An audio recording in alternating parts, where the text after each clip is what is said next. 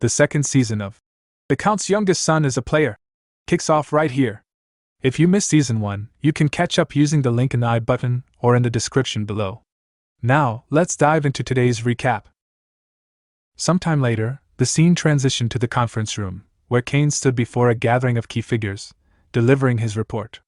That's all for now, he concluded. We've detected abnormal activity in 3 separate territories. Based on multiple eyewitness accounts, a mysterious night order, comprising dozens of unidentified knights, was seen driving out monsters and securing the main roads. Hearing this, Raoul's expression grew serious as thoughts raced through his mind. After the gate incident, the barony barely held itself together by mustering what little remained of its forces. And now this? Could this be the handiwork of another noble house? A covert scheme to seize control of our weakened territory? Breaking his silence, Raoul asked. Were you able to determine which knight order they belonged to? Kane shook his head. No, we weren't. There were no identifying crests on their armor or weapons. What's more, when our scout attempted to observe them, they disappeared without a trace. Raoul's brow furrowed in thought. That's strange. Knights take immense pride in the houses they serve. For them to conceal their crests, something's not right. Kane continued, his tone laced with concern. There's no way a barony could independently mobilize such a large number of knights. This operation must have a backer, or at least an accomplice. Raoul pressed further. Have any prominent houses or factions made suspicious moves lately? For now, Kane answered. The House of Duke Templeton and the House of Marquis Greer remain quiet. But that's to be expected, they rarely get involved in politics. However, the House of Marquis McNeil was notably swift in quelling the chaos in their region. In fact, there are reports that the Marquis himself took direct action, and some claim it looked as if they were prepared for it in advance. Raoul's gaze darkened. House McNeil. From Ashton's standpoint, Randall may be a nuisance, but from the kingdom's perspective, it's McNeil that poses the greater threat. Once, they betrayed the kingdom. When the Empire invaded, House Templeton led the resistance. But McNeil? They refused to join the alliance, and instead sided with the Empire. Thanks to an internal whistleblower, we managed to avoid catastrophe.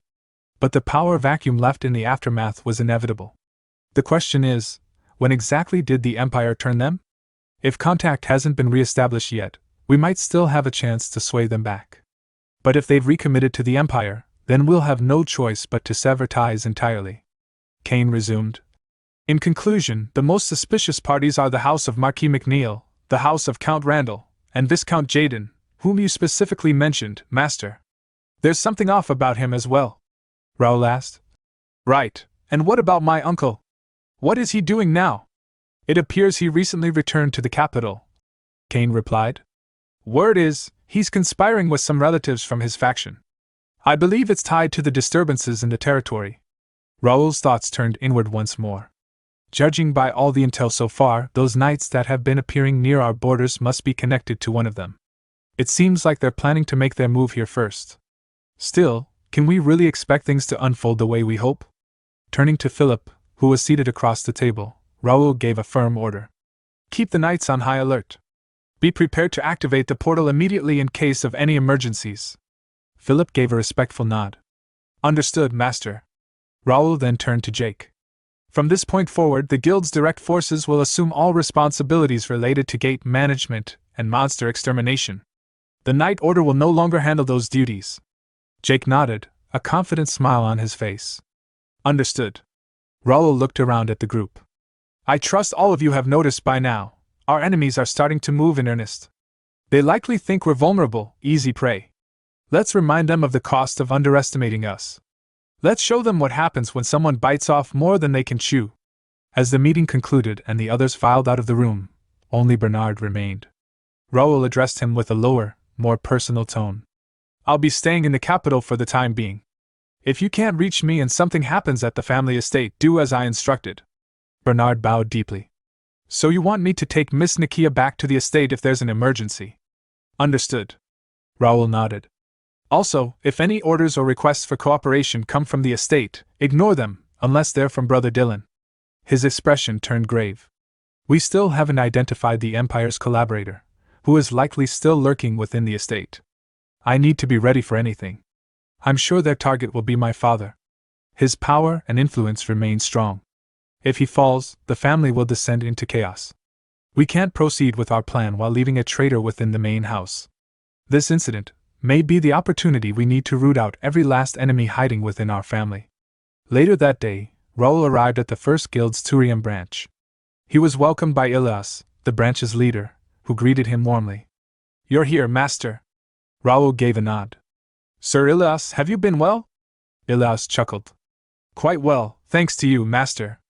Raoul observed Ilias thoughtfully. "He began as a trainee knight from the Golden Bear Knight Order, one of 6 who initially followed me. Now, he's risen to expert rank and holds a top executive position within the guild. The Turium branch alone boasts 500 trained guild troops and roughly 20 station knights. Under royal authority, they manage several dungeons around the capital while also taking on commissions from both nobles and citizens." Ilias led Raoul deeper into the branch headquarters, where 3 knights greeted him with identical smiles and spoke in unison. "It's been a long time, master." Raoul recognized them immediately. These knights were my classmates at the academy. They joined the First Knight Order alongside Dalton. All of them were S-class candidates with remarkable talent. Thanks to the guild system, they've grown tremendously. Each of them is on the cusp of reaching mid-expert level. "I heard you've discovered the entrance to an ancient dungeon," Raoul said. "Could you share the details?" A knight with spiky brown hair raised his hand. "Yes, allow me," he said. "The dungeon was discovered by a wandering adventurer. Fortunately, it was near one of the dungeons under our jurisdiction, so we were able to secure it quickly." He continued explaining the situation in detail. Raoul thought to himself, there's no doubt about it. We've finally found an ancient dungeon. In Connect, there are 2 types of dungeons.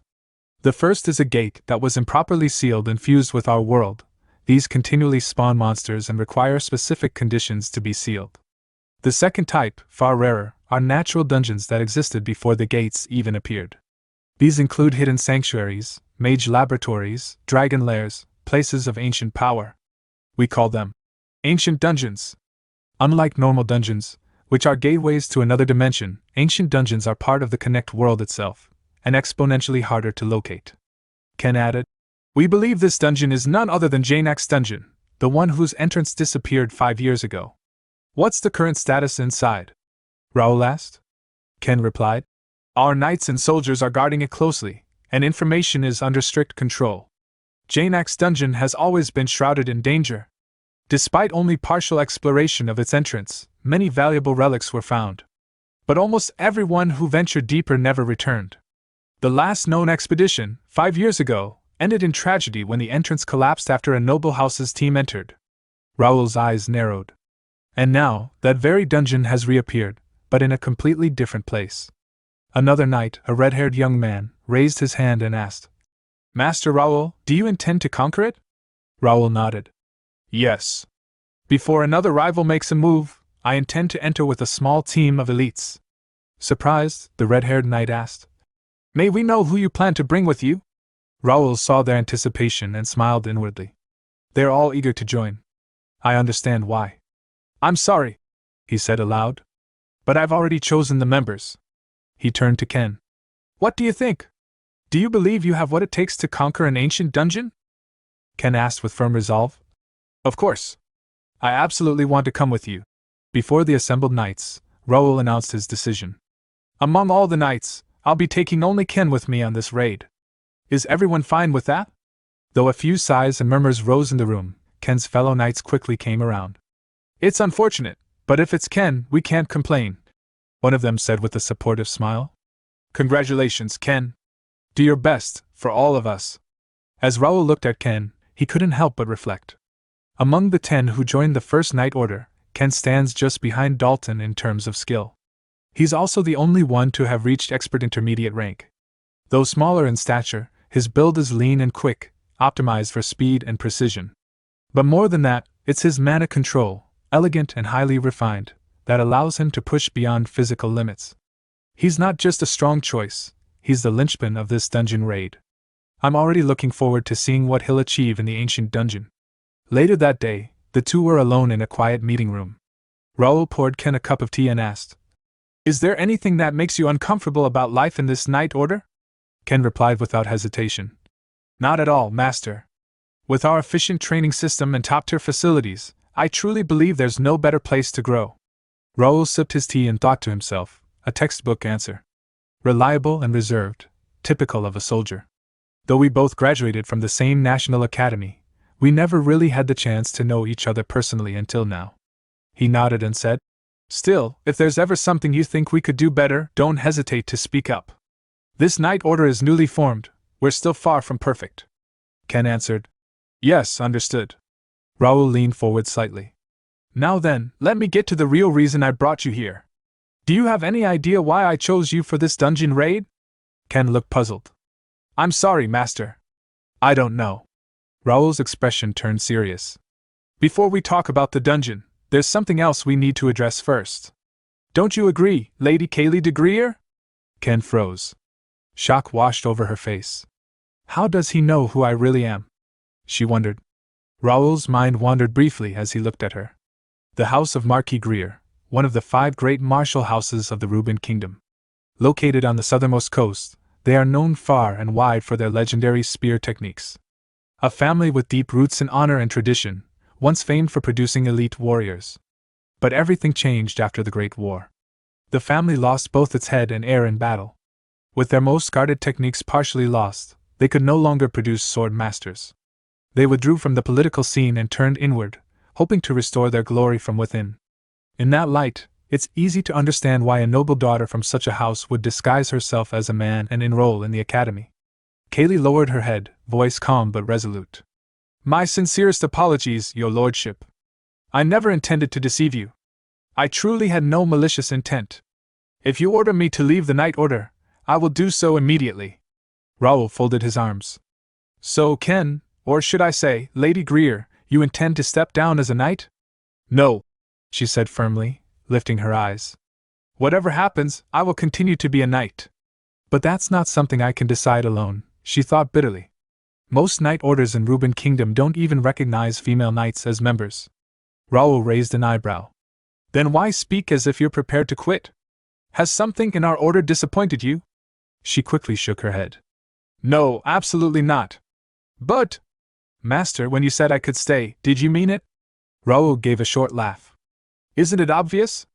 What kind of knight order would let go of someone who reached expert intermediate rank as a teenager? Kaylee hesitated. But I'm a woman. And I belong to the House of Greer, which is a direct rival to your House of Ashton. That doesn't matter to me, Raoul said without blinking.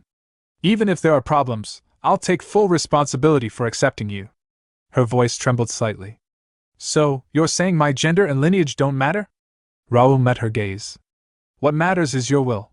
Moved beyond words, Kaylee rose from her seat, then dropped to her knees before him. I, Knight Ken of the House of Marquis Greer, once again pledge my loyalty to you, Viscount Raoul de Ashton, my master. Raoul also rose, stepping forward.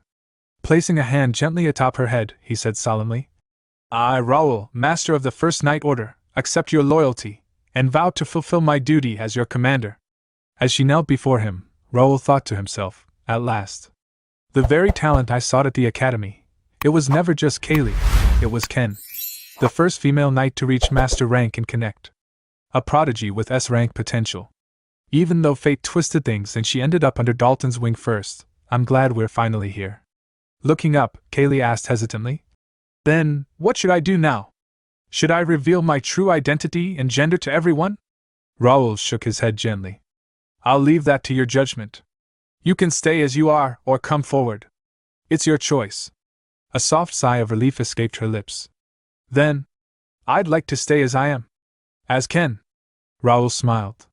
All right. Now shall we return to our original topic, the dungeon raid? After completing their preparations, Raoul's party arrived at the entrance of the ancient dungeon. Several knights who had escorted them paused at the threshold. This is where we stop, master, one of them said. We wish you the best of luck. Raoul turned to them, giving a respectful nod. Very well. Thank you all for your guidance. Raid team, this way. Josh bounced on his heels in excitement. I can't believe I was chosen for the dungeon raid team. It's truly an honor, master. Going on missions like this always gets my heart racing. He then pulled something from his bag. Look, I even brought the magic lamp you left in my care. Raoul chuckled. It's good to see you fired up, Josh. But this time, I brought something better than the lamp. With a wave of his hand, Raoul summoned Ravel, the forest fairy. She fluttered into the air, sparkles trailing behind her, and immediately cast a spell. "Leave the lighting to me," she said cheerfully. Suddenly, the dark dungeon corridor lit up with a warm green glow. The faint shimmer of ancient magic danced along the walls. Everyone looked around in awe.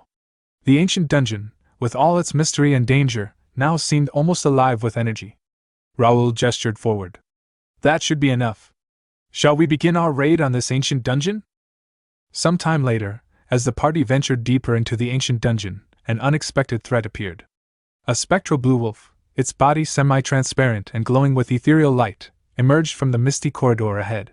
Ken instinctively thrust his spear forward with precise force, aiming directly at the wolf's core. But instead of wounding it, the spear simply passed through as if slicing through fog. The spirit beast let out a low, haunting growl before retreating silently into the depths of the dungeon. Frustrated but composed, Ken lowered his weapon and thought, "This is tricky."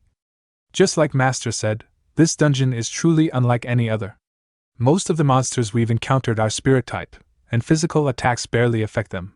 If that's the case, then the only real weakness must be psychic powers. Just as the realization settled in, Raoul, further ahead, extended a hand, his eyes narrowing. A burst of invisible force pulsed outward, striking down another spirit wolf in a single, decisive blow. The creature let out a distorted cry before vanishing into nothingness. After dispatching the threat, Raoul closed his eyes briefly, concentrating as the mana around him shifted subtly. Then, without looking, he spoke. "Josh! Touch the corner of that wall to your left." Josh blinked in confusion but obeyed. As his fingers brushed against the rough stone, the wall rumbled slightly. With the soft grind of ancient mechanisms, a hidden door slid open, revealing a narrow passageway shrouded in glowing mist. Seeing the hidden entrance, Ken's eyes widened. A secret passage. How does Master see through the dungeon's tricks so easily? But Raoul already knew what Ken was wondering. He thought to himself, "Of course I can see through it, because I've been here before. In my past life, Jainax's dungeon was the very first dungeon I ever cleared. Back then, it was considered a high-difficulty labyrinth that many had failed to conquer. But I succeeded because I wasn't an ordinary warrior, I was an esper. This dungeon wasn't designed for just anyone.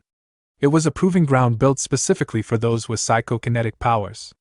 Jainax himself, once revered as the ancient fist master, or the combat master, was an esper. As espers vanished from the continent of Connect, so too did the ability to clear this place. And his closest companion back in the day was none other than the ancestor of House Greer. They pressed deeper into the heart of the dungeon, when suddenly, the narrow path gave way to a vast, open area. Before them stood an enormous stone mansion under a ceiling of enchanted sky, as though they had emerged outside. Josh gasped. "Wait, did we come outside somehow? Is this place still part of the dungeon?" Raoul looked around, eyes scanning the grand structure. "Yes, it's exactly like I remembered. You can never predict what you'll find in an ancient dungeon. This mansion was part of it too." Ken's gaze fell on the stone walls, the carvings, the architecture. Something about the building tugged at his memories. This place, it looks so familiar. "Master, over there!" Josh suddenly pointed toward a large arena-like area where two imposing statues stood facing each other. "There's something here!" Ken followed his gaze and stopped. His breath caught. A bronze statue stood tall, its design unmistakable. The scene faded to several days earlier, in the meeting room of the Turian branch. Raoul leaned back in his chair. "Now then, let's return to the topic of the dungeon raid. Ken, you've heard the rumors, haven't you? About the hidden treasure left behind by the ancestor of Marquis Greer in Jainax's dungeon?" Ken nodded gravely. "Yes. In fact, most of the artifacts unearthed in past expeditions were related to House Greer. The Marquis attempted multiple raids over the years whenever the dungeon reappeared. But the cost was devastating. Few ever made it back." His tone turned somber. "The most recent attempt was 5 years ago. My older brother Sean Greer, the heir of our house, led that expedition. When news reached the Academy of the Dungeon's discovery, he mobilized his escort knights and soldiers and rushed there. But he never came back." Ken clenched his fists. "Master, no matter what, I must go. I have to reach that place, for my brother's sake, and for my family." Now back in the present, Ken stood frozen, staring at the bronze statue. Raoul looked over. "What do you think? Could the rumors have been true?" Ken stepped forward, voice firm. Yes. I'm certain of it. That's him. That's Jeremiah de Greer, the founder of the Greer Marquette. The three of them approached the statues together. But just as they stepped closer, a glowing system window appeared in front of Raoul. Warning, this is a forced quest area. Unauthorized entry may result in death. Recommended qualifications, spear technique rank B or higher. Proficiency level, 1 or above. Bloodline holder from House of Marquis Greer. Seeing the message, Raoul turned to Ken and gave a confident nod. Looks like it's finally your turn. Can I trust you to handle it? Ken nodded, determination burning in his eyes. Please, master. Leave it to me. He stepped forward slowly, approaching the statue of Jeremiah de Greer. As he entered the activation range, the statue's eyes gleamed with light. It began to move. With a metallic echo, the statue's arm swung its spear wide, and a deep voice boomed through the chamber. Who dares disturb my eternal sleep? Ken immediately assumed a combat stance, spear raised in front of him. I am Ken, of the Greer Marquette. I request the teachings of the family's founder. The statue let out a low chuckle. So you carry our name. I won't go easy on you. Show me if you're worthy. In a blink, the statue lunged. Spear strikes rained down with impossible speed, testing Ken's defense. Blocking furiously, Ken's mind focused on every movement. There's no mistake, this is the legendary Greer technique, Fury Wave. I have to watch carefully. I can't afford to miss even a single move. As the clash echoed through the arena, Raoul turned his attention to the second statue nearby, that of Janak himself. He smiled faintly. Then I'll leave this to Ken and take care of my part. As Raoul stepped closer to the towering statue of Janak, a familiar system window flashed before his eyes. Warning, you are entering a forced quest zone. Unauthorized entry may result in death. Recommended requirements: combat skill, rank B or higher, intermediate level +1, psychic skill, rank B or higher, intermediate level +1. Suddenly, the eyes of the Janak statue glowed with life. The stone began to crack and shift as the ancient figure awakened with a powerful voice that echoed across the chamber. Who dares disturb my long slumber? His gaze fell on Raoul and the tiny forest fairy, Ravel, hovering at his side. Janak let out a deep chuckle. A fairy and a fledgling psychic? How amusing. Very well. If you can endure my trial, I shall reward you accordingly. Do you accept the challenge? Raoul raised his head confidently. I will. In my previous life, he thought, I barely survived this fight with just intermediate level 3 telekinesis. But this time, I'm far stronger. This won't be a problem. With a wave of his hand, Raoul's psychic energy surged. Swords made of pure telekinetic force manifested in the air around him. Dozens, then hundreds, all floating and ready to strike. Janak's eyes narrowed in surprise. Unbelievable. That's clearly intermediate level psychokinesis, but the output and control. Out loud, he scoffed. You do realize having many doesn't mean you have everything, right? Raoul smiled faintly. Of course. I'm looking forward to this duel. Without another word, Janak lunged. His fist, wrapped in a greenish martial aura, tore through the air with immense pressure. In response, Raoul launched his psychic swords forward. But Janak twisted and dashed through the formation, slipping between the blades with uncanny speed. He swung his fist directly at Raoul. Ravel reacted instantly, forming a shimmering mana barrier around Raoul. The fist struck, yet the barrier offered no resistance. The blow pierced straight through and landed cleanly against Raoul's torso, sending him staggering back. Pain flared through Raoul's body. That hit landed directly, even though the barrier was intact. Could this be penetration fist? One of the advanced martial techniques? If so, I'm at a disadvantage. Just then, a familiar voice echoed from within the Regnitor armor. Karl's spirit materialized beside him. You've run into a rather dangerous opponent, Karl said calmly. How does it feel to face him head-on? Raoul grimaced. He's annoyingly tricky. His attacks cut straight through defense. Blocking won't work, I'd have to dodge everything. But if I do that, this wouldn't be a real duel anymore. Karl nodded. That's what makes martial artists like him terrifying. When facing someone who's mastered penetration fist, your options are limited, either deflect or stay completely out of range. Janak surged forward again, delivering another fierce strike. Raoul twisted aside, narrowly dodging. Before he could recover, another blow followed. Raoul bent backward, just barely avoiding the second attack as the wind from the strike passed over his face. Janak smirked. Warm-up's over. Now I'll show you my true power. Raoul's thoughts turned serious. So in my past life, he was holding back after all. Janak possesses 2 psychic abilities, flame manipulation and body reinforcement. That enhances both his attack power and defense. Combined with his master-level martial arts, he's one of the strongest one-on-one duelists I've ever encountered. But still, as Janak launched another deadly blow, Raoul vanished using flicker, reappearing in the air above him. With a gesture, a new ring of swords formed around Raoul, glowing with psychic energy. In aerial combat, I have the advantage as a telekinetic.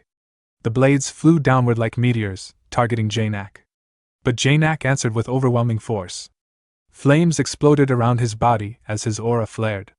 The stone beneath him cracked and scorched, and the pressure in the room spiked. On the ground, both Josh and Ken felt the change. Their expressions grew tense. Meanwhile, Janak shouted, "Didn't I tell you already, boy? Sheer numbers won't overwhelm me." He raised his fist again. "Junk like this, I'll cut down." With explosive strength, he swung his arm and shattered many of the incoming blades. But something unexpected happened.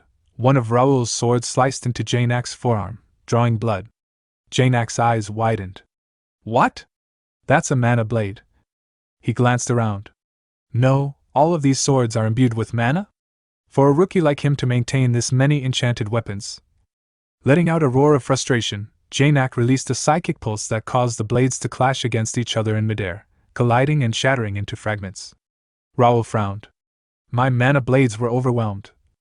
I need to reinforce them again with psychic energy. Before he could act, Janak raised both hands, gathering flaming energy into a monstrous shape. An enormous dragon formed entirely of flame and aura, its jaws wide open. The beast lunged toward Raoul like a comet. Damn it! Raoul thought, panic rising. There's no way to dodge this. No matter where I run, I'm toast. Just then, Carl reappeared beside him, calm and composed. Relax, Raoul. Open your eyes and observe. That's not a real dragon, it's condensed flame aura. The form is just an illusion. What you need to find is the mana core. That's its weak spot. Raoul's eyes sharpened, focusing. He scanned the flaming dragon, and then saw it, a swirling orb of concentrated mana at the center of its mouth. There it is. Channeling his power, Raoul conjured a new set of telekinetic blades, sharper, stronger, more refined than before, and hurled them directly into the core of the incoming dragon. A massive explosion erupted midair. Flames surged, smoke filled the air, but as the dust settled, Raoul emerged from the smoke, unharmed. Janak stared at him in disbelief. His mouth opened slightly, and he muttered, I have to admit it. You've surpassed a level I can judge. He slowly lowered his fist, and bowed his head slightly. This duel is your victory. The statue of Janak spoke, its deep voice echoing through the hall. Thanks to having met such an outstanding junior, I can leave in peace. A sudden chime sounded in Raoul's ears, and a system window appeared before him. Forced quest, Janak's test, completed, rewards, mansion warehouse key, type B, 50,000 player coins, large amount of EXP, title obtained. The one who received Janak's acknowledgements. Before Raoul could fully process the notification, a brilliant golden light began to radiate from the statue's chest. Slowly, a shimmering golden core emerged, floating in the air. I look forward to the day your psychokinesis reaches the level of a master. The statue continued. May the experience you've gained from today's battle guide you along your path. Raoul's brows furrowed. What's this? Wasn't the reward for the hidden quest already fixed? The moment the golden core drifted away, Janak's statue fell silent and still, returning to lifeless stone. Across the hall, the statue of Jeremiah stopped mid-swing against Ken. Time's up. I concede, this match is over. Ken, panting heavily and drenched in sweat, could barely keep his stance. Jeremiah's statue inclined its head in respect. You've endured far longer than I anticipated. I respect your perseverance. Ken of Marquis Greer, you pass. From the sidelines, Josh let out an enthusiastic cheer for both Raoul and Ken.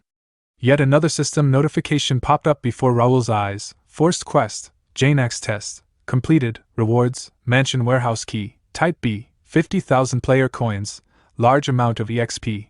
Raoul smirked to himself. Good, just as planned. That means Ken has cleared his trial too. Once they stepped inside the mansion of Greer, Josh couldn't help but marvel. It's on par with the mansions in the capital. Raoul waved a hand dismissively. You've both worked hard. Take a short break. I'll contact you through guild communications when I need you. Until then, rest in your rooms. Yes, master. Thank you for your hard work, Josh and Ken replied before heading off. As their footsteps faded, Raoul placed his hand on a table and opened his system interface. All right, time to sort through the rewards. A window displayed the details. Title: The one who received Janak's acknowledgements. Grade S. Effect: increases combat power, psychic skill strength, and skill proficiency by 20%. Raoul tilted his head thoughtfully. Not bad, though a swordsmanship buff would have been nice. Well, I can always get that somewhere else. From his inventory, he pulled out the golden core. Item: Janak's spiritual core, grade S. Effect: enhances certain psychic abilities of the consumer. A special core left behind by Janak for future generations. Grants unique powers based on the consumer's choice. Raoul froze for a moment, stunned. An S-grade core? In my previous life, the first dungeon clearer only got grade B, and everyone after that received grade C. Without hesitation, he swallowed the core whole. Golden light flared across his body. You have consumed the S-grade spiritual core, Janak's spiritual core. The core's effects are spreading throughout your body. Choose 2 growth effects suited to your aptitude. 3 new system windows materialize before him. Psychokinesis, power growth, increases the total movable weight by 10 times. Psychokinesis, control growth, increases the number of manipulable objects by 10 times and improves fine control. Psychokinesis, range growth, doubles both detection and spirit projection range. Raoul's eyes widened. I have to choose between these? That's insane. Taking a deep breath, he analyzed each. Power boosts the weight I can move and the speed of heavy objects. Control lets me handle more objects simultaneously and with precision. Range expands my area of influence and detection. After a moment of consideration, he made his decision. You have selected range growth and control growth. Golden light surged through his body, his eyes now glowing with radiant gold. Every object in the room rose into the air under his will, spinning and floating in perfect harmony. So this is how it feels. This sensation is completely different from when I reached Meister level in my past life. Honestly, I could crush the past life me in a psychic duel right now, and not just maybe, but definitely. With a thought, everything returned neatly to its place. Just then, he sensed a faint but unusual aura. Come to think of it, just as I got a hidden reward, Ken must have gotten one from Jeremiah. That ring and spear, looks like he awakened his abilities. Good for him. A smile touched his lips, until Josh burst into the room, face pale and breathless. Master! There's a big problem. Raoul turned sharply. What happened? Josh swallowed hard. I was walking around the back of the mansion during break, and I found something. A place that looks like a graveyard. A little later, Raoul, Ken, and Josh hurried toward the rear grounds of the mansion. The air was heavy, and an unsettling silence blanketed the area.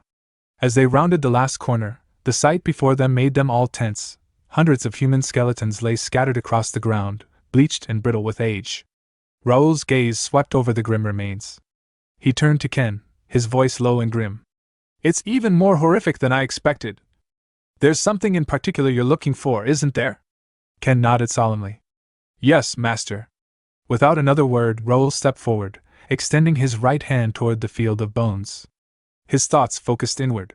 Let's use the spiritual core's effect. An invisible wave pulsed outward, scanning the skeletal remains one by one. His senses sifted through the dead until something caught his attention. There, nestled on the finger of a golden-armored knight's skeleton, was a distinctive ring. Raoul recognized it instantly. The crest belonged to the house of Marquis Greer. Raoul stepped toward the armored corpse. The faint glint of gold contrasted with the weathered bones. Behind him, Ken's eyes widened as he fell to his knees, despair written across his face. Moments later, Josh approached, holding a bundle of weathered papers. Master, we found this right beside the corpse. Raoul took the documents and began to read. The ink was faded, but the writing was still legible. September 7th, I heard from Fabian about Janak's dungeon. We've never gotten along, not since I took the top spot in the entrance exam. It's suspicious he'd offer me this kind of information. September 10th, Fabian of House McNeil says he wants to make amends. He proposed we tackle the dungeon ourselves, No adults, no interference. September 12th, after some thought, I agreed. Waiting for my family's support would take too long. I've decided to reclaim our family's secret art on my own. September 15th, we entered the dungeon with my escort knights and private soldiers. Progress was smooth. Fabian was cooperative. September 19th, something is wrong. The dungeon teems with spiritual entities. Physical attacks are useless. September 21st, I've been betrayed. Fabian and his party vanished during the night. Even the hired guide and priest are gone. It must have been prearranged. We later found the guide and priest's bodies. Fabian must have done it. The entrance has disappeared. Only one knight remains with me. I must make it back to Kaylee. Damn this cursed dungeon. Raoul lowered the paper. The rest is illegible. It seems his mind had already begun to break. Ken rose slowly, trembling with rage. His eyes burned a deep, furious red. Raoul's thoughts sharpened.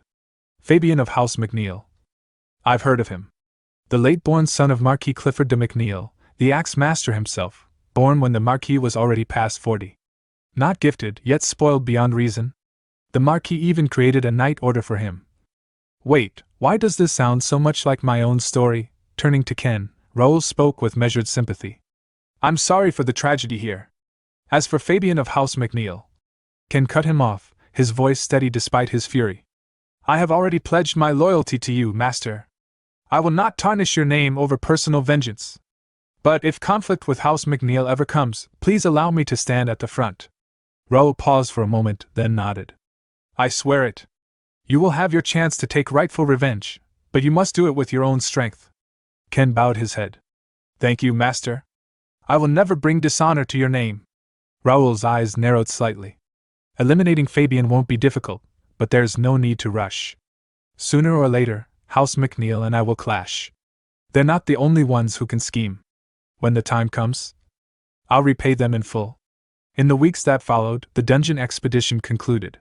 Jane X's dungeon was relocated entirely to Calypso's territory, possible only because Raoul had received an extraordinary reward, Jane S Dungeon Core, Grade EX. Effect, grants administrative control over the ancient dungeon. Jane X's dungeon. Function, create or seal entrances at any location. Warning, destruction of the core will annihilate the dungeon entirely. The existence of ancient dungeon cores was among the most closely guarded secrets in the world. Even Raoul, once the operator of an intelligence cafe, had never heard of them. Using the core, Raoul salvaged every remaining treasure from the dungeon and reconfigured it into a personal training ground, complete with the guidance of 2 ancient masters. Even Bernard, the Wind Mage, used it to elevate his psychic abilities to a higher level. Now, Raoul's focus shifted to strengthening the knights and readying his forces for the inevitable conflicts ahead. 1 month later, Mira First Guild Academy, Dalton greeted him warmly. Long time no see, Raoul. It's been a while. Raoul replied with a faint smile. How are the trainees? You mean the foreigners? Their growth rate is astounding. Now I see why you're so interested in them. Dalton, both headmaster of the academy and the swordsmanship instructor, oversaw their training personally. And the guild recruitment? Raoul asked. I've been focusing on the talented ones, but fewer people are interested than I expected. That's fine, Raoul said. Just make sure you secure the ones I named. Of course, Dalton replied. I won't take my future subordinates lightly. Raoul thought back to a special item he had obtained long ago, a rare consumable from a main scenario quest that allowed the creation of a second guild, bypassing the rule that each person could only join one. With it, he would form the Purple Guild, a secret player-only organization rivaling the First Guild in power. I'm counting on you, Raoul told Dalton. I'll give you most of the Purple Guild's authority. Dalton smirked. Leave it to me. Those old lords won't even imagine we're building something like this in secret. With that, Dalton departed. Alone now, Raoul's form shimmered, shifting into the appearance of Bei Dohayan. Then, time to update today's record.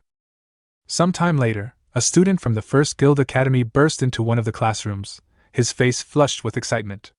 Hey! Big news! Bei Dohayan just showed up at training arena number 1, he shouted. The room stirred instantly. Really? One student exclaimed. How high is he planning to push his score this time? Another jumped from his seat. Let's go! If we're lucky, we might even get a party play with him. It had already been 2 months since the Academy's first batch of students enrolled. 600 of them were being rigorously trained under the Academy's specialized methods, and their skills were improving at an extraordinary pace. Among the many programs offered, one stood out as the Academy's pride: virtual battles via the Illusion Magic Circle. This system could create complex, lifelike battle environments filled with monsters, designed to evaluate a student's ability in real combat scenarios. Every week, the students' performances in these simulations were compiled into a ranking list. The final graduation exams would also use the same system, making it a vital part of their training. But since the program's launch, one thing had remained constant: the number 1 spot had never changed. The undisputed top ranker was Bae Do-hyun, a name synonymous with dominance. His position in the Academy wasn't just first place, it was untouchable. Training Arena number 1 was alive with the sound of combat. Inside, Bae Do-hyun was cutting through monsters with effortless precision, each strike clean and decisive.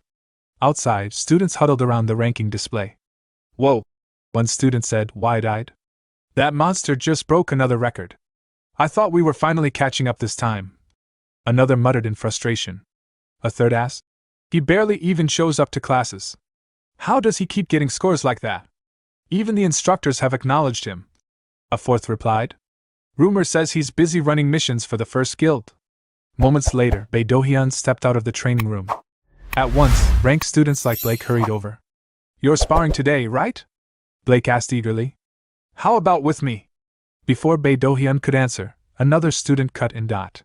"Don't be ridiculous." Someone behind Blake scoffed. "I booked him last week." That person was promptly shoved aside by Wang Tianming, who declared, "Move aside, everyone. Today, I'm going to avenge my last defeat." Bae Do-hyun let out a tired sigh. "Don't you guys ever get tired of this?" he asked. Wang Tianming smirked. "Not until I beat you. We can't graduate with a loss hanging over our heads. I'll keep challenging you until I win." Blake grabbed Tianming's shoulder from behind. "At least wait your turn," he said sharply. "You can't just charge in every time because you're impatient." The two immediately started bickering over who deserved the first sparring match. Watching them, Bae Do-hyun thought to himself, "Still, I have to respect their persistence. At least now that most of the troublemakers are gone, we can talk like normal people." Finally, he cut in. "Fine. How about a 2-on-1 today?" The arguing stopped instantly. Blake and Tianming turned toward him in surprise. Not long after, both were lying on the arena floor, utterly defeated. "Damn it!" Tianming groaned, pushing himself to his feet. "We couldn't even land a single hit together. What a monster!" Blake staggered up beside him. "No matter how you look at it, Do-hyun's an irregular. I can't believe he's even the same kind of player as us." Tianming clenched his teeth. "You're just not skilled enough. One day, I will take him down." Blake glanced sideways. "What about you?" Tianming frowned. "What about what?" "The Purple Guild," Blake said. "It's been trending among rankers lately. Even the instructors are promoting it hard." "Not interested," Tianming replied flatly. "I don't plan on joining any organization. I already turned down every guild offer back in my home country." "I'm thinking of joining," Blake admitted. "The conditions sound really good." Tianming raised an eyebrow. "What kind of conditions?" "I want the best treatment in the best guild," Blake said matter-of-factly. "Even if I started my own, I doubt I could surpass the one Bae Do-hyun's in. Think about it, once the academy ends, it won't be easy to meet him again. If you want to beat him someday, wouldn't it be smarter to join the same guild and bide your time?" Tianming fell silent, imagining the day he could finally defeat Bae Do-hyun. "You still have that guild information brochure?" he asked. "Didn't you get one already?" Blake replied. "I threw it away the day I lost to him. I was pissed," Tianming admitted. "Then get another from the instructor." "Seriously, you need to control that temper," Blake said. Flustered, Tianming shot back. "Mind your own business." The scene shifted to the first guild's mirror branch, where a golden brown-haired guild member approached Raoul with news. "The business targeting outsiders is finally turning a profit," the man reported. Raoul smiled faintly. "Is that so? That's good to hear. We expect a steady flow of newcomers in the future," the man continued. "So we're planning to expand our shops in case we get more visitors than expected. The guild has secured both the manpower and the funding," Raoul assured him. "If you need anything, we'll gladly cooperate." We're truly grateful for your personal assistance, Baron Raoul, the man said sincerely. Suddenly, a system window appeared before Raoul, an incoming guild audio message. He opened it. The voice of Bernard came through urgently. Master, we have a problem. We just received word from our informant in Cauford Castle. Count Melvin has collapsed. Raoul's expression hardened. Damn it. Is the scenario starting exactly as I predicted? He immediately activated emergency transmission to all guild members.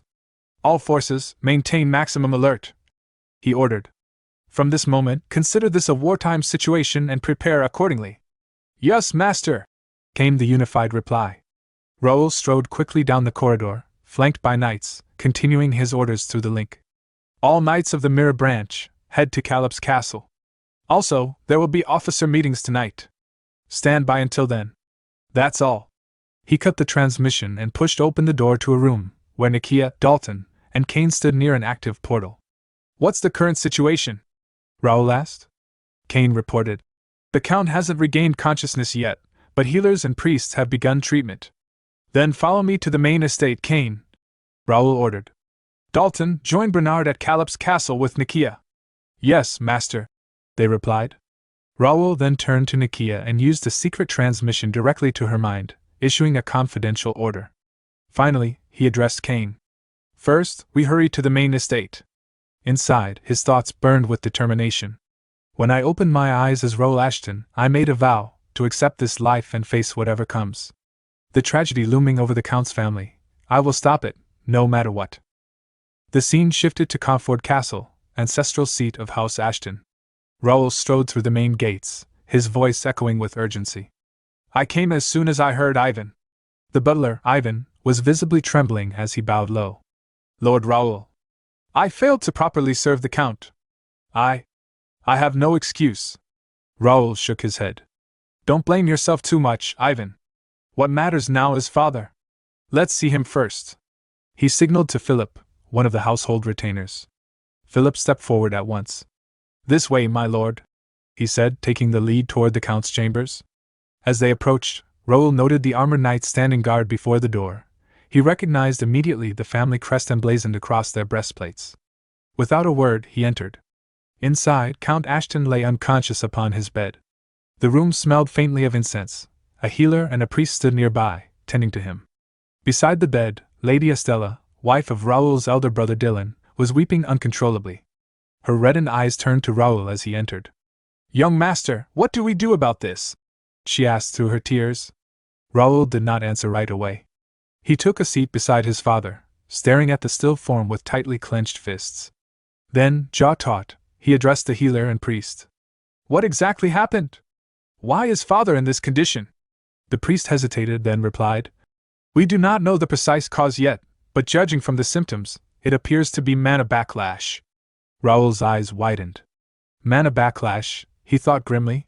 In his mind, he recalled the basics. Every knight who uses mana possesses a network within the body known as a mana road, a fixed pathway through which mana flows, much like blood in veins. When, for any reason, that mana reverses its flow, the phenomenon is called mana backlash. In most cases, it is fatal. For those who survive, permanent disability is almost certain. The priest continued. Though this case is slightly unusual, mana backlash is the only condition that explains his symptoms. Raoul pressed further. Is there a treatment? We have to stabilize him somehow. The priest's expression turned regretful. In this case, divine power is ineffective. We can only offer blessings in his presence. Raoul gave a curt nod. Then please, do everything you can. Later, when the others had stepped back, Raoul remained seated beside the bed. From the armor he wore, a faint shimmer emerged. The spirit Karl, sealed within it, materialized. Karl's voice was low and grim. The Count's will is formidable. He must be enduring immense pain. Raoul turned sharply to him. Master, is there no way to save him? Karl considered, then said. Let me borrow his senses for a moment. Raoul placed his right hand over his father's head. Karl studied for a moment before speaking again. This is strange. It does not match any case of mana backlash I've encountered before. Raoul leaned in. So there is a chance to treat it? Karl's tone grew cautious. It's complicated. His condition is highly unusual. By this mana level, he should already be an intermediate master, yet he hasn't broken through. The Count's own mana is clashing against the reversing mana, pushing back as if in a stalemate. But he can't hold on forever. There are two possible approaches. First, identify the root cause of the backlash. There is an unnatural mana flow mixed in. If we block it, his natural flow should recover. Second, forcefully block the reverse mana flow. But this method requires a master-level manipulator to control the mana with extreme precision. It's incredibly risky, and even then, stabilization is not guaranteed. If either method succeeds, the worst-case outcome is unavoidable. Sometime later, Raoul walked through the castle corridor with Ivan, deep in thought. "Why hasn't my eldest brother arrived yet?" Raoul asked. Ivan replied. "A few days ago, 2 teams went missing in a strange dungeon. The eldest young lord went personally to investigate." Raoul frowned. No wonder he didn't respond to the guild's messages. "Has he sent word about returning?" Raoul pressed. "Of all places," Ivan answered. "The dungeon is located at the farthest edge of the Count's territory." Raoul's expression sharpened. "What about the Knight Commander? And Commander Ernest Bozel, the Viscount?" "The Knight Commander went into the dungeon with young Master Dylan. Viscount Bozel has been away for over a week conducting mobile training." Raoul stopped in his tracks. "Then who's overseeing the house and the castle's defenses right now?" "The main estate is under Baron Carlo de Ashton, commander of the Silver Bear Knights. The castle is guarded by Baron Dwayne de Ashton, head of the security forces." Raoul muttered to himself, so that explains why it's the Silver Bears on escort duty. He knew the county maintained 4 knight orders. Golden Bear Knights, elite warriors serving directly under the head of House Ashton. Silver Bear Knights, primarily composed of Ashton family members. Iron Bear Knights, skilled fighters of common or foreign birth. Chain Knights, a not yet formalized order still in training. While prestigious by name, the Silver Bears were generally considered weaker in combat than the Iron Bears. Raoul made his decision. "Send a messenger. Summon the Golden Bear Knights immediately. Fill any gaps in their ranks with members from the Chain Knights. And tell Baron Dwayne to lock down Comfort Castle. No one gets in or out until further notice." "Understood, young lord," Ivan replied. As they moved, Raoul's mind was racing. The timing is too perfect. Everyone else thinks Father's collapse is an accident, but I don't. My brother and most of our forces are conveniently away, leaving the estate vulnerable. Without my informant in the main house, I'd have arrived too late, and if Father had died, the county would have plunged into chaos. We narrowly avoided disaster. I need to act now. Opening a private guild channel, Raoul issued rapid orders. "Jake, I'll open a private portal. Bring the knights and our guild members to Comfort Castle. Dalton, join us at the mansion with Nakia and Ken." They answered with unwavering obedience. "Yes, master." Raoul's mind was already in motion. The enemy, he knew, still had no idea of the true power he and the First Guild possessed. This ignorance would be his advantage. He would use it to position his forces and quietly root out any signs of treachery. Just then, Kane's voice crackled through an audio message from the castle wall.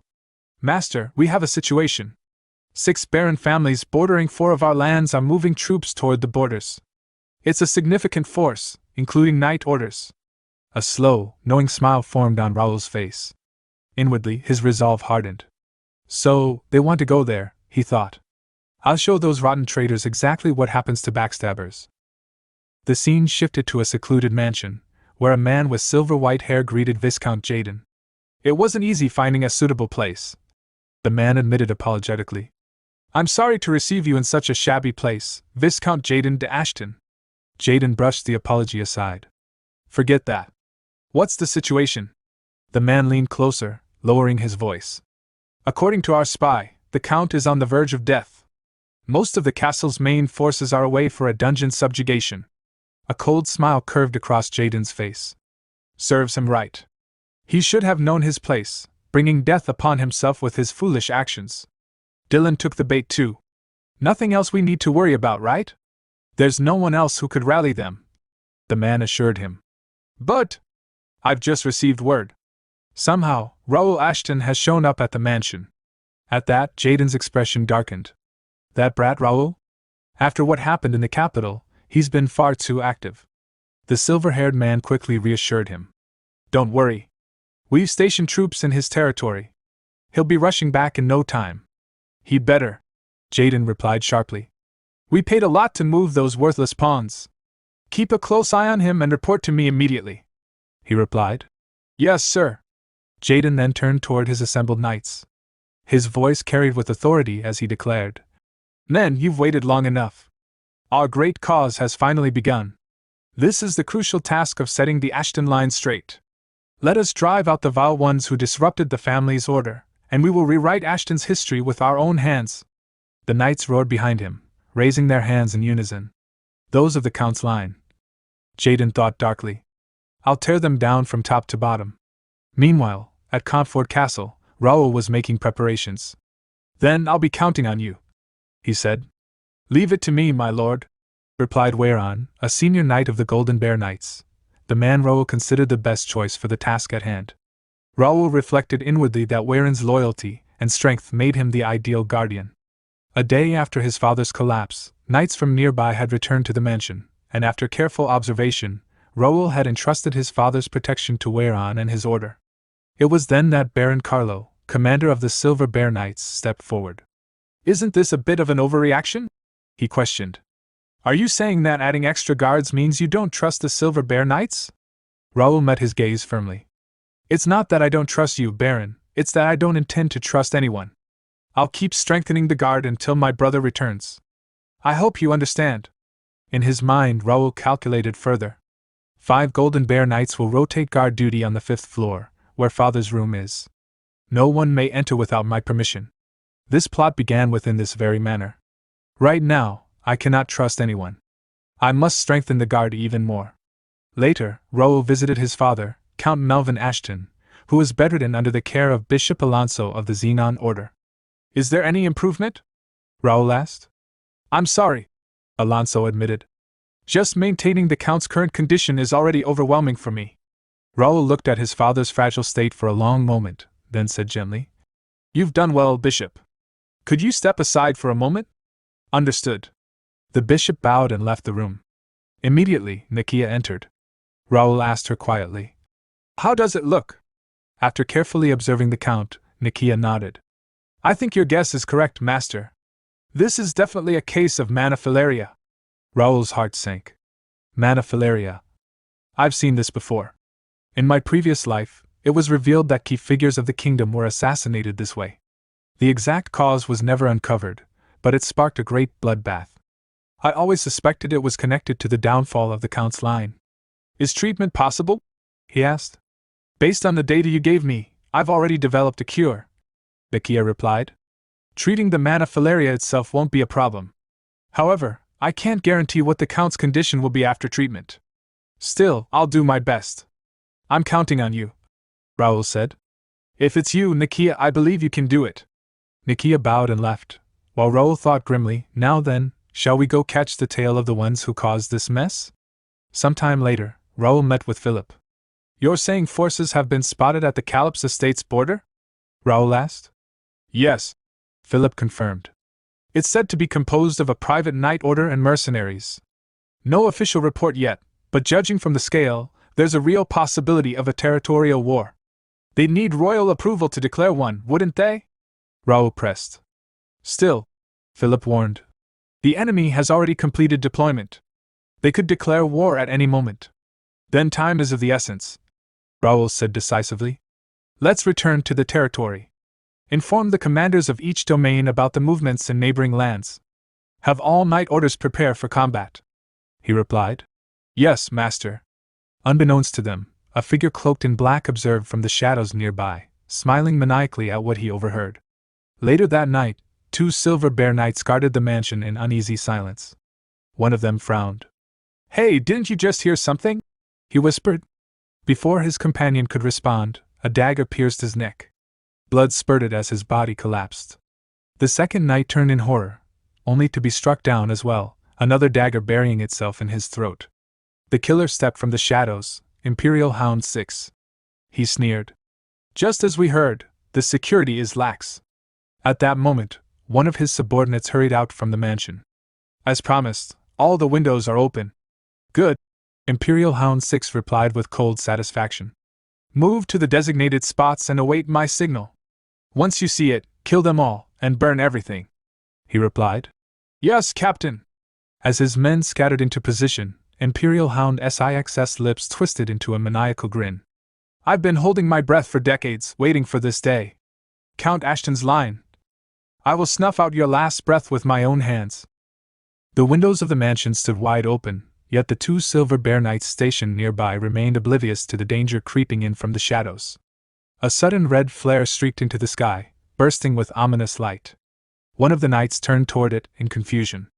At that very instant, a dagger shot from the open window pierced his head, dropping him dead on the spot. The knight beside him gasped in shock, but before he could cry out, a figure cloaked in black appeared silently behind him. The Imperial Hound pressed a hand over his mouth and drove a dagger deep into his throat. Another life was snuffed out in an instant. The assassins moved quickly. Two of them slipped into the room beyond, where Dylan's wife, Lady Estella, lay sleeping on her bed. The sound of footsteps stirred her from her slumber. She opened her eyes, but before she could react, a handkerchief soaked with a drowsy, chemical scent was pressed against her mouth. She struggled desperately, but within moments her body went limp, and she fell into an enchanted sleep. The Imperial Hounds carried her to their leader, Imperial Hound 6. His cold eyes scanned her before he asked sharply, "Are you sure this is the target?" "No doubt about it," one of the kidnappers confirmed. A low, satisfied laugh escaped him. "Everything's going smoothly. Starting tonight, the Count's house will walk the path of ruin." At his order, one subordinate slung Lady Estella over his shoulder and leapt from the window, carrying her away into the night. Imperial Hound 6 lingered, gazing out at the chaos unfolding below. Things are going so well, perhaps I should watch a little longer. It should be about time for the signal. His anticipation was rewarded. Flames erupted across the mansion as another flare burst in the sky. The Silver Bear Knights, finally realizing the danger, shouted, "Enemy! We're under attack!" But the defenders were outmatched. The Imperial Hounds carved through them with merciless precision, moving faster and striking harder than the knights could hope to withstand.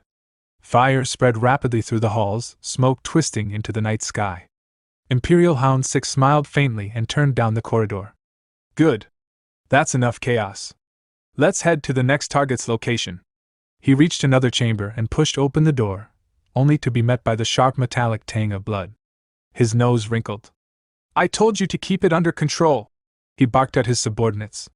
"How many times did I say the target mustn't be harmed?" Before his fury could settle, a blade sliced through the air toward him. Instinct saved him. He leapt back, dodging the strike. What he saw froze him. 3 of his men lay lifeless on the ground, and standing above them was Philip, his sword gleaming in the firelight. "Was there such an order?" Philip asked coldly, lowering his blade into a ready stance.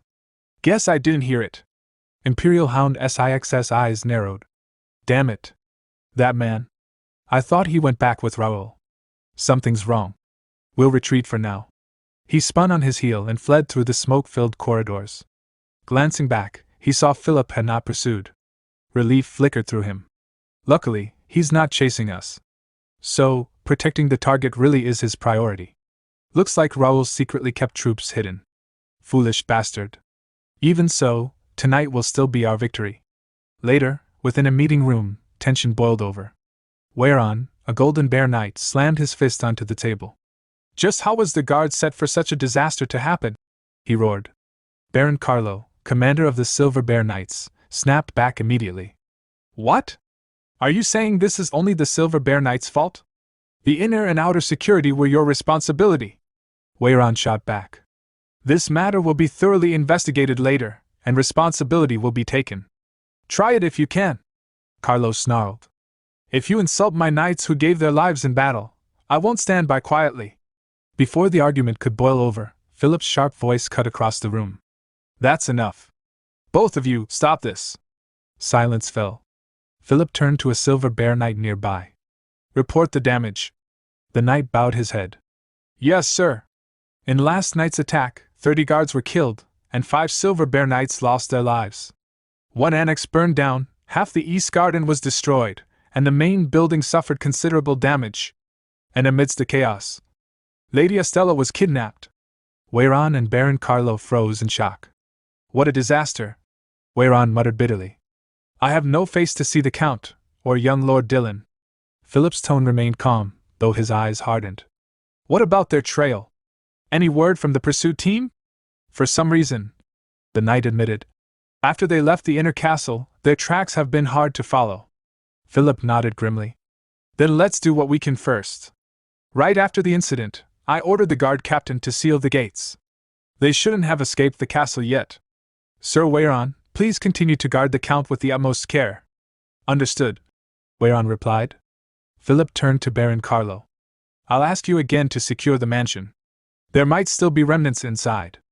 The attackers even smashed the outer portal last night. Clearly, it was to keep the count's main forces from returning.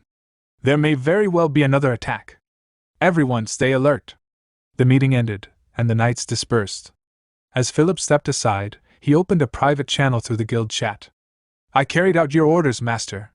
Raoul's voice answered from the shadows beyond. Good work, Sir Philip. Soon, the real prey will take the bait. Now, it's time to deal with the rats. The scene shifted to a military tent lit by lanterns, where Viscount Jaden pored over reports and maps. Suddenly, Baron Tate burst through the flap, breathless with urgency. News has arrived, he said. Dylan Ashton and the Golden Bear Knights have just returned from the dungeon, Commander Jaden. Jaden's sharp gaze rose from the table. Where are the enemies? Baron Tate quickly spread a map across the desk, pointing to its markings. The Commander-in-Chief and the Central Army of the Count's territory have already begun retreating from the Forbidden Zone's border. With the portal destroyed, they'll need at least 5 days to return, even at best speed.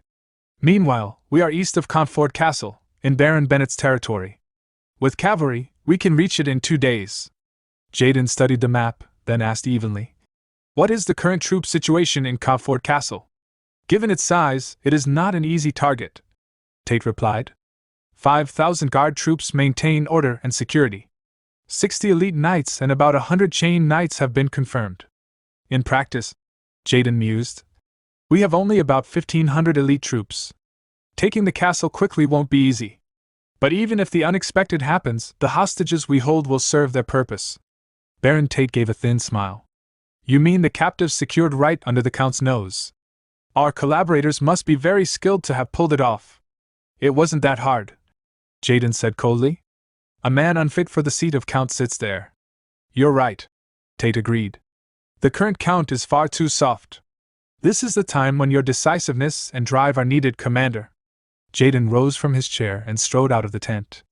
His knights stood assembled outside, awaiting his command. One of them lifted a horn and blew a sharp, resonant call across the camp. Raising his hand high, Jaden declared, All troops, march immediately on Comfort Castle. The story then shifted to the riverside, where Dylan and the Golden Bear Knights had halted to rest. Their horses drank deeply from the lake, while the men loosened their armor and sat in silence. Trevor de Hesse, commander of the Golden Bear Knights, approached Dylan, who stood brooding at the water's edge. Do you feel a little better now? He asked. Dylan exhaled heavily, shaking his head. I'm still frustrated. I should have judged more carefully. It's not your fault, young lord, Trevor said gently. It's been a long time since I, too, was deceived so thoroughly. Dylan's jaw tightened. The reports of a peculiar dungeon, missing soldiers and knights, with procedures in place, there was no choice but for me and the first knight order to act. Traces of demons had been reported. How could I ignore it? Yet the dungeon had been empty. No beasts. No demons. Nothing but a clever trap. His teeth ground together. First during the Royal Capital Rebellion, and now again, fooled twice by lies. Trevor's voice broke his thoughts. So, where do you plan to go now? After leaving the dungeon, I heard everything from Raoul, Dylan replied. He gave me 2 options. The main road splits ahead. One path leads straight to Comfort Castle to rally scattered troops. The other, Dylan's eyes narrowed, is somewhere we must visit before returning to the castle. We'll take that road. Trevor nodded without hesitation. Understood. Commander, Dylan called again, his tone quieter. What do you think of Raoul? The third young lord? Trevor considered. Before the Count went into seclusion, he once spoke to me about Raoul. He blamed himself for not realizing Raoul's true nature. He thought Raoul was a child to be protected for life. But Raoul was too exceptional for the Count's household to contain. Dylan turned sharply. Father said that? Trevor sighed. If Raoul had been only moderately gifted, your father would have warned caution. But Raoul is not someone who covets the Count's seat. Dangerous though it may sound, He has the talent to raise a nation. As the Count said, Raoul is far too great for one house alone. A faint smile crossed Dylan's face. That Raoul, when did you even win over the commander? He straightened, resolve burning in his eyes. Let's move. Those who dared betray the Count's house must pay the price. He mounted his horse and called to his knights. Move out again. Leave behind anyone who falls behind. Stay sharp and keep up. The Golden Bear Knights rallied, ready to follow. Far away, in the depths of an Imperial Hound hideout, Imperial Hound 6 returned with his subordinates after their mission. His teeth clenched as he surveyed the surviving troops. The last operation caused more damage than expected. Raoul left behind variables deadlier than we imagined. But it doesn't matter. No matter who survives, the result will not change. The Ashtons will tear each other apart, until only one remains. And that will be the perfect moment to cut off the Count's family's last breath. From the shadows above, he watched over the Empire's mana soldiers, his expression twisted with grim satisfaction. Imperial Hound 6 stood in the shadows of the underground chamber, his expression calm yet calculating. Should we have deployed the cavalry earlier? He wondered. No, they must not reveal themselves yet. Whether Baron Jaden seizes Comfort Castle or not, it no longer matters. Once the battle begins, our agent will neutralize the castle's magical defenses. Then, we'll open the portal beneath this chamber and unleash reinforcements and cavalry inside the castle walls. The cavalry must be saved until the end, for the bloody festival to come. Truly, I can hardly wait to see that scene. His musings were broken by the hurried footsteps of a subordinate rushing in, shouting breathlessly. Captain? Big trouble! The captive we took from the Count's family has escaped. Imperial Hound 6's eyes widened in shock. What were the guards doing? Those fools couldn't even keep watch over one woman? She can't escape the underground. Search inside, quickly! Yes, sir! The subordinate barked, rushing off. But before the search could begin, a voice echoed from behind. Sorry for calling me just some woman. Imperial Hound 6 spun around in alarm. Lady Estella stood there, cold fire in her eyes. In an instant, she struck, killing the subordinate beside him. An escaped prisoner! The captain barked. What are you doing? Catch her already! 2 of his men lunged toward her, blades flashing. But to their shock, she moved with deadly precision, cutting them down before they could react. Their lifeless bodies fell to the ground. Imperial Hound 6 froze, his heart pounding. That movement, what the? She wasn't an ordinary woman? Before his eyes, her form began to waver, shifting like rippling water. Her features melted away, and a mocking voice filled the chamber. That damned bronze mask! I never thought the day would come when I'd remove it with my own hands. The disguise collapsed, and the truth was revealed. It was not Lady Estella at all, but Cain. His eyes burned with vengeance. The revenge for my men who died so miserably, he growled. Today, I will repay it in full. Imperial Hound 6's composure cracked. That one, no doubt, the master of the Wings of Freedom, the Information Guild. Damn it, he disguised himself as a target just for this moment. How did he get this far? Cain sneered. This is just the kind of filthy trick you bastards pull. What's wrong? Upset you got burned by the same games you play. Arrogant brat! Imperial Hound 6 roared. This is the Imperial Hound's den. Don't think you'll leave here alive! At his command, several subordinates rushed forward, weapons drawn. Cain leapt into the air, his daggers flashing. Swallow waltz! The steel blades spun through the air like deadly comets, striking enemies in their heads and shoulders. Some dropped instantly dead. Others screamed in agony as they staggered, grievously wounded. Damn you! Imperial Hound 6 lunged, slashing with his dagger. Cain met the strike head-on, his own blade locking against it. You bastard! The captain snarled. To charge into enemy territory so recklessly, there's a limit to stupidity.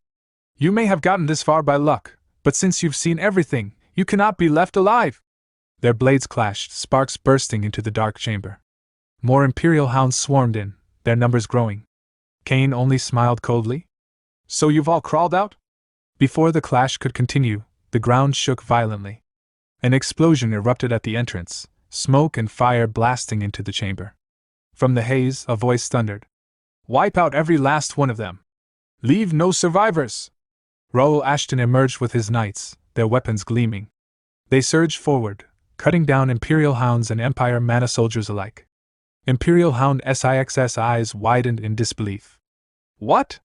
How are you here? Raoul's gaze fell upon him, calm and commanding. From the looks of it, you must be the one in charge of this tunnel. Why are you here? The captain shouted. Didn't you return to your territory? Raoul glanced around the chamber, almost fascinated. Truly interesting. Does the Empire have a mole unit? How do you always manage to dig these underground tunnels? Imperial Hound 6 ground his teeth. Hundreds of cavalry, over 100 enhanced soldiers and Imperial Knights, all being completely overwhelmed. When did he gather such a force? This is nothing like the scale I saw at the investiture. Raoul's eyes followed the battlefield, pride flickering in his thoughts. For the past 6 months, I've been recruiting talent using the developer's analysis. With the system's aid, we conquered gates and trained without rest. One by one, they rose to expert-class knights. Now, all that effort is finally bearing fruit. But as the slaughter continued, Imperial Hound Six's expression twisted in desperation. My plan, 10 years in the making, is falling apart like this? No. I cannot give up here! He roared, summoning his full strength. A torrent of red aura burst from his body, flooding the chamber with murderous heat. For the glory of His Majesty the Emperor! Raoul's eyes narrowed in recognition, a hint of surprise flickering across his face. That technique, the Black Sacrifice. As the tension in the battlefield reached its peak, Cain assumed his fighting stance, daggers at the ready, preparing to face Imperial Hound 6. Raoul watched silently, contemplating the situation. What do you think, Cain? He wondered. The opponent was no ordinary foe, an expert-level fighter with activated tattoos, now in a berserk state, making them even more dangerous. Yet there seemed to be a flicker of emotion left within them. Would Cain take on such a challenge? Cain's form glowed with a greenish aura, the energy enveloping his daggers as he spoke with quiet resolve. I'm honored that you'd entrust this to me. For the sake of our fallen comrades, I'll make sure to take you down with my own hands. Without hesitation, Imperial Hound 6, fueled by his berserk state, lunged forward, striking with devastating force. Cain met the assault, his daggers clashing with the attack, sending waves of energy and dust scattering across the battlefield. At that moment, Jake approached Raoul and reported, Master, we've taken care of all the Imperial Knights and Demon Cavalry below. Raoul turned, relief flickering in his eyes. That ended faster than expected. Good work, everyone. Observing the duel between Cain and Imperial Hound 6, Jake commented, The berserk monster seems to have the advantage. Will it be okay? Raoul's gaze remained fixed on the fight. He's defending much better than expected. At this rate, the match will be decided soon, he thought. Jake, with a teasing grin, called out to Cain. Lady Cain, if this White Knight's help is needed, just say the word. Cain, flustered and angered by the remark, turned sharply. Not necessary, he growled, his eyes blazing. In a flash, he struck with lightning speed, slashing Imperial Hound 6 across the body. The berserker screamed in pain as blood spilled, falling to his knees, yet his dark aura still lingered. Turning to Jake, Cain asserted confidently, I'm more than enough on my own. Raoul nodded approvingly. It was an excellent match. Your skills have really improved. Cain replied humbly. I showed a shameful performance. Raoul's attention shifted to the fallen enemy. Now don't think this is the end, he said, activating his skill aura of radiance. Golden daggers surged forward, piercing Imperial Hound Six's body. Slowly, the dark, blood-infused aura began to fade. Cain observed silently, recognizing that the attack had severed the demonic energy that had possessed the hound. Raoul then commanded his knights to remove the corrupted power armor and take the fallen soldier away, still breathing. With the armor now on the ground, Raoul extended his hand, his regnator armor absorbing the fallen hound's power. Seeing his strength increase, he muttered, As I thought, this confirms it. Turning to the forest fairy, Ravel, who was examining the armor, he asked her opinion. Yes, Ravel replied, her eyes scanning the system window. To evolve Regnator to the next stage, we need to absorb power armor contaminated with demonic energy. I had a feeling it would be like this. Any other changes? Raoul asked. I think we'll know once the digestion is complete, Ravel answered. What's certain is that this alone is far from enough. Of course, don't worry. We'll have many more opportunities to acquire them in the future, Raoul reassured her. Turning to Jake and Cain, he said, Alright, let's quickly wrap this up and head back. We still have a lot to take care of. Yes, master, they replied in unison. Raoul handed Cain the mask of Imperial Hound 6. It might be troublesome, but Cain, I'll have to ask you one more time. Leave it to me. This is my specialty, Cain said, donning the mask and perfectly shape-shifting into the form of Imperial Hound 6. Well then, Raoul thought, now it's time to weed out the vermin hiding in the castle. Meanwhile, within the castle, nobles and high-ranking members were summoned. The crowd murmured among themselves. Gathering us like this? I wonder if something bad has happened to the family head. One whispered. Another cautioned. Don't even speak of such ominous things. They might have uncovered those who attacked the inner castle. At that moment, whereon the Golden Bear Knight arrived. May I have your attention, please? He called out. The reason I've gathered you all here today is to ask for your opinions on a certain matter. It concerns a magical message that arrived yesterday evening. The nobles gasped in shock. It was from Viscount Jaden. The messenger explained that Jaden had left the family, wandering foreign lands, but never forgot his duty. He had trained knights and soldiers, hoping to assist when needed. Upon hearing of the family's crisis due to the unprecedented gate incident, and the critical illness of the family head, he had mobilized his forces to come to the county's aid. Baron Jared de Ashton, elder council member of House Ashton, shouted indignantly. What in the world is this? What a long load of nonsense he's written! How dare that traitor set foot on this land again? A young man with golden hair, Baron Isaac, replied calmly. There's no need to dwell on past events like that. Jared bellowed. Dwell on it? This is about a traitor, Baron Isaac. Isaac countered. It's true that Viscount Jaden's actions have harmed the main family, but must we turn away someone coming to help in this situation? Whereon spoke up, his voice steady. Actually, this matter should be decided by the Count, or the Count's representative. But the situation is urgent. According to our scouts, Viscount Jaden and his group of supporting lords will arrive at Conford Castle tomorrow. Jared and the other nobles were taken aback. What? Such an insolent fellow, bringing troops into the county without permission? Baron Isaac inquired. Has there been any armed conflict or looting? Whereon replied. No reports of that nature have come in. Isaac pressed further. Then what's the problem? He isn't forcing his way in. Isn't this a sign he doesn't intend hostility? A fellow noble suggested. Wouldn't it be better to accept him for now and discuss it later when the Count's representative returns? Turning away someone offering help is unbecoming of a noble house. Jared, flustered, shouted. Such an ungrateful. After all the kindness the Count's family has shown, how dare you say such absurd things? Isaac shook his head. It's that outdated thinking eating away at the family, letting emotions cloud judgment. Another noble stepped forward. That's right. It's time we put an end to these bad habits. Jared, seeing Isaac's point gaining agreement, thought grimly, to side with such unreasonable opinions. I fear something terrible is about to happen in the county. The Ashton family was no ordinary noble house. Bearing the title of Border Count, the Ashtons stood as the western shield of the kingdom, entrusted with defending the lands against the ominous Forbidden Zone. Because of this responsibility, the royal family had granted them extraordinary privileges. Several territories paid taxes directly to the Count instead of the crown, and the Count in return forwarded only a portion to the kingdom. He raised and commanded his own military forces, and any land reclaimed near the Forbidden Zone automatically became part of his domain. He even possessed the authority to appoint lords. Thanks to these powers, the Ashton household ruled over so many vassal families that people often called it a small kingdom, its territory vast, comparable to the size of the Korean peninsula. Naturally, within such a realm, nobles frequently clashed over rights and interests, and factions formed according to their political stance. Before leaving the estate, Raoul had warned Philip, keep an eye on some of the relatives who raise their voices while I'm gone. They'll do anything for a slice of power.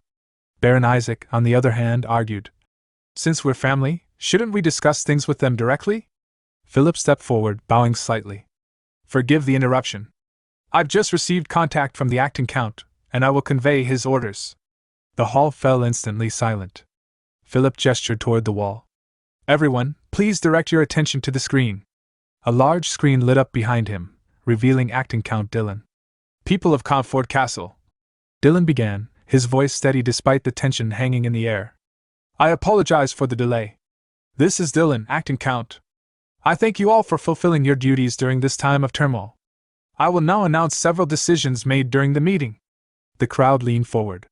First, Dylan continued, from this moment onward, all gates of Comfort Castle will be closed, and entry or exit is strictly prohibited. Second, I appoint Chief Knight Wayron as temporary commander of the castle. All forces within the castle are to obey his orders until the commander-in-chief or my unit arrives. Violations will be punished under wartime law. The screen faded. Philip lowered his head.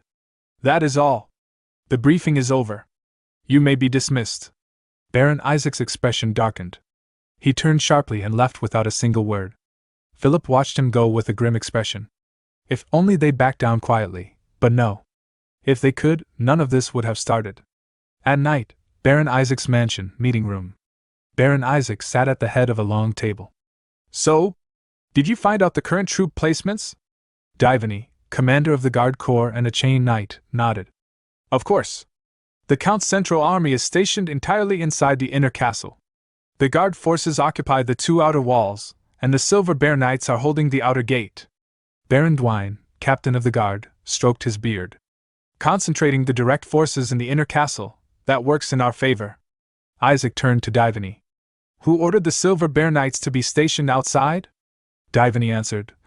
It seems temporary Commander Wayron made the request to their Knight Commander.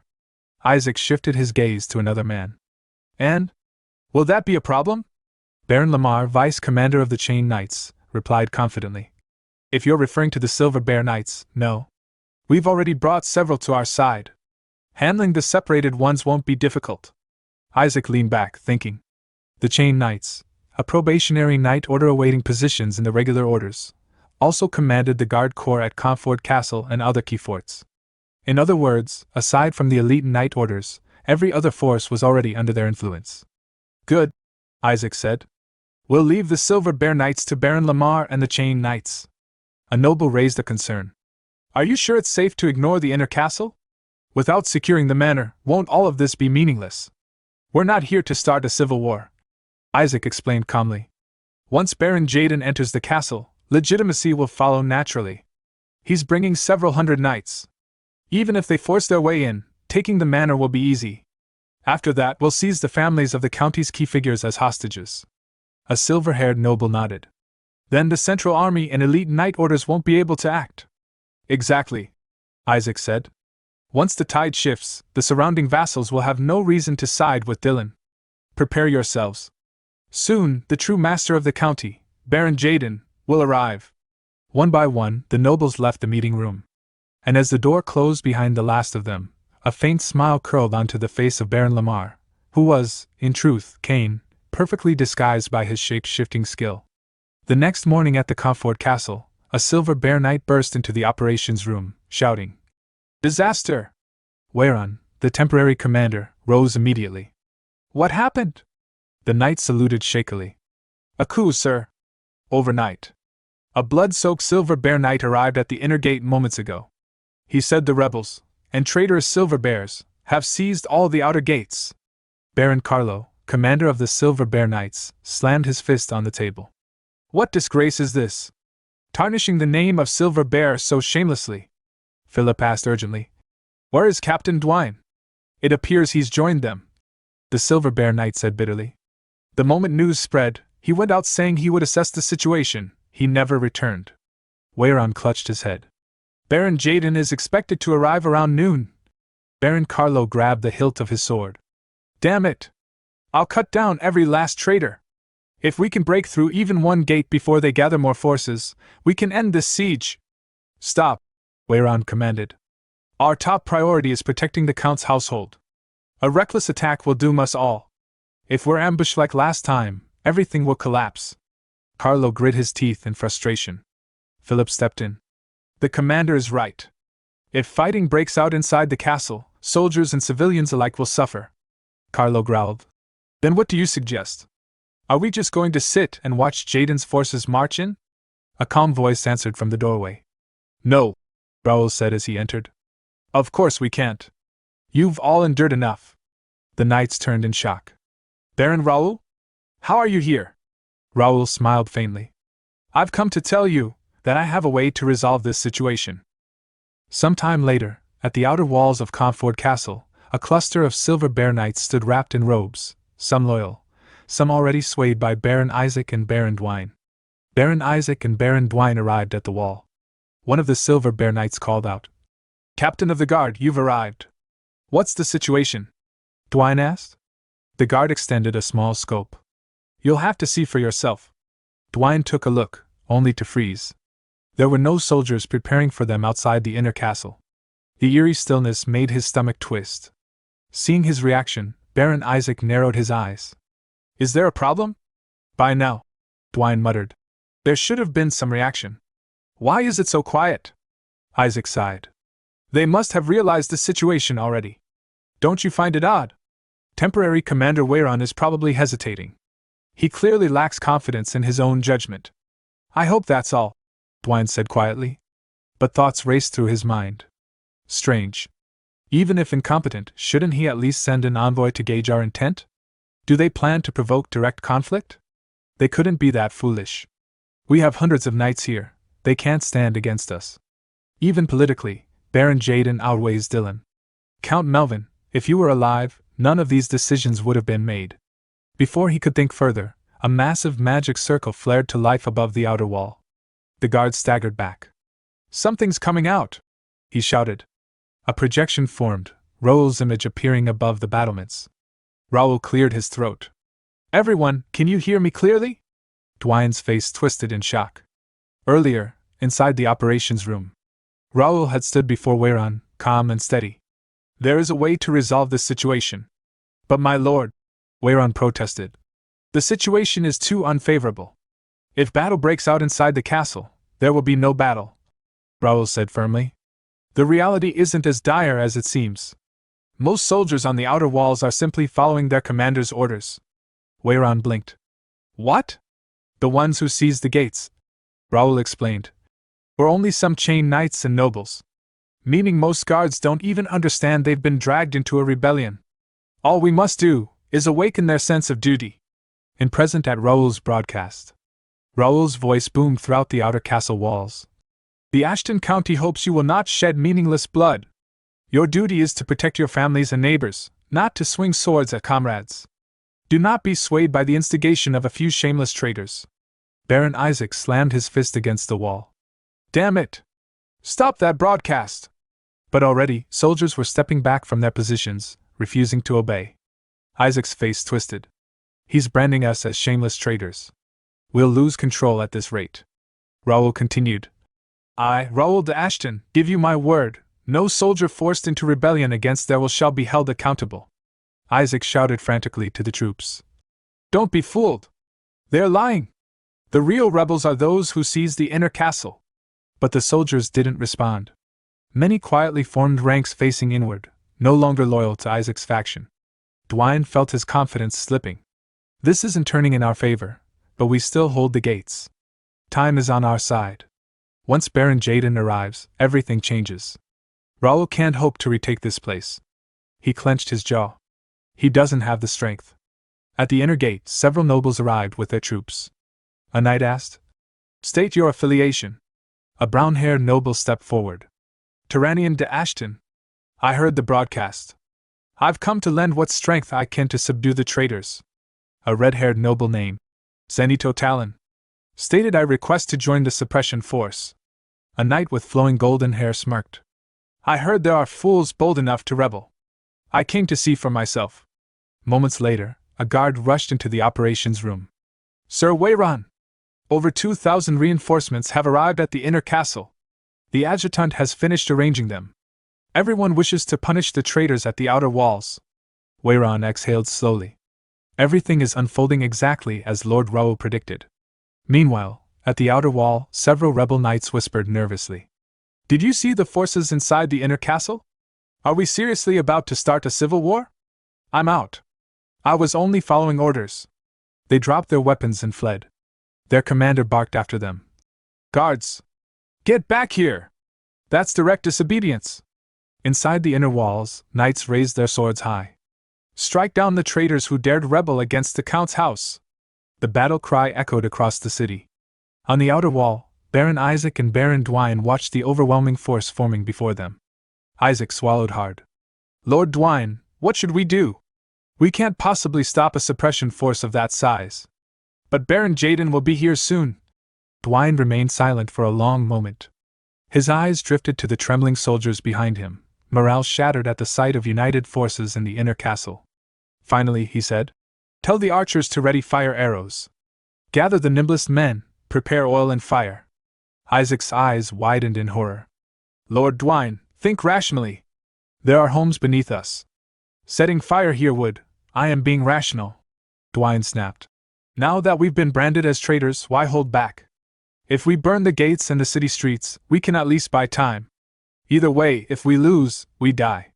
Push this far, all we can do is fight to the bitter end." Baron Isaac hesitated, torn between fear and reason. "But if we burn the castle," he argued, "we'll lose the support of the neutral nobles." Baron Dwayne, already pushed to desperation, dismissed the concern with a harsh scoff. "We're about to die. Do you really think that matters now? In this chaos, do you think the people will know who set the fire? We can make excuses for that later. What matters now is reuniting with Baron Jaden." Isaac fell silent, realizing the grim truth behind Dwayne's words.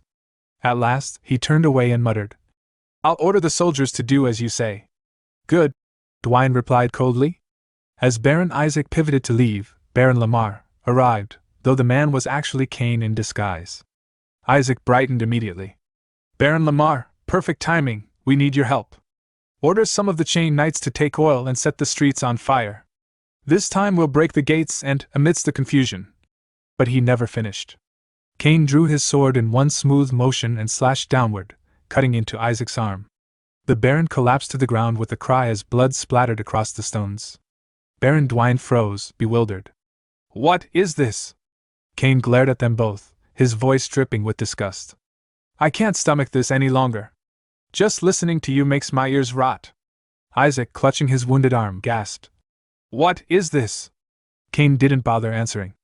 He raised his voice and commanded, "Knights, seize all the rebels here!" His men, who had infiltrated the rebel force earlier, immediately turned and clashed against the traitorous knights. Baron Dwayne, reacting on instinct, unsheathed his sword and charged. Cain parried the powerful strike with ease, blades screeching as sparks flew between them. "Betrayal?" Dwayne spat. Cain smirked. "Don't make me laugh. Who's calling who a traitor?" Dwayne's eyes narrowed. Something about Cain's movements felt wrong, too fluid, too mocking. Then realization struck him. "You're not Lamar. Did you really think I wouldn't recognize a direct subordinate I've known for years?" With a fierce swing, Dwayne forced Cain back a few steps. But Cain only chuckled. "Who knows? But for someone claiming that, you realized it far too late." Before Dwayne could reply, he sensed a presence behind him. He spun, raising his sword just in time to block a brutally heavy attack. The sheer force sent tremors through his arms. "Who swings a sword with such monstrous strength?" he thought. He turned fully and found Jake standing there, eyes sharp and cold. "You can still stand?" Jake asked. "It's been a while, senior. Or should I call you a traitor now?" A bead of sweat rolled down Dwayne's face. Jake stepped closer. "Ever since you left the Golden Bear Knights, it seems your head's gone mad. Doing things you didn't dare even 10 years ago." Dwayne stared at Jake, horrified. When did he become this strong? 2 years ago, I could overwhelm him easily. Cain's form shimmered as he returned to his original self. He approached Jake and asked, "You two knew each other?" "Something like that," Jake muttered. "But not on good terms." Meanwhile, the remaining rebel knights were subdued and restrained. Baron Dwayne let out a bitter laugh. "If you've shown up, that means Raoul is here too. To be toyed with by a brat. I really have grown old." Cain bristled with anger. "Watch your tongue when speaking of the master." But Jake stepped past him, his expression turning cold and murderous. In a split second, he rushed forward and slammed his fist into Dwayne's face with devastating force.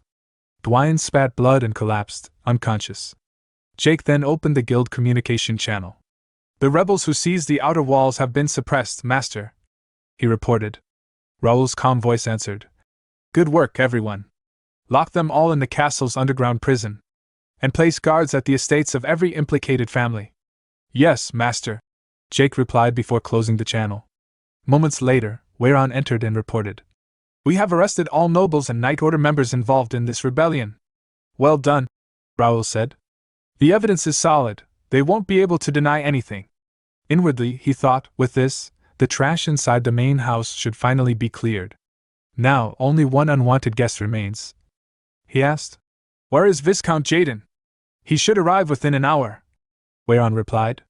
Raoul stood, resolving himself. Then it's time to make preparations.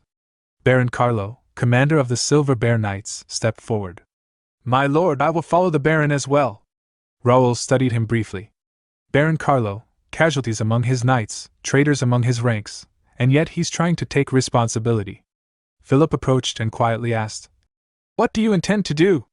"For now," Raoul said, "we should at least try to talk. After all, he is, at least in name, my elder uncle." "And if they launch a reckless attack?" Philip asked. Raoul's eyes hardened. "Then we'll sweep them away without mercy." Far from the castle, Viscount Jaden and his knights marched along the road, steadily approaching Comfort Castle, unaware of the storm waiting for them. Some time later, when Viscount Jaden and his knights were still a few kilometers away from the castle walls, he paused and scanned the distance, searching for a signal. Turning to Baron Tate, he asked whether there was still no contact. Baron Tate replied that the last message had come 2 hours ago. He urged calm, suggesting they think positively. The fighting, he reasoned, must be so intense that no one had found the time to send a magic orb. Viscount Jaden's son then spoke up, agreeing with Baron Tate. Even the weakest forces, he said, could not possibly hold the outer walls for 2 or 3 hours. Even if the situation was unfavorable, the defenders would have suffered heavy losses fighting among themselves. Viscount Jaden nodded in agreement, saying that was likely the case. With that, the group continued their march toward the castle. However, when they finally arrived, shock spread across their faces. They exchanged nervous glances as they took in the scene before them. Standing at the front gate was Weiran, flanked by the Golden Bear Knights. Weiran stepped forward and announced himself as the temporary commander of Comfort Castle. From that point onward, he declared, no one would be allowed to enter without permission, and he ordered them to leave. For a brief moment, silence fell. Then Viscount Jaden spoke, his tone sharp but controlled. He acknowledged Weiran's resolve in protecting the castle, but criticized his lack of discernment. He claimed he had come only to protect his sick sibling and the castle itself, and questioned by what right someone outside the Count's household dared to block his path. He insisted that the acting Count had ordered that no one be allowed entry except authorized personnel, and demanded Weiran stop making a fuss and stand aside. Those words ignited Viscount Jaden's anger. He raised his voice and shouted, asking who Weiran thought he was to decide whether he could stay or leave. He ordered the gate to be opened at once. In response, Weiran's knights immediately shifted into their fighting stances. At that moment, Raoul arrived and calmly stated that Viscount Jaden would not be allowed to enter the Count's castle. The sight of Raoul made Viscount Jaden visibly tense, shock and unease flashing across his face. Raoul introduced himself, explaining that this was their first meeting. He was Raoul de Ashton, the Count's third son and the current temporary lord of Comfort Castle. Viscount Jaden ground his teeth in frustration, thinking bitterly that the crafty bastard had supposedly returned to his own territory. Aloud, he accused Raoul of failing to learn from his father how to treat his elders. Raoul smiled faintly, but his expression quickly turned serious. He replied that if Viscount Jaden truly wanted respect as an elder, he should not have betrayed the family. His name, Raoul reminded him, had already been struck from the family register, yet he still acted without shame. Hearing this, Viscount Jaden's eyes reddened as he clenched his teeth. Raoul then signaled to Weiran for the letter. Weiran immediately handed it over, and Raoul began reading it aloud, calling out the names, Viscount Jaden, Baron Esteban, Baron Kian, Baron Amos, and Baron June. At the sound of their names, the barons stiffened, fear creeping into their faces as they began to tremble. Raoul continued, declaring that those named had committed rebellion by bringing in outside forces and moving troops without authorization. In the name of acting Count Dylan de Ashton, he ordered them to disband immediately. One of the barons cried out nervously, insisting it was all a misunderstanding. He claimed he had only been escorting the Count's elder brother, and that calling it rebellion was absurd. Raoul replied coldly that if they were innocent, they should come to the Count's castle and prove it. If they had no intention of escalating the situation, they were to leave at once. The Baron fell silent, glancing uneasily toward Viscount Jaden. After a brief pause, Viscount Jaden suddenly burst into laughter. He remarked that this was a real blow to him, and since either side was willing to yield, the matter clearly would not end there. He proposed settling the issue with a 5-on-5 nightly duel, suggesting it was a fair solution. Raoul, inwardly tense, recognized the proposal for what it was, a nightly tournament, a method used to judge disputes the law could not resolve. It was a middle ground between personal duels and full-scale territorial war, a way to settle matters through honor and acceptance of the outcome. Outraged, Weyran shouted, demanding how someone without honor could even speak of a nightly duel.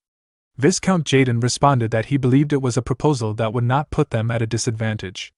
If that method was unacceptable, he said, then there was no choice but to fight it out right there. Raoul could only think of it as a nuisance.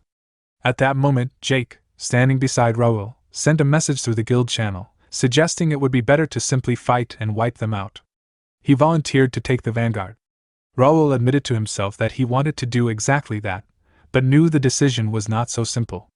Kane responded to Jake, advising against a direct clash. The losses on their side would be severe. Jake questioned that assessment, pointing out that the knights Raoul had prepared were twice the enemy's number. Kane explained the real problem. They were missing the most crucial force. All of Viscount Jaden's knights were equipped with power armor. That realization made Jake uneasy. Raoul, meanwhile, acknowledged the truth of it. Power armor was the real issue. Although they had gathered some themselves, their numbers were far too small for the manpower involved. Even if a battle began, the castle walls would suffer massive damage against armored knights. To fight here would mean accepting enormous losses. A proper battle, he knew, was one fought on chosen ground, at a chosen time. Letting out a slow sigh, Raoul finally asked Viscount Jaden what he wanted. Viscount Jaden answered that if his side won, a few lords, including himself, would be allowed to return to the inner castle to meet the Count. If they lost, they would quietly withdraw their troops. In his heart, Viscount Jaden reflected that having come this far, they had to at least fulfill their stated purpose of paying respects. Only then could they seize future opportunities. Though they treated him as an outsider now, everything would change if Melvin died. What he needed was a clear justification to aim for the next countship. Raoul remained silent for a moment before giving his answer. Very well, he said, they would accept the nightly duel. Hearing this, Weyran and the other knights looked on in confusion at Raoul's decision. Meanwhile, Viscount Jaden's lips curled into a sinister smile as he thought to himself that this was exactly what he wanted. Today, right here, he would prove beyond doubt that Raoul's way was wrong. Viscount Jaden nodded with satisfaction and declared that the negotiations would begin. He immediately ordered Baron Tate to handle the formalities. Baron Tate stepped forward and announced that, according to continental law, the nightly duel would follow a best-of-5 format, with the first side to claim 3 victories being declared the winner. A match, he explained, would be decided when one combatant was rendered unable to continue or formally declared defeat. He then asked if there were any objections. Raoul answered calmly that he had none. Baron Tate smiled and confirmed the arrangements. The duel would take place in 30 minutes on the plains outside the castle. Both sides were instructed to complete their preparations and assemble at the castle gates. With the terms settled, Raoul and his knights returned inside the castle, the massive doors closing behind them. Inside, several knights gathered around Raoul as he turned to face them. Weyran spoke first, volunteering the Golden Bear Knights to take the vanguard. Baron Carlo, commander of the Silver Bear Knights, added that his order was equally confident. A Chain Knight then spoke up hesitantly, apologizing before asking whether the Chain Knights might also be given a chance, if only to bolster the morale of the reserve forces who would one day become the backbone of the county. Raoul observed their enthusiasm in silence, thinking that everyone was brimming with confidence. As knights who valued honor above all else, it was only natural that they wished to step forward in such a moment. At that point, Jake stepped forward and asked Raoul to leave the matter to him, declaring that he would personally crush the traitors. Raoul refused immediately. Surprised, Jake asked why. Raoul reflected that, strictly speaking, the First Knights, Jake's order, answered directly to him. For an issue of this magnitude, it was better to resolve matters through the Count's direct authority, with minimal personal involvement from Raoul himself. To firmly consolidate control of the county, the strength and resolve of the Count's household had to be demonstrated. Since Raoul had already declared independence as the Lord of Calypso Castle, stepping in personally would only complicate matters. As he pondered who should be sent instead, a voice suddenly called out behind him. Baron Raoul. Raoul turned toward the speaker. The scene then shifted to Viscount Jaden's camp barracks. Baron Tate remarked that things had become messy, but in the end, they had worked out well. He expressed disbelief that their opponents had agreed to a nightly duel so easily, concluding that, impressive as they might have seemed, they were ultimately hot-headed youths. Viscount Jaden smiled and dismissed their opponents as nothing more than a night order hiding in some rural backwater. There was no way, he claimed, that they could defeat the Black Bear Knights, who had trained for 15 years. He turned as he spoke to a massive, muscular man, Luciano, commander of the Black Bear Knights. Luciano answered confidently that there was no reason to lose to lazy fools clinging stubbornly to outdated sword techniques. Their opponent's tiresome style was obvious at a glance, and since they knew nothing about the Black Bear Knights, the duel was already decided. At that moment, another man lowered his hood and spoke up, saying he would like a turn as well. Viscount Jaden welcomed the offer, though he found it curious that the man had suddenly volunteered. The speaker was Graham of the Delanian family from the Bread-Den Republic. He explained that he had grown tired of simply following along, and wanted to experience the great sword style praised as the finest in the kingdom of Reuben. Viscount Jaden inwardly scoffed at the insolence. After sparring with his men, Graham had suddenly developed an interest in the ancestral great sword art. Turning away, Viscount Jaden told him he would leave it in his hands. Graham replied casually, telling him to go and take care of things properly. Viscount Jaden smiled to himself. No matter how it unfolded, this would mark the end of the foolish main house. Whoever stepped forward, he intended to crush them all. Some time later, at the castle gate, a Golden Bear Knight acting as referee raised his voice and announced the start of the nightly duel, calling both sides to step forward. From Viscount Jaden's side, Luciano advanced, gripping his long sword. From Raoul's side, a man in his 40s stepped forward, holding a ripper.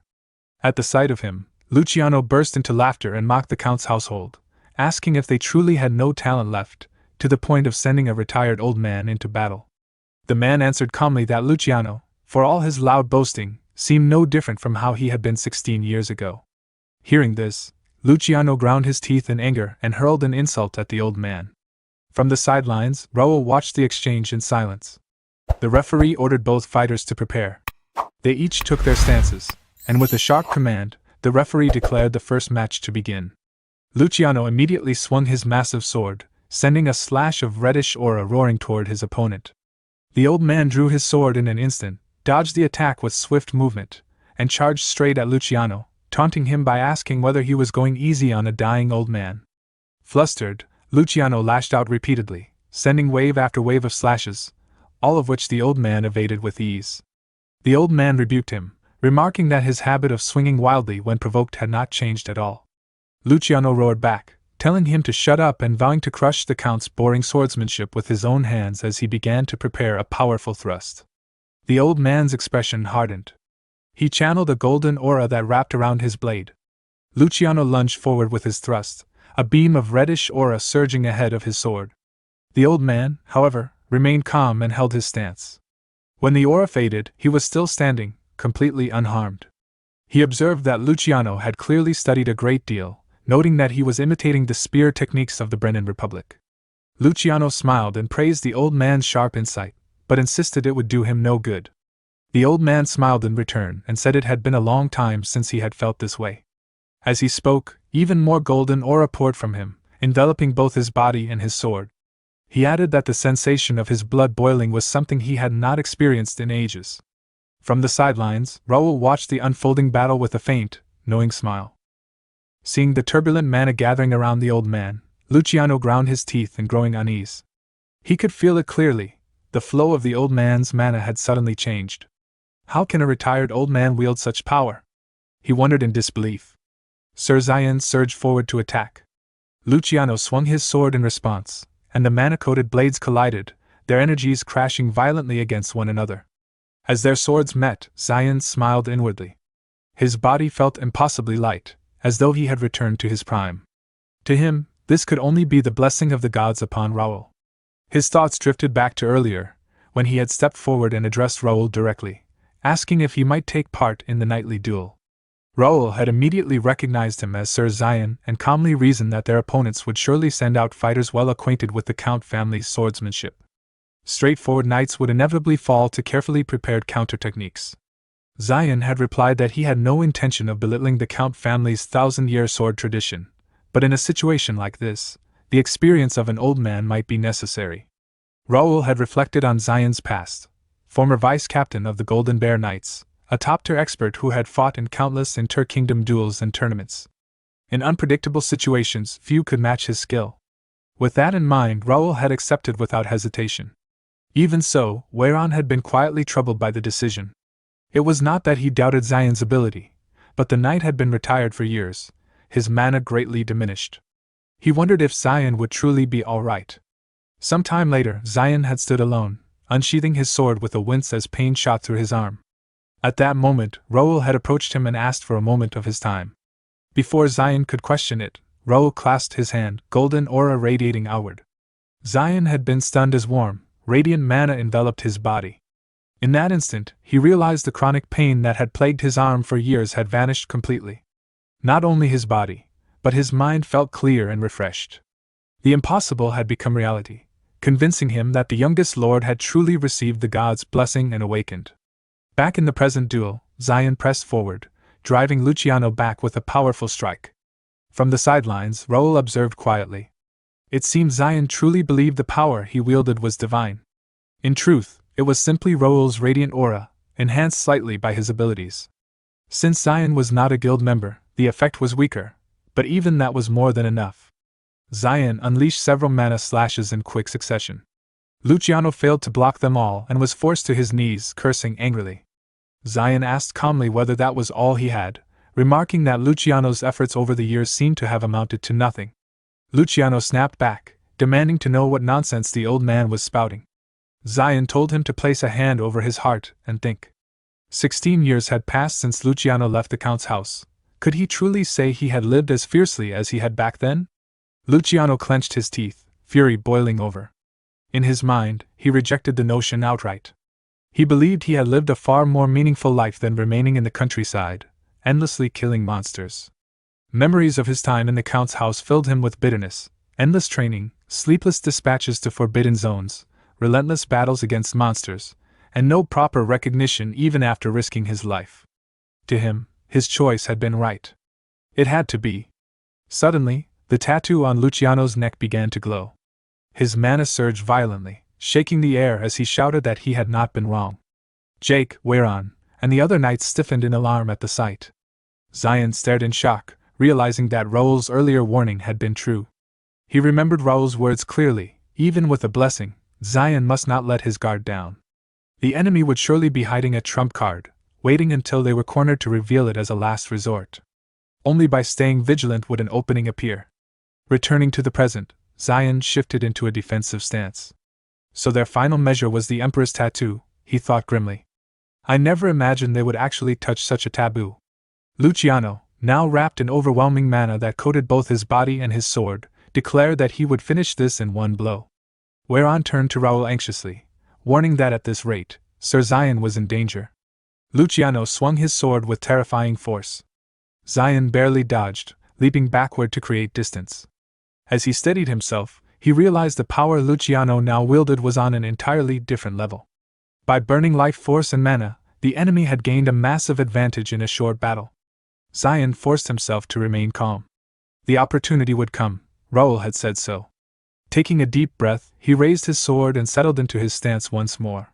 He resolved not to betray the trust Raoul had placed in him. He would seize victory here and return. Seeing that unwavering resolve, a small, satisfied smile appeared on Raoul's face. The battlefield shook as the mana blades of Luciano and Xian collided, sending explosions and clouds of dust spiraling into the air. Each strike threw debris across the field, forcing the knights watching the duel to brace themselves, expecting stones to rain down. Yet, to their confusion, the debris halted midair, stopped by Raoul's intervention. All right, I've got a rough grasp of it now, Raoul thought, directing his psychic power toward Xian to support him in the fight. Well then, let's test the results obtained from Janak's dungeon. Xian prepared for the next strike, but this time he could not dodge Luciano's attack on his own. To his surprise, Raoul's power aided him, almost as if an invisible wind was pushing him forward. What's this feeling? He thought.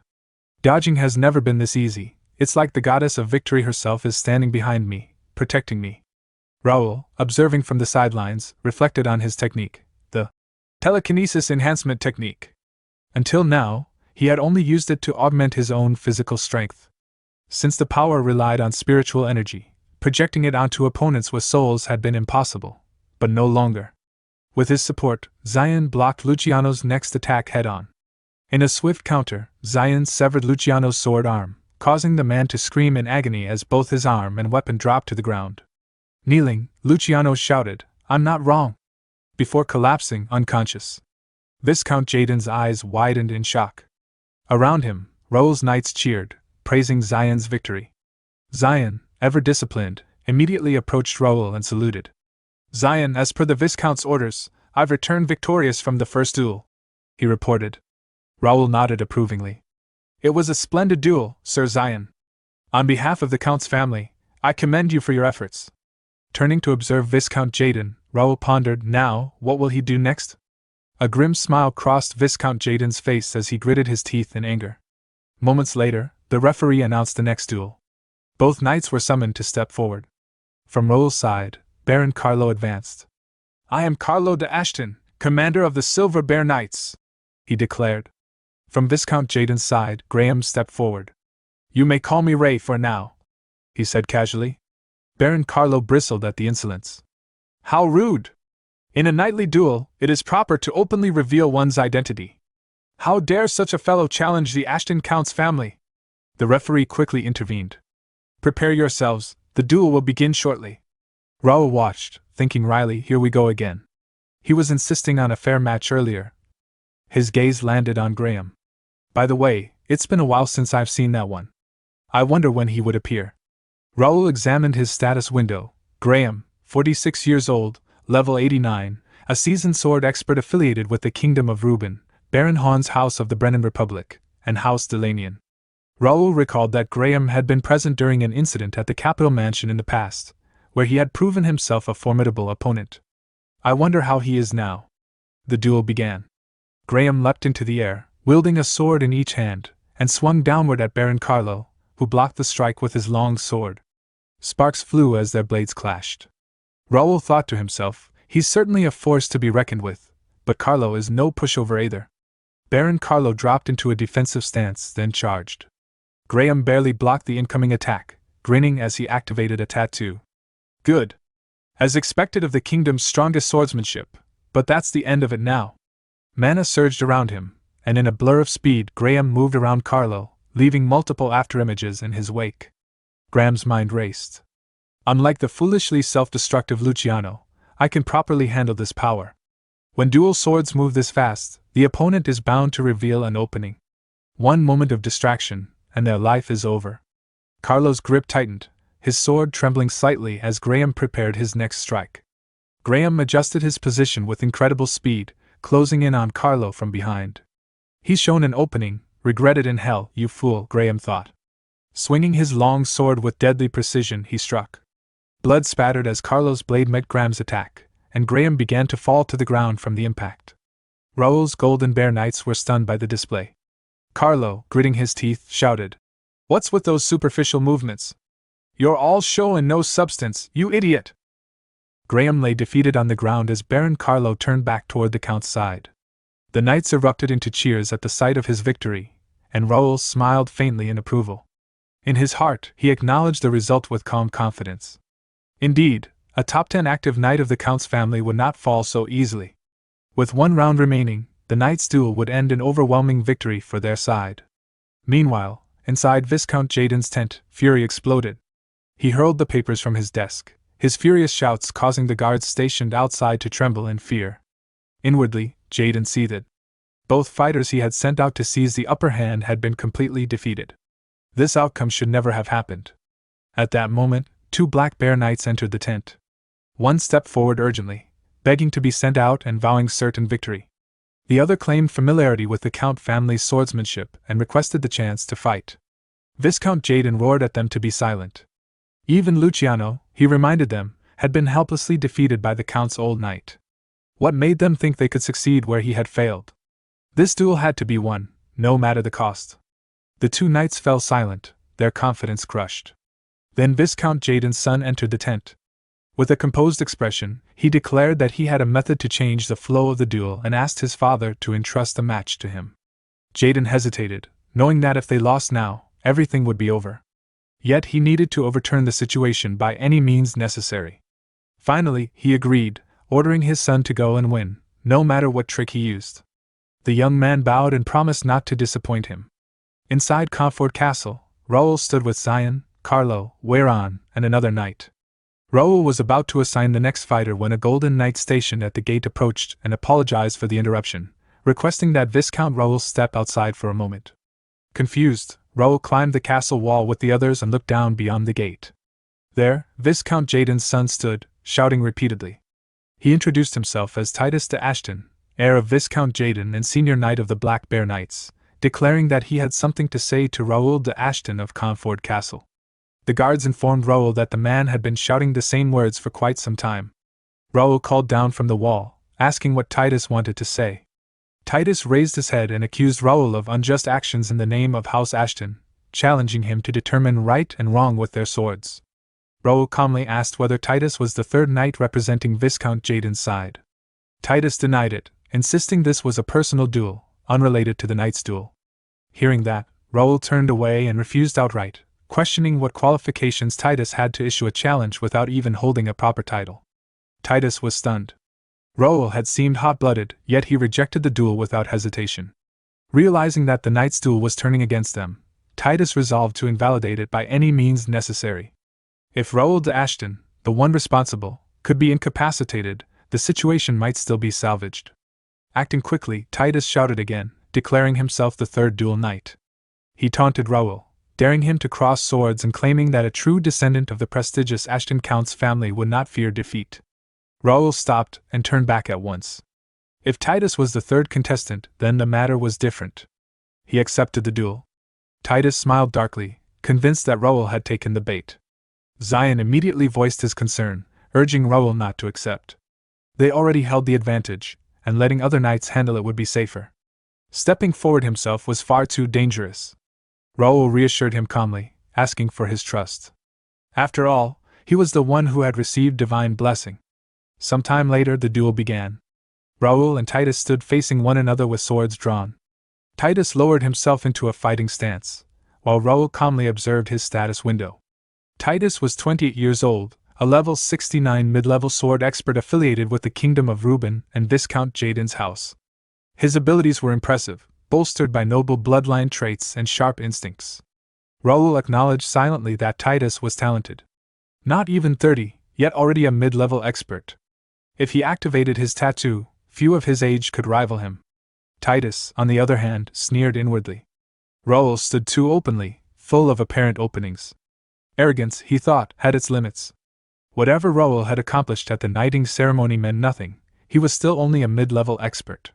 Even geniuses could not reach mastery so quickly. Confident of victory, Titus activated his tattoo. In the next instant, Raoul swung his sword and unleashed mana slashes. Titus froze in shock as he felt the overwhelming pressure behind them. A monster, he realized. Raoul had been hiding his true strength. He had already reached upper-level expert, so powerful that Titus could not even touch a single strand of his hair, even with his tattoo activated. Raoul's mana slashes struck again and again, sending Titus flying backward and crashing into the ground. Viscount Jaden watched in disbelief, equally stunned. Raoul approached the kneeling Titus and calmly asked whether he acknowledged his defeat, his sword pointed at Titus's head. Coughing blood, Titus admitted defeat without protest, accepting it cleanly.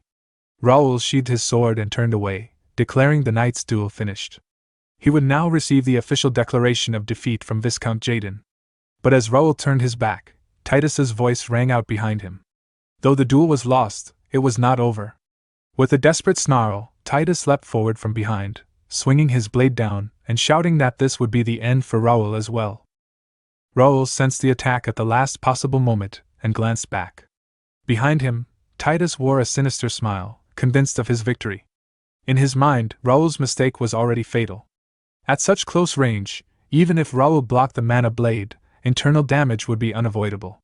This, he believed, was the price of carelessness. But before Titus could reach him, Raoul activated his psychokinesis. Titus's body froze in midair, halted as if crushed by an invisible force. Terror flashed across his face as overwhelming pressure wrapped around him. No matter how he struggled, his body refused to move. He could not comprehend what power had seized him. Raoul turned fully to face him, his voice cold and steady. He condemned Titus for attempting a surprise attack during a sacred duel and calmly warned him that such audacity carried consequences. With a subtle motion, Raoul intensified his psychokinesis and twisted Titus's leg. A sickening sound echoed as Titus screamed in agony and collapsed to the ground. Clutching his shattered limb, he cried out that he had been wrong and admitted defeat, his voice shaking with pain and fear. Raoul drew his sword, his expression unforgiving. Admitting defeat now, he declared, was meaningless. For daring to defile a duel sanctioned by the Count's family, Titus would pay with his life. He raised his blade and brought it down as Titus shut his eyes in despair. At that instant, a blade intercepted Raoul's strike. Viscount Jaden had stepped into the arena. His sword blocked Raoul's attack, and in the same motion he countered, forcing Raoul backward despite his attempt to defend. The sudden intrusion sent a ripple of shock through the spectators. Zion exclaimed in alarm that someone had barged into the arena. Raoul steadied himself and fixed his gaze on the newcomer, asking whether Viscount Jaden had truly decided to throw all caution aside. Jaden answered with furious scorn, accusing Raoul of overstepping his place. To him, Raoul was nothing more than a brat of the Count's family, not even a proper heir, daring to wield a sword and act as judge. The order of the domain, he claimed, had sunk to its lowest point. Right there and then, he vowed to prove who the rightful heir of the land truly was. Around them, both sides raised their weapons and moved into formation, the tension thick enough to suffocate. Raoul smiled faintly and declared that this was perfect. There would be no need to go anywhere else to settle the matter. Raising his voice, he announced himself as Raoul Ashton, Lord of Calyp's castle, and proclaimed that he would now reveal every crime committed by the rebel leader, Viscount Jaden. The battlefield fell into stunned silence. Raoul accused Jaden of conspiring with other nobles to overthrow Comfort Castle and of attempting to poison Count Melvin, the head of the Ashton family. For these crimes, he declared, Viscount Jaden and his accomplices stood charged with treason. A noble protested weakly, denying any talk of poisoning or conspiracy. Viscount Jaden himself roared in outrage, denouncing Raoul's words as absurd nonsense spoken without proof. Who, he demanded, would believe the accusations of a mere child? Raoul answered calmly that Jaden was a fool to the very end. Whether he admitted his crimes or not, the Count's family would hold him accountable. Jaden laughed bitterly and asked by what right the Count's family presumed to judge him. Raoul corrected him. He was not the one who would pass judgment. At that moment, the gates opened, and a surge of blue mana flooded the area. Sensing the presence behind him, Viscount Jaden turned, and froze in shock. Count Melvin had arrived. Raoul declared that the true master of this land would be the one to judge him. Cold sweat streamed down Viscount Jaden's face as his confidence shattered. Count Melvin stepped forward and spoke with authority, introducing himself as Melvin Ashton, Lord of Comfort Castle. From that moment on, he announced, he would personally settle all the sordid schemes carried out against his domain. The scene shifted to the Ashton estate, before Viscount Jaden's arrival there.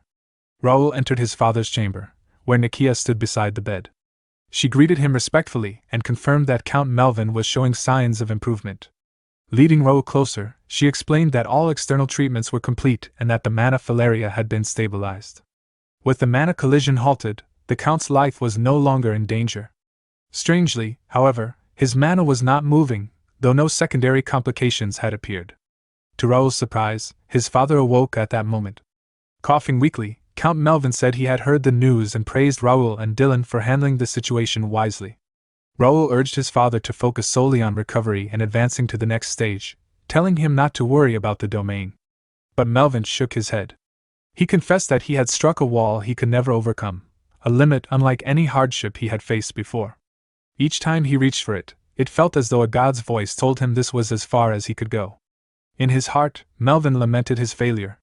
He had believed that wall could one day be broken, that he could fulfill the family's long-cherished wish with his own hands. Now, unable even to control his mana, he saw no choice but to pass his position on to his sons. Raoul interrupted him with a single question. Was he truly going to give up? The question left Melvin speechless. Raoul pressed on, asking whether the Sword Master and Lord of the Count's domain would abandon everything right there and then. He refused to accept it. That defeated expression, he said, was not the face the head of the Count's family should wear.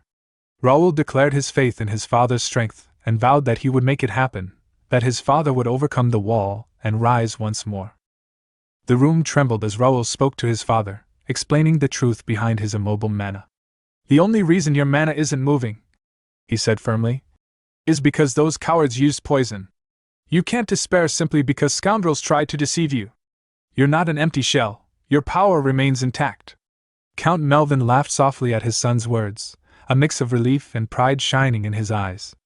You're right, son, he admitted, his voice steady. Absolutely right. The change in his mood caught Raoul by surprise, a brief light piercing the weight of tension around them. Melvin's expression hardened as he reflected on himself. I've shown you a pathetic side of myself, he confessed. This isn't who I truly am. I had almost forgotten that my life has been forged through endless challenges and effort, that it's what made me an outstanding swordsman and head of the House of Ashton. Is this as far as I go? My destiny?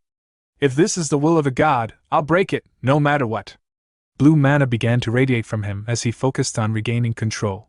Nikia's voice cut through the aura of power, alarmed. No, Count, you can't! If you force your mana like that, a backflow could occur. Your mana road might rupture. Raoul quickly stopped her, shaking his head. Everyone has something more important than their own life, he said. Right now, Father wants to reclaim his. Nikia, set up a barrier immediately to seal this area from the outside. Yes, Nikia replied, moving to follow his command. Raoul then summoned his forest fairy, Ravel. Can you help me? He asked, and she responded without hesitation. Of course. Stabilize the mana here, Raoul instructed. And cast support magic on my father. Ravel moved immediately to follow his order, her magic weaving into the room, while Nikia reinforced the protective barrier. Meanwhile, Raoul called forth the spirit of Karl, sealed within his regnator armor. Observing the Count's condition, Karl spoke with grave certainty. As I suspected, something is suppressing the Count's mana haul. That explains the imbalance between his mana capacity, his level, and his physical condition. Raoul's voice was sharp. Is there a way to fix it? Karl shook his head. This isn't about his skill or will. Something external doesn't want him to advance to the next stage. A being with power rivaling a god seems to have intervened. Count Melvin struggled, his body showing signs of strain as he tried to control his surging mana. Nikia warned, her voice urgent. Raoul, it's the initial symptoms of a backflow. At this rate, it's extremely dangerous. Raoul stepped closer, his eyes locked on his father. Father, he said with determination, that wall blocking your path is a curse. I know you would never yield to it, and one day you would overcome it yourself. But the world will not leave us alone, and the House of Ashton needs your strength now. Don't refuse my request this time. I will help you shatter that detestable wall and fight alongside us. Without hesitation, Raoul sent the guild invitation through the system to his father. The world seemed to freeze as several red warning windows appeared around him, each flashing dire messages, errors, forced scenario warnings, and calculations predicting catastrophic outcomes if Raoul's actions continued. The system cautioned that releasing Count Melvin's binding force could extinguish thousands of related quests and drastically diminish Raoul's influence in the House of Ashton. But Raoul ignored the warnings. Screw that, he muttered, sending the guild invite to his father. Time resumed, and Melvin accepted the membership. The Count's mana erupted violently, thrumming through the room like a storm. Karl's voice rang out urgently. Get everyone away from the Count! Raoul reacted instantly. He grabbed Ravel and carried Nikia to safety, as the mana surged around the Count. Philip, stationed as guard, was equally stunned by the sheer power radiating through the room. Raoul checked with Nikia. How's the barrier? I've centered it on the room, she replied. It's a little unstable, but the effects won't reach outside the mansion. Ravel reassured Raoul. Leave the mansion's barrier to me. I can control it just fine. Raoul clenched his fist tightly, his mind focused on the warning windows he had seen moments before. With a quiet mutter, he made a vow to himself. I'm done living a life where I'm dragged along by a script someone else wrote. From now on, I'll write all my own scenarios. The Count's mana roared around him, but with the support of his allies and his own indomitable will, Melvin de Ashton began reclaiming control, a storm of blue light illuminating the room as father and son prepared to face the trials ahead together. The room bore the scars of raw power. Shattered windows and splintered furniture testified to the intensity of Count Melvin's uncontrolled mana. Yet now, seated on his bed, the Count had regained command over his energy. Raoul stepped forward, concern etching his features. Father, are you okay? He asked, feeling the lingering weight of his father's immense mana. Count Melvin's expression softened as he looked at his son. At last, he said, voice tinged with both relief and triumph. I have done it. The long-awaited wish of our family, something I could never fulfill. But now, the day has finally come when I accomplish it with my own hands. Raoul, it's all thanks to you. Raoul's lips curved into a proud smile. Congratulations on reaching the realm. You worked so hard, father. Nikia's eyes widened, unable to fully comprehend what she was witnessing, and even Philip joined in, bowing slightly. Congratulations, my lord Count, he said, voice filled with awe. As Raoul and the servants gathered around, Count Melvin reflected inwardly. Thinking I had to surpass the realm by my own strength, it was only stubborn pride. I thought I was alone, but I wasn't. I have people to protect, loyal subordinates, and a family I love. Raoul, I owe this boy yet another debt. Suddenly, a red warning window appeared before Raoul, flashing urgent messages. It declared that the main scenario NPC, Count Melvin de Ashton, had resisted compulsion and joined the first guild, triggering errors in the forced scenario. Fall of House Ashton. The system warned that misfortune might strike at any time, and the failure to follow protocol could jeopardize thousands of related quests. Raoul read it carefully, pondering the term karma for the first time. Players meddling with a mandatory scenario is nearly impossible, he thought. NPCs act as if guided by divine instructions. My existence. I must be a variable. What kind of obstacle will this create? Before Raoul could dwell further, Count Melvin attempted to rise. Nikia quickly intervened. You must not move yet. You've just reached the realm, the pain will be intense. Raoul added, voice steady. Father, you don't need to push yourself. My brother and I can handle this matter ourselves. Count Melvin smiled gently and patted Raoul on the head. I'm sorry for making you worry, he said. And thank you. You've done well all this time. You must have suffered having such a lacking father. I want you to stay by my side and witness the end of this matter. Will you allow that? Raoul's thoughts flickered. I don't know how this karma will affect me, but it's worth accepting. I won't regret it. Of course, father, he replied firmly. With that, Count Melvin moved toward Viscount Jaden, his mana radiating powerfully around him. Viscount Jaden, eyes narrowing, sneered.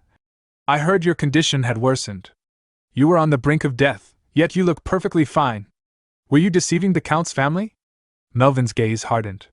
You are still the same, with that shamelessness. I heard you were living comfortably in another nation. What drove you to this point? Anger contorted Jaden's features as he bared his teeth. Wipe that pitiful look off your face. You've forgotten, everything you have, I conceded to you. And yet you repaid that with ingratitude and blame me?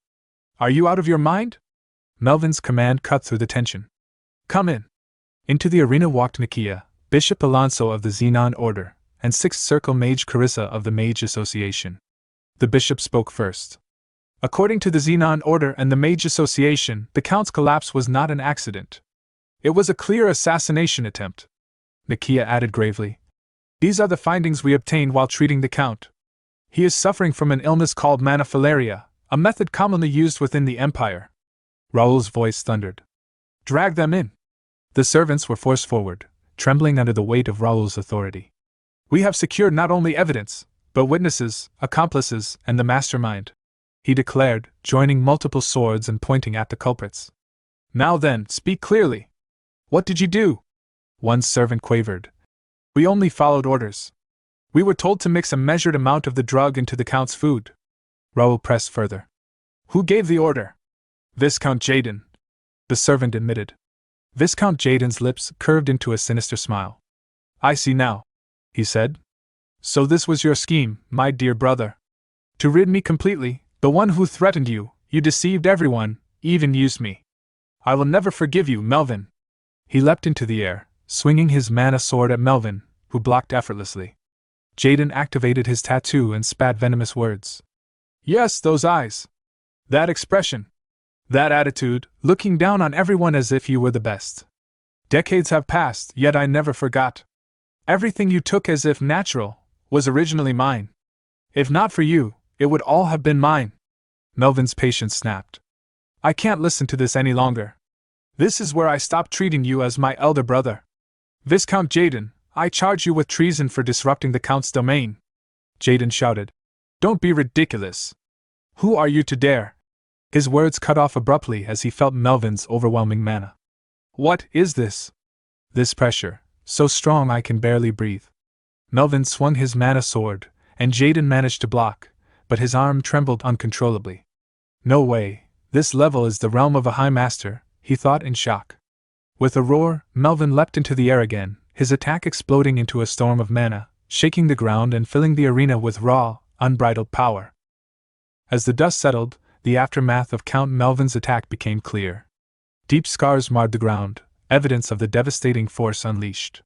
Viscount Jaden had managed to block the strike with his sword, but the impact drove him several feet backward. Blood spilled from his mouth as he coughed violently, and collapsed to his knees. Viscount Jaden realized something was terribly wrong. Count Melvin had reached the High Master level, far beyond what had been expected. Desperation took hold as Jaden resolved not to let the battle end this way. He reflected on all he had endured to reach this point, then roared in fury and swung his sword, releasing a mana slash toward the Count. Count Melvin calmly focused his mana into his blade and cleaved through the incoming attack. Without hesitation, he followed up with a punch. Viscount Jaden raised his sword to block, but the blow struck the blade directly, cracking it apart. In an instant, the sword shattered. Viscount Jaden stiffened, finally growing truly serious, but before he could react, Count Melvin's fist slammed into his face. The sheer force hurled the Viscount backward. He clutched his face, overwhelmed by the pain. Count Melvin declared that he had been far too lenient in the past. Because of his misguided judgment, too many had suffered, and now the cursed feud had to end once and for all. Viscount Jaden burst into laughter and mocked Melvin's words. He accused the Count of being blinded by his own sense of justice, unable to see the rot beneath his feet, and thus unfit to rule the castle. He claimed that countless people lived in fear beneath Melvin's authority, waiting for the chance to strike. He warned that the brighter the light, the darker the shadow, and that Melvin would one day be devoured by those shadows. Before he could say anything more, Count Melvin swung his sword and severed Viscount Jaden's head. At the sight, Viscount Jaden's son Titus and the Viscount's knights were struck with terror. Count Melvin calmly answered the Viscount's final provocation, declaring that he would not fall to exhaustion from such threats. He proclaimed himself as Melvin de Ashton, Lord of Comfort Castle, and vowed to protect the land for the rest of his life. Hearing this, the Count's knights erupted into unified cheers, celebrating their lord's victory. Watching from afar, Raoul realized that House Ashton had been completely saved from its destined downfall. Soon after, Dylan, Raoul's older brother, kicked open the castle doors. The butler shouted in alarm about an intruder, only for Dylan to scoff and demand to know who was in charge. He ordered the person responsible to be brought to him immediately, asserting his authority without hesitation.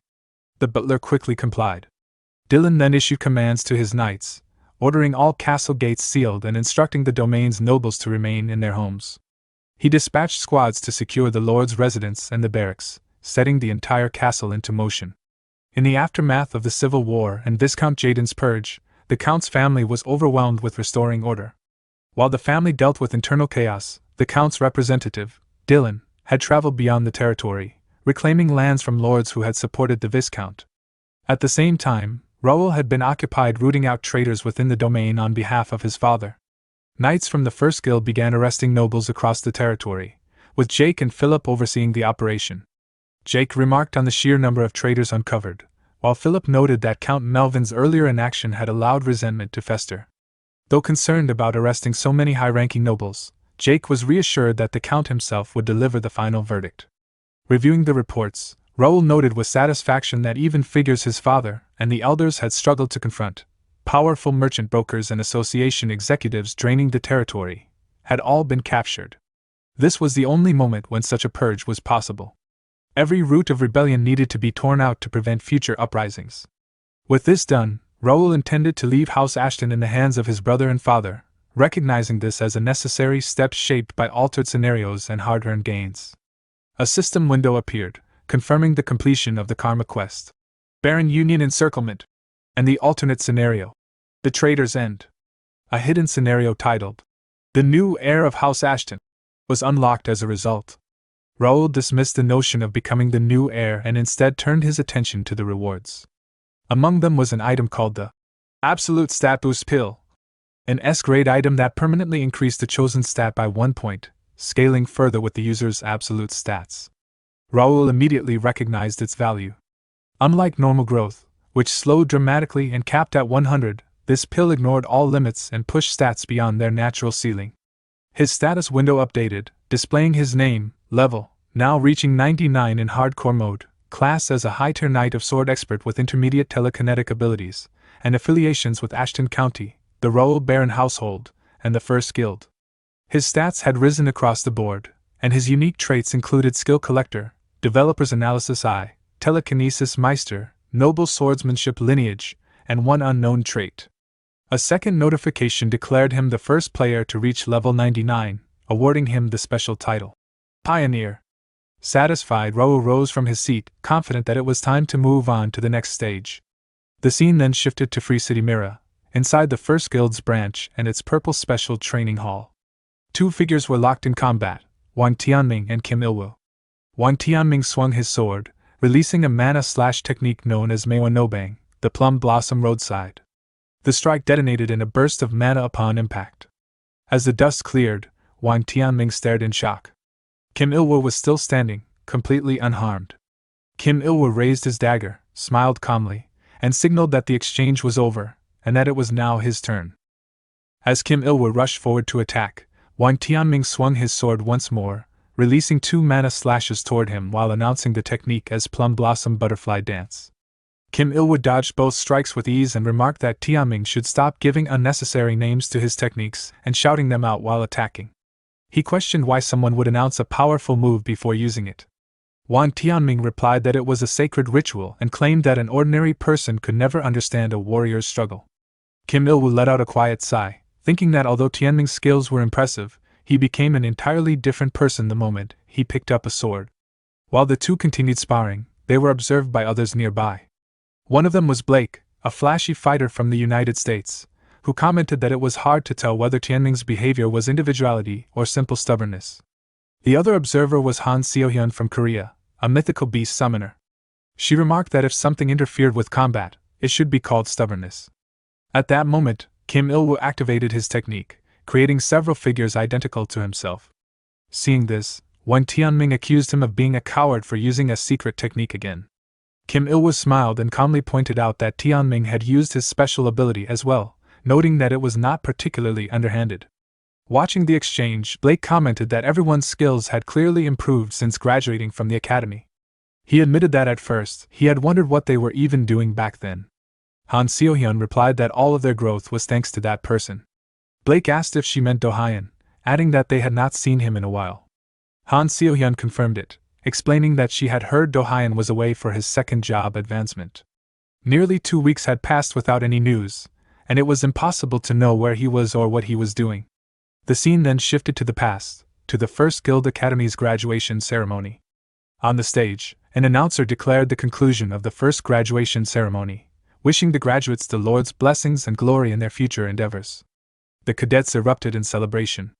5 months after the open beta service began, the cadets who had trained for 3 months at the academy completed their graduation ceremony looking completely different from when they had first enrolled. Proving their growth, every graduate achieved the remarkable feat of ranking within the top 1,000. Guild scouts flooded in to recruit them, and their futures looked bright. However, the greatest source of frustration for many was the Purple Guild, a new player guild led by the rank 1 player, Bae Do-hyun. Entry into the Purple Guild was highly exclusive, limited only to top-ranking cadets, and even among them, only a select few received recruitment offers. At that time, Dalton summoned Han Seohyun, Kim Ilwu, Wang Tianming, and Blake to his office to present them with recruitment offers from the Purple Guild. Kim Ilwu asked if the offer was meant for all of them. Dalton smiled and confirmed that it was, adding that it was an offer too good to refuse and asking for their thoughts. Han Seohyun commented that it was an incredibly generous offer but wondered whether it was acceptable to join without permission from the guild founder, Bae Do-hyun. Dalton assured her that there was no need to worry, explaining that recruiting them was Do-hyun's intention. He then turned to Kim Ilwu and revealed an additional proposal. Do-hyun wanted Kim Ilwu to become the vice guild master. The revelation shocked everyone present.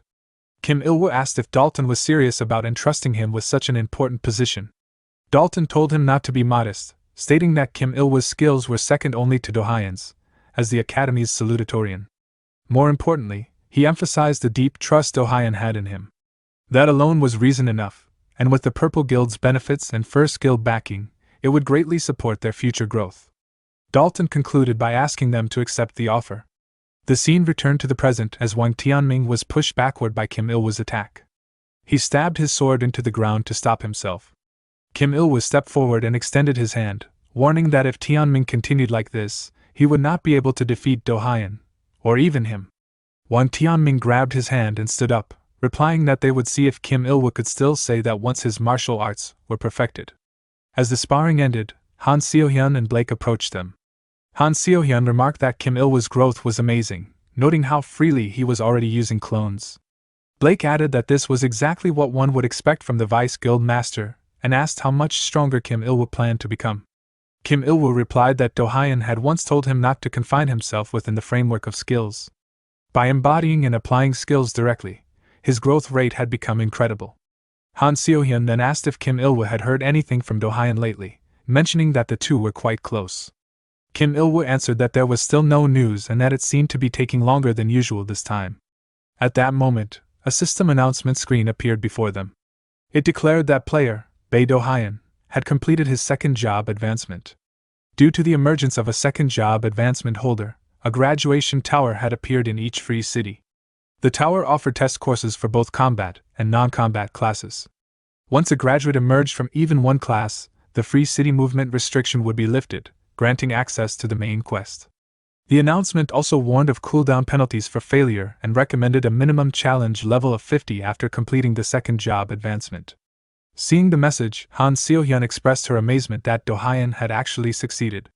Blake admitted that he had to acknowledge it. Wang Tianming, however, grew serious and began walking away. Kim Il-woo turned to him and asked where he was going. Wang Tianming replied that he was going to level up and obtain his job advancement, stating that he could not afford to fall behind Dohyun. Surprised, Kim Il-woo immediately sprinted after him, suggesting they go together. The scene shifted to Mira Square, where the streets were crowded with players. One player exclaimed in surprise to his companion that there was no place without the First Guild's mark. His companion replied that most of the stores were operated by the First Guild. Mira was a massive city with a population exceeding 100,000 and a constant influx of players.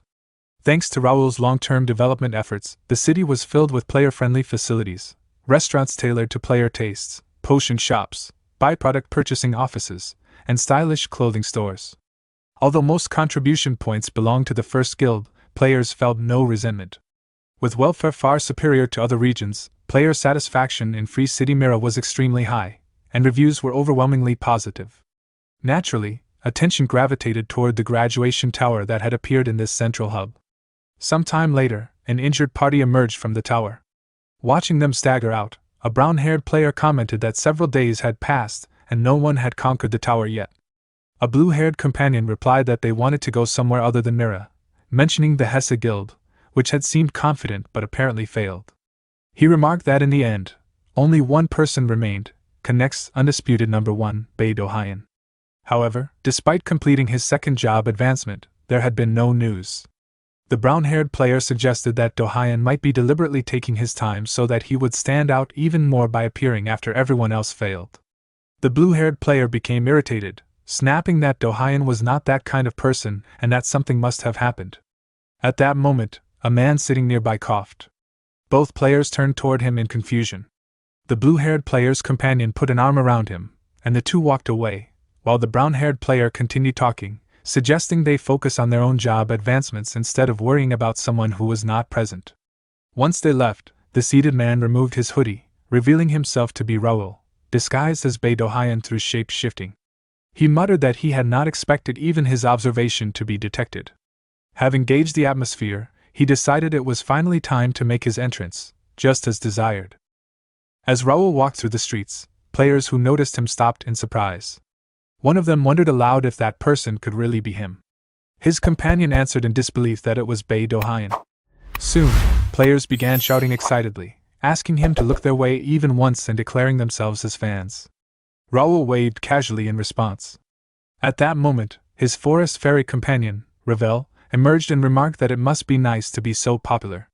Raoul asked if that was meant as a compliment, and Ravel confirmed it with a teasing tone before shifting to a more serious concern. She questioned whether it was truly fine to leave the Calip's territory unattended, warning that any remaining troops could still spark a territorial war. Raoul smiled calmly and replied that there was no need to worry about that place at all. Ravel commented that his attitude was unusually carefree, to which Raoul responded that it was simply because he was confident everything would turn out fine. The scene then shifted to the Reuben Royal Palace, where Gerald D. Reuben sat upon the throne. In a thunderous voice, he ordered the knights to bring before him the lords who had deployed troops to Calops. Several noble lords were dragged in and forced to kneel. Gerald questioned whether they were the ringleaders who had attempted to wage a territorial war without royal permission. One lord hastily claimed there had been a misunderstanding, insisting that they had been threatened by Viscount Jaden. Gerald clenched his teeth in anger, and accused them of fearing a foreign power that had defected to another nation more than the royal family of Reuben. He ordered all of them imprisoned, declaring that the matter would be thoroughly investigated and punished accordingly. As the lords were dragged away, they pleaded desperately for mercy. Gerald then addressed everyone present, declaring that Calops was a territory he had personally granted to Sir Raoul in recognition of his tremendous contributions. He emphasized that Raoul was a benefactor of the nation and a precious friend, and that attacking him was equivalent to turning one's back on the crown itself. He warned them all to understand how grave such an act truly was. The scene shifted again to the graduation tower, where Raoul entered the structure. He remarked that it had been a long time since he had last been there. Ravel recalled that he had once passed through the tower before, and Raoul agreed, noting that it seemed largely unchanged. Ravel observed that the tower was an incredibly elaborate fusion of fantasy magic and spatial magic, admitting that even she would struggle to fully comprehend it. At that moment, a system window appeared, welcoming Raoul to the graduation tower, and informing him that he could test the skills he had honed in Connect. As the system scanned him, it requested a brief moment to measure his status. Another system window appeared, displaying a recommended test list that included close combat, range combat, telekinesis, magic, summoning, reconnaissance, assassination, crafting, and more. Seeing the long list, Ravel exclaimed in surprise, speculating that it was due to Raoul's vast collection of skills. Raoul explained that an individual could challenge up to 3 tests, and decided that telekinesis would be his first choice. Ravel reminded him that there was something he absolutely needed to obtain this time, and Raoul admitted that although he was not thrilled about it, he had no choice. After a brief pause, Ravel suggested that Raoul did not need her help for now and told him to call her when he needed her later. Raoul chuckled, told her to take a break, and turned his attention toward his first opponent. A statue window appeared, displaying details of the test. The objective was to defeat the telekinesis instructor of the graduation tower, with an additional condition of using only telekinesis skills. Both Raoul and the instructor were restricted to level 50 with intermediate level skill proficiency. The rewards included an exclusive Grade A equipment box, a Grade A title, experience points, 50,000 coins, and an exclusive skill enhancement. Seeing the rewards, Raoul reflected that they were incredible. In his past life, he had never been able to obtain such prizes, but this life was different. With that thought, he created several swords using his psychokinesis trait. Before long, Raoul seized his opponent by the neck with telekinesis and lifted him into the air. The instructor coughed in disbelief, muttering that it was impossible. Before disappearing, the instructor congratulated Raoul and wished blessings upon his path, marking the successful completion of the first telekinesis test. The second test was close combat. Raoul faced a red-haired sword master of the graduation tower and, after exchanging several sword strikes, defeated him with ease, passing the second test as well. Spirit Carl, clad in Regnitor armor and Raoul's sword instructor, praised Raoul, stating that his skills had improved greatly. Raoul credited his master and asked how he was finding the new environment. Carl replied that there was nothing particularly uncomfortable, explaining Regnitor's stealthy predation function, which allowed it to absorb lower-tier power armor to mimic their abilities. By concealing Regnitor's appearance through internal armor consumption, he had successfully disguised himself as Beidou Haiyan, even fooling the instructors. A system window then appeared, asking Raoul to select a course for the final third test. Raoul chose magic and declared his intention to face the magic instructor of the graduation tower. Upon hearing this, Ravel appeared enthusiastically, announcing that it was finally her turn and proclaiming herself as Ravelina Ario Merdian, heir to the fairy folk.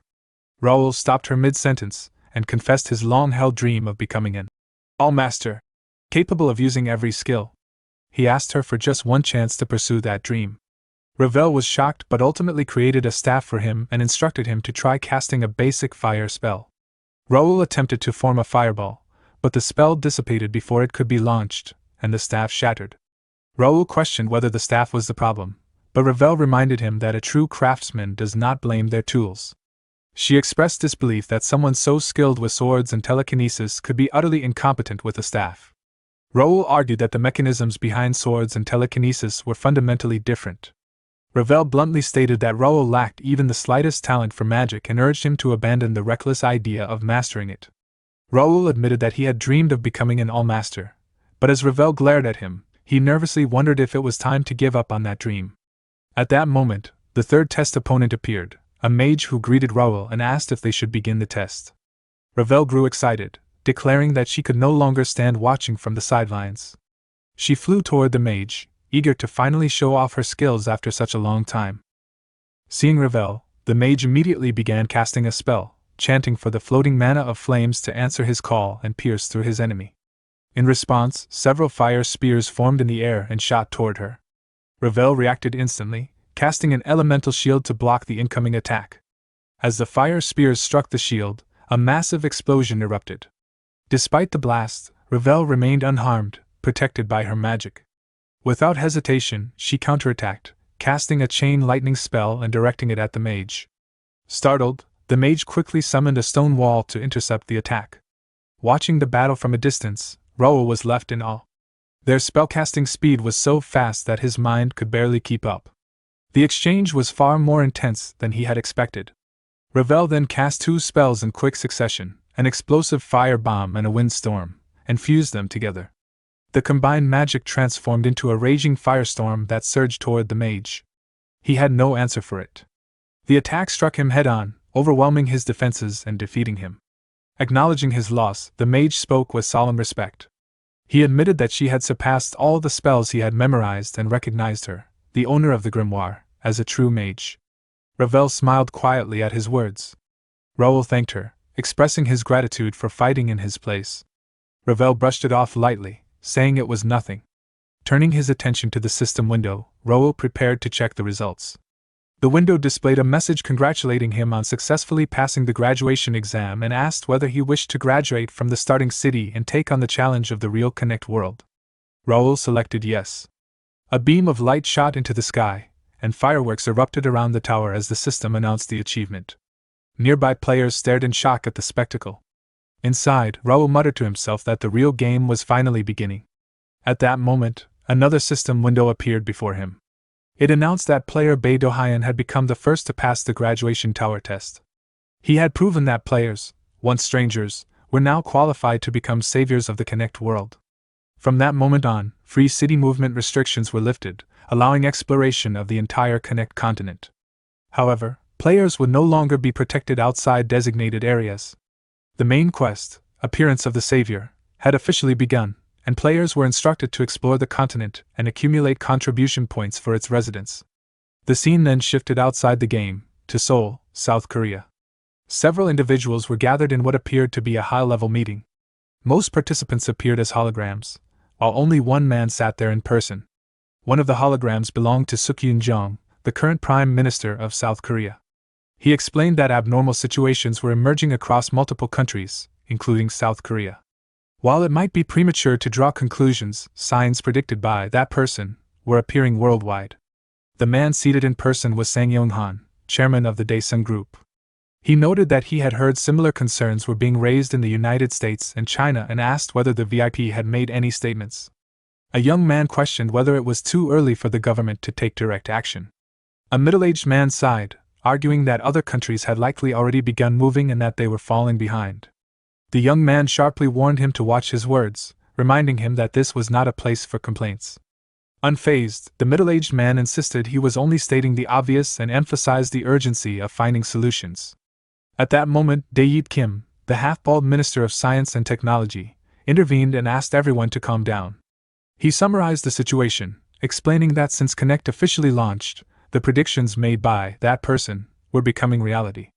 Recent data showed exponential increases in global temperatures, abnormal weather patterns, and changes in sunspot sizes. While global warming was a known issue, The current rate of change far exceeded predicted models, especially over the past 6 months since Connect's launch. Suk-Yoon Jong explained that this was precisely why the meeting had been convened. Even the slightest possibility could not be ignored. For the sake of the nation, he requested the private sector's cooperation until the government decided on further action. After a brief silence, Sang Yong-han agreed, stating that cost concerns were irrelevant under such circumstances. However, he hoped the next meeting would produce more practical and constructive agreements.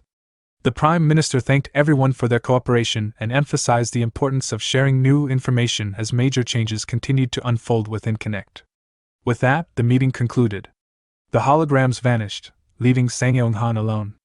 His expression hardened as he called someone into the room. His eldest son, Seon Woo-han, entered and commented that none of the attendees seemed truly certain and that they all appeared to be hiding something. Sang Yong replied that it was only natural, as they themselves had not revealed everything. He asked his son what they should do next. Seon Woo suggested gathering people and having them join Connect, stating that it would be a crucial move going forward and a major opportunity for the company. Sang Yong considered his son's words, thinking that his boldness likely came from youth, but acknowledging that he was not wrong. He then called for Secretary Lee. Lee responded immediately. Sang Yong instructed him to post a recruitment notice and form a support team, promising to provide as many capsules as necessary and to deploy more personnel as additional capsules became available. Lee acknowledged the order. Turning back to his son, Sang Yong reminded him that he hated losing. Seon Woo confirmed he understood. Sang Yong stated that if that person's words were true, Connect would become the key to their future. He warned his son not to tarnish the name of the Daesung Group. Sometime later, the scene returned to Connect, inside the first guild building. Raoul reviewed his reward items one by one. When he reached the final item, he asked if it was the last one. Ravel confirmed that it was. Raoul sighed, complaining that most of the graduation tower rewards were nothing but useless junk. He wondered when he would ever clean it all up as he looked over piles of swords, daggers, gold coins, and miscellaneous items. Hoping for something worthwhile, he opened the final box. As it opened, a brilliant light spilled out. Ravel noted that the effect was different from before. From the light emerged a necklace. Raoul immediately checked its details. Its name was Song of Three Souls. The item was of unique rarity and S grade. Its effects included a 50% increase in spirit power recovery speed. Its special effect allowed it to store 3 telekinetic abilities in advance for later use. The description explained that it was crafted from fragments of ancient telekinetic souls, whose guidance enhanced spirit power recovery and allowed stored abilities to activate automatically or under preset conditions. Reading the description, Raoul realized it was a dream item for telekinetics. The options were perfect for him, allowing him to store finishing moves or evasive techniques as insurance. He continued muttering to himself while staring at the necklace. Ravel coughed lightly, clearly flustered, and asked how long he planned to stare at it. Raoul turned to her, realizing he had kept her waiting. He quickly agreed and said it was time to move on. The most important rewards still remained. Opening the system window, he read the next message. It displayed a quest achievement for defeating the instructor and announced an additional reward, skill effect enhancement. He was prompted to select one option. With quiet determination, Raoul declared that it was finally time to fulfill his long-cherished wish. Multiple system windows appeared before Raoul. One window displayed the information Infinity Sword efficiency growth. The second showed Infinity Sword speed growth. The third displayed melee weapon proficiency increase. The fourth showed telekinetic power growth. The fifth displayed magic casting speed growth. Raoul examined the options and realized that these choices could enhance various skill effects in the telekinesis, close combat, and magic fields he had been developing. All of them were useful, but he knew there was something Fairy Ravel wanted most. He continued scrolling through the windows and soon found another system window. It displayed the information magic item. Skill Collection Seal. Release. The sealed magic item, Skill Collection, was partially unsealed and bound to player Bae Do-hyun Dalton. Upon seeing it, Ravel became visibly surprised. She exclaimed that she had found it, then turned to Raoul and reminded him that she had told him it would appear as an option. Raoul acknowledged her, remarking that she truly was an internet expert. Without hesitation, he selected the option to release the Skill Collection seal. Immediately, letters written in an unfamiliar language began revolving around Ravel. The surrounding mana gathered, aligned, and flowed directly into her body. After some time, the letters faded away, and Ravel absorbed all the mana completely. She let out a satisfied chuckle. Another system window appeared before Raoul. Skill collection. Grade, Epic status, sealed, March 5th, bound, Librarian Ravel residing within. Effect, enhances the effectiveness of skills based on the types and number of skills recorded. Current total recorded skills, 1,573. Additional function, skill book creation, new. It allowed the creation of skill books from recorded skills and also allowed newly learned skills to be recorded. Special materials were required for creation. Raoul was stunned as he read it. He realized that skill book creation meant he could turn all the skills he had acquired into skill books. He immediately understood how overwhelmingly powerful and unbalanced that ability was. Ravel proudly remarked that he had done well to listen to her. Raoul asked her how she felt and whether she noticed any changes. Ravel replied that her body's shape and wings had become more distinct. She explained that once the seal was completely broken, she might be partially freed from the binding spell. Raoul congratulated her, and sincerely hoped that day would come soon. However, inwardly, he realized that when that time came, she would escape her soul state and regain her real body. When that happened, he would have to say goodbye to the companion who had stayed by his side for so long. He understood that everything from that moment onward would be different. As the Connect world truly began, his life would change completely. Although the main branches of the scenario would remain the same, he knew he had to move more cautiously. Still, he would not hesitate, because he trusted his own strength more than anyone else. The scene then shifted to the northwestern barrier of the continent. Several knights moved carefully through a dungeon, unaware that a wolf monster was sneaking toward them. Suddenly, one man noticed it, unsheathed his sword instantly, and killed the monster in a single strike. That man was Lawrence de Ashton, the second son of House Ashton. The knight he saved thanked him respectfully. Lawrence calmly warned him to remain careful, explaining that there were far more monsters than during their last expedition. As he moved forward, Lawrence reflected on the situation. Beyond the barrier, past the canyon of despair that connected to Corpse Road, an enormous number of monsters and undead were invading from the restricted mountain range. This had been happening for a long time. Even after clearing the hordes, they would return as undead. Exhausted by the endless war of attrition, headquarters had formed an expedition team to investigate. Recently, they discovered that dimensional gates had appeared there as well.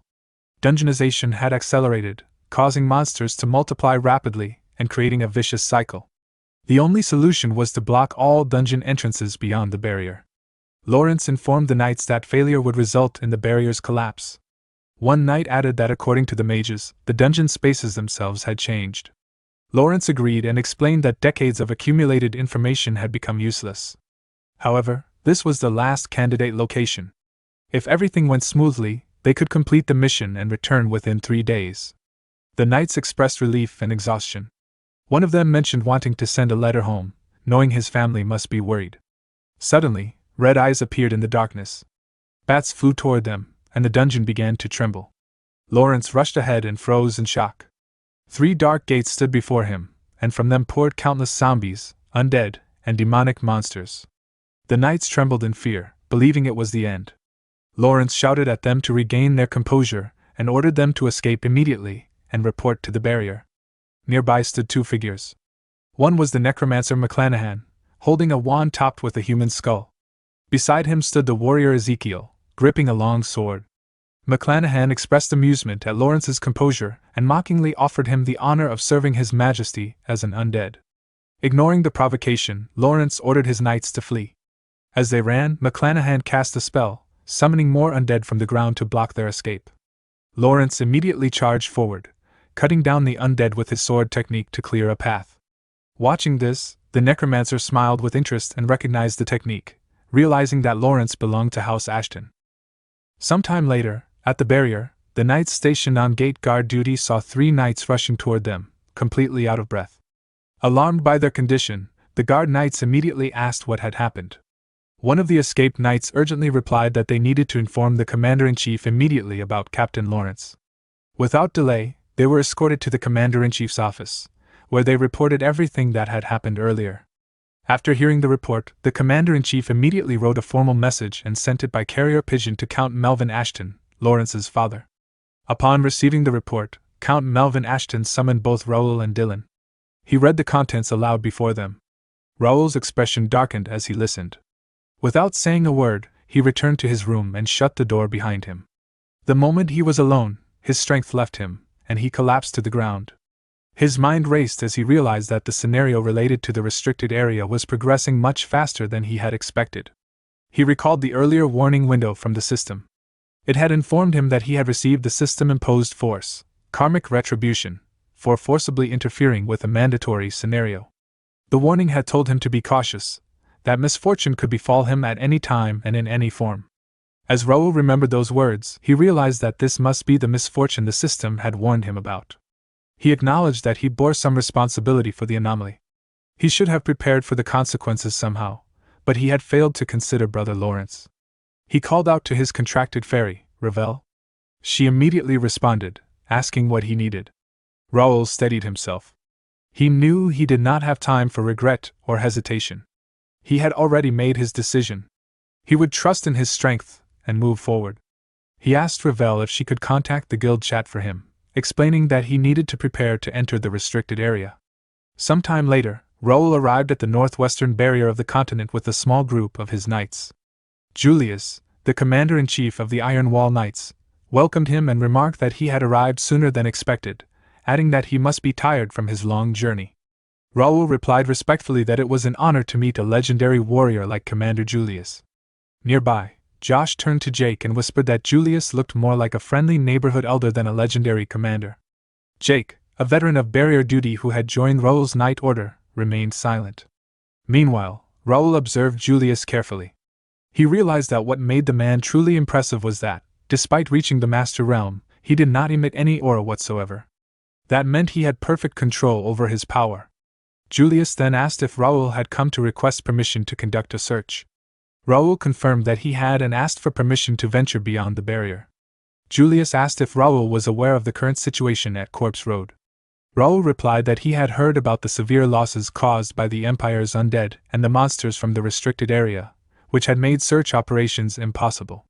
Julius agreed, saying he was pleased that a rising star like Raoul had come to help while they were tied down by those creatures. However, he warned that Raoul's group was dangerously small and questioned whether the mission was too risky. Josh immediately responded with confidence, saying they had completed even more difficult missions before. Kane added that undead were drawn to human vitality, and moving in larger groups would only increase the danger. After thinking for a moment, Julius granted permission for Raoul and his knights to cross beyond the barrier. However, he warned them to return as quickly as possible, as the movements of the surrounding monsters had become increasingly concerning. In the worst case, they might be forced to seal the passages to the restricted area. Raoul acknowledged the warning. Julius then added one more important piece of information. He explained that barrier stones throughout the restricted area suppressed magical energy. The Empire was likely searching for these locations to open gates more effectively. Until then, they would probably keep Lawrence alive as a prisoner. He apologized, saying that was all the advice he could offer. Raoul thanked him sincerely, saying the information had been more than helpful. A short while later, the massive gate in the barrier began to open. As Raoul and his knights prepared to enter, Josh remarked that it would have been helpful to have the alchemist with them. Raoul explained that he had assigned Nikia a separate task, so she could not join them. Their destination was the Formica dungeon, where Lawrence had last been headed. Other teams would search the surrounding areas and secure their retreat path. They stood before the magical barrier covering the restricted area. After a moment, a pathway opened through the shimmering energy. Julius wished them luck. Raoul stepped forward and passed through the opening, silently praying that his brother would hold on a little longer. He vowed that he would rescue him. Meanwhile, inside the dungeon, Lawrence fought desperately. He cut down one undead after another with his sword, but exhaustion was beginning to take its toll. His body trembled as his strength slowly faded. Watching him struggle, the Imperial Necromancer McClanahan laughed mockingly, saying that for someone from House Ashton, he was quite disappointing. He urged Lawrence to try harder as he summoned even more undead. Beside him, the warrior Ezekiel told McClanahan to stop wasting time and complete his mission. McClanahan replied that he had been having so much fun that he had forgotten his duty. He glanced toward two mages working nearby on a magic circle and asked about their progress. One of the mages reported that the barrier stones in the area were interfering with the gate signals. The two gates on the left and right were ready to transmit once a signal arrived, but the remaining one could not be opened. McClanahan acknowledged the problem, explaining that unlike the demons that had appeared without titles before, this one was the real deal. Ezekiel asked what he intended to do. McClanahan replied that for His Majesty's sake, they had no choice but to blow up the entire area. Hearing this, Lawrence was shocked. He immediately realized the consequences. If such chaos erupted, the monsters created by the gates would head straight for the barrier. If undead, demons, and monsters all attacked at once, the current forces defending the barrier would not be able to withstand the wave. Despite his exhaustion, Lawrence forced himself into a fighting stance. He resolved that even if it cost him his life, he would stop them. Later, Lawrence was seen kneeling on the ground, taking deep, ragged breaths. He was completely surrounded by the undead forces. McClanahan mocked him, wondering where all his earlier confidence had gone. He taunted Lawrence, asking if he was already exhausted and whether his determination to protect the barrier had amounted to nothing. He added that even the famed Silver Zero had become a toothless dog, remarking that House Ashton had been praised so highly, yet Lawrence was nothing but a disappointment. Lawrence silently reflected on his condition. He had been fighting continuously for days without a single bite to eat. He realized that he had truly reached his limit. He no longer had the strength even to stand. As one of the undead rushed forward to finish him, Lawrence closed his eyes and accepted his fate. In his heart, he bid farewell to his father and his brothers, believing that this was the end for him. However, just before the undead could reach him, a high-speed arrow shot through the air and pierced the undead's neck. The creature let out a horrible scream before collapsing. McClanahan was shocked and confused when he realized that the one who had fired the arrow was the leader of the dungeon monsters. The dungeon leader shouted angrily at the intruders, declaring that they would pay for their sins. At his command, the monster warriors charged forward and began attacking the undead forces. Lawrence stared at the scene in confusion, unable to understand what was happening. A short while later, Raoul and his knights arrived at the battlefield. When they saw the monsters fighting against McClanahan's undead army, they were equally confused. Raoul wondered what was happening. He had used a haste buff to rush to the Formica dungeon, but he had never expected to see such a situation. After observing the battle for a moment, Raoul informed his knights that the monsters were fighting the undead. Cain questioned how such a thing was possible. Raoul admitted that even seeing it with his own eyes, it was hard to believe. He then opened his system window, which displayed a warning. A force scenario was currently active in the area. The main quest was titled, Defend the Forbidden Zone. Its description explained that the barrier suppressing the dimensional gate was under threat from intruders. The objective was to repel the intruders and protect the seal to prevent the gate from opening. Rewards would be distributed based on achievement level. However, there was also a warning that the enemies present were excessively powerful for players to face, and that retreat was strongly advised. After reading the information, Raoul was stunned. Even though he was level 99 and at the highest tier of expert, the system was advising him to retreat. He wondered what kind of enemies could possibly warrant such a warning. At that moment, Josh spotted Lawrence in the middle of the battlefield and urgently pointed him out. Seeing his brother, Raoul's expression immediately filled with tension. Without hesitation, he rushed forward with his knights. He ordered them to assist the monsters, declaring that stopping the gate was their top priority. He activated his skill, Radiant Aura. A pair of golden wings appeared on his back as he descended onto the battlefield. A wave of golden energy spread across the ground, and the nearby undead were instantly destroyed upon contact. Cain slipped behind one of the enemy mages and struck him down. Josh used his sword techniques to defeat two enemies at once.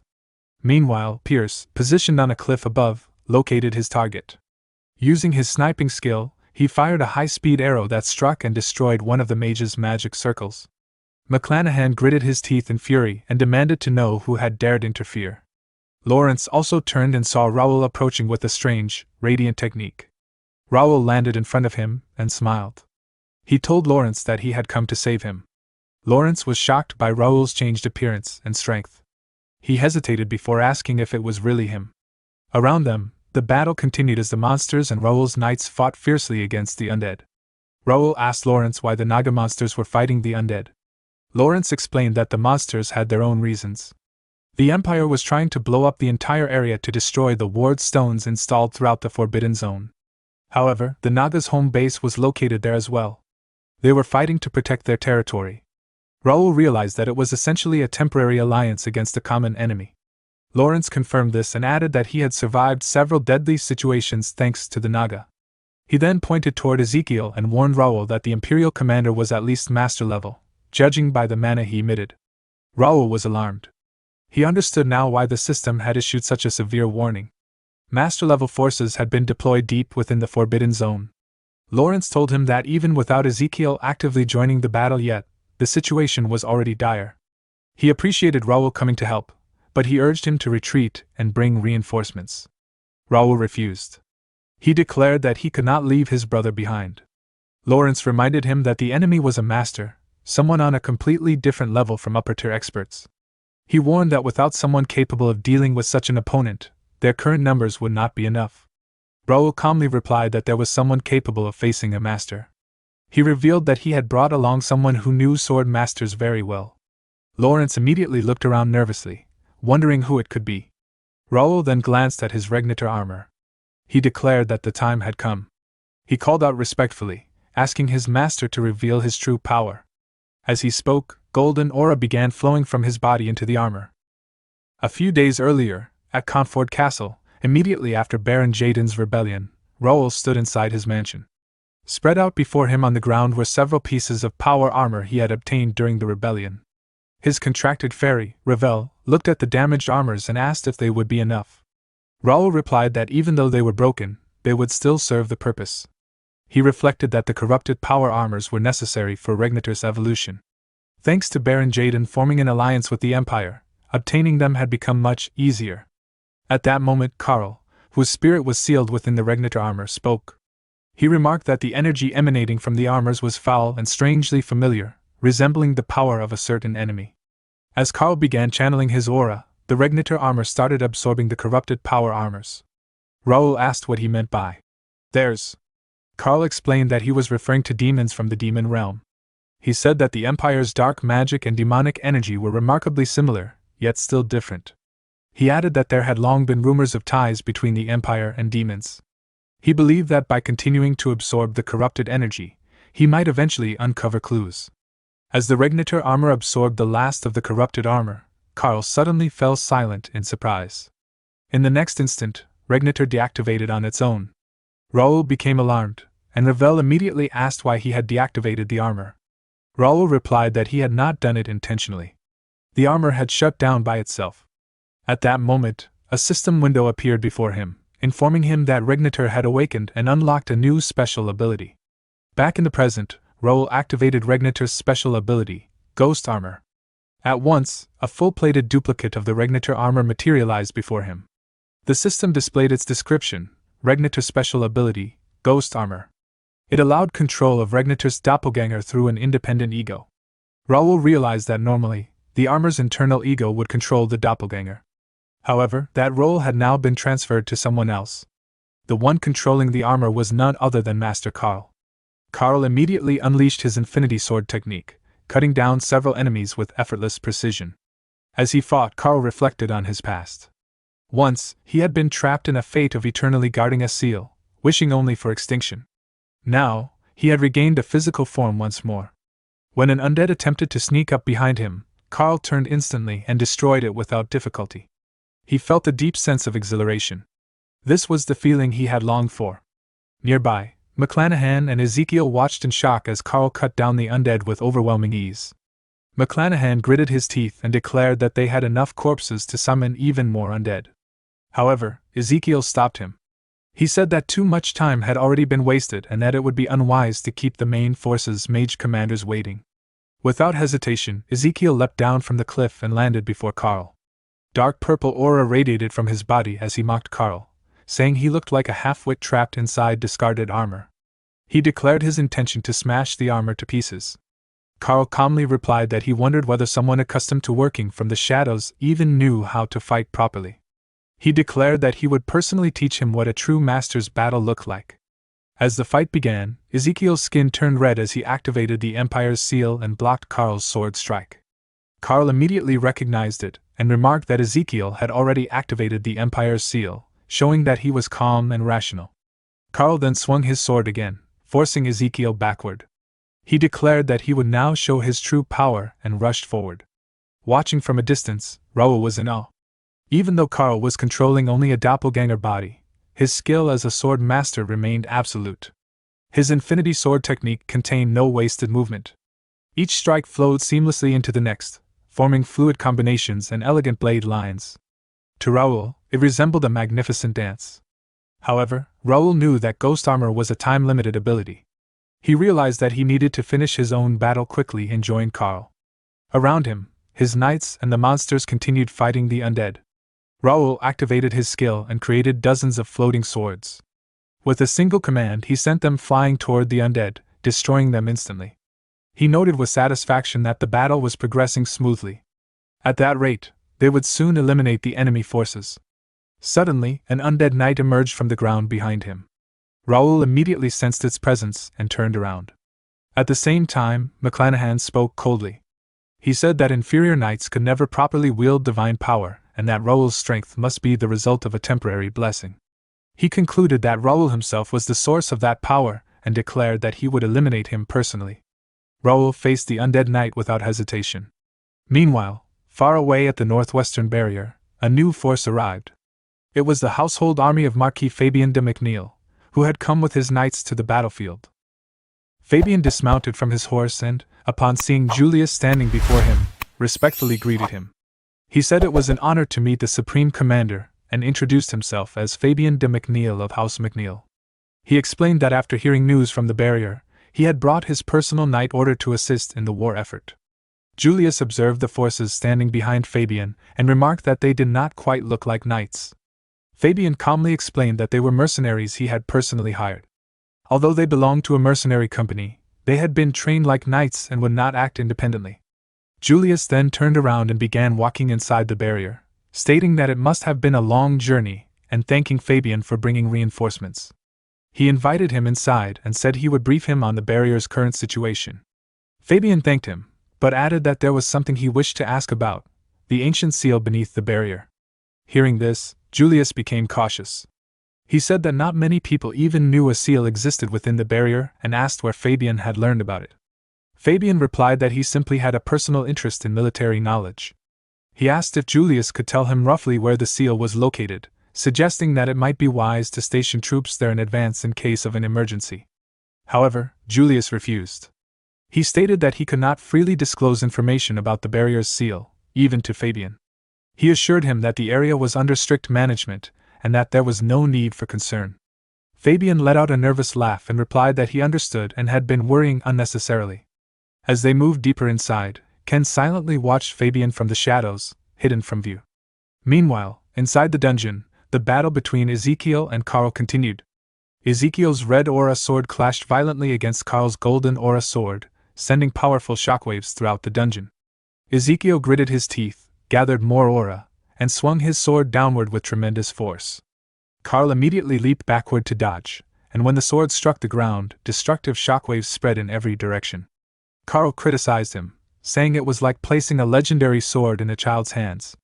He said Ezekiel was not wielding the sword, but rather the sword was wielding him, and declared that he did not deserve to be called a master.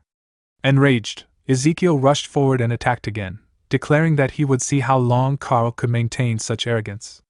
His strike forced Carl backward. As he fought, Carl analyzed him. He realized that Ezekiel's swordsmanship was crude and his dark energy suffocatingly dense. He concluded that Ezekiel must have reached master level through some unnatural shortcut.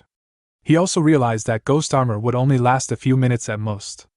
If time ran out before he defeated his opponent, he would disappear once again and return to being nothing more than a ghost of the past. In that moment of doubt, Carl recalled a memory from when he had trained Raoul. Back then, he had told Raoul that he was overcomplicating things. Raoul had asked what he meant. Carl had explained that for swordsmen like them, the sword was life itself. In moments of danger, the only thing protecting their lives was the sword in their hands, so it was best to focus entirely on that one sword. However, Raoul had disagreed. He had said that while it was possible to win with a single sword, it was not always the best option. He declared that he would fight using every sword he had. Back in the present, Ezekiel charged forward and declared that it was time for Carl to become scrap metal, swinging his sword with full power. Carl dodged by leaping backward, and in that moment he threw his sword toward Ezekiel.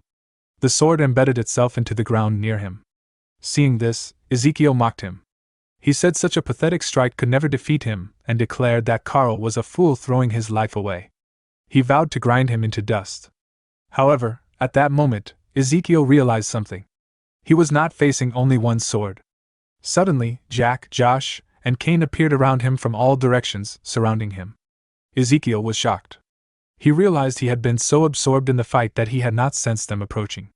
A sinister smile appeared on his face as he thought they were nothing more than expert-level fighters.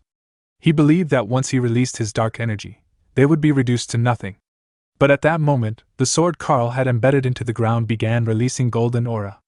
The aura disrupted Ezekiel's dark energy, preventing him from releasing it properly. Ezekiel realized too late that Carl had planned this. Before he could react, Josh, Jack, Cain, and Pierce attacked him simultaneously. Their combined strike pierced through him, and Ezekiel let out a scream of pain. Carl then declared that when all his swords came together, defeat was impossible. Moments later, Ezekiel's lifeless body collapsed onto the ground.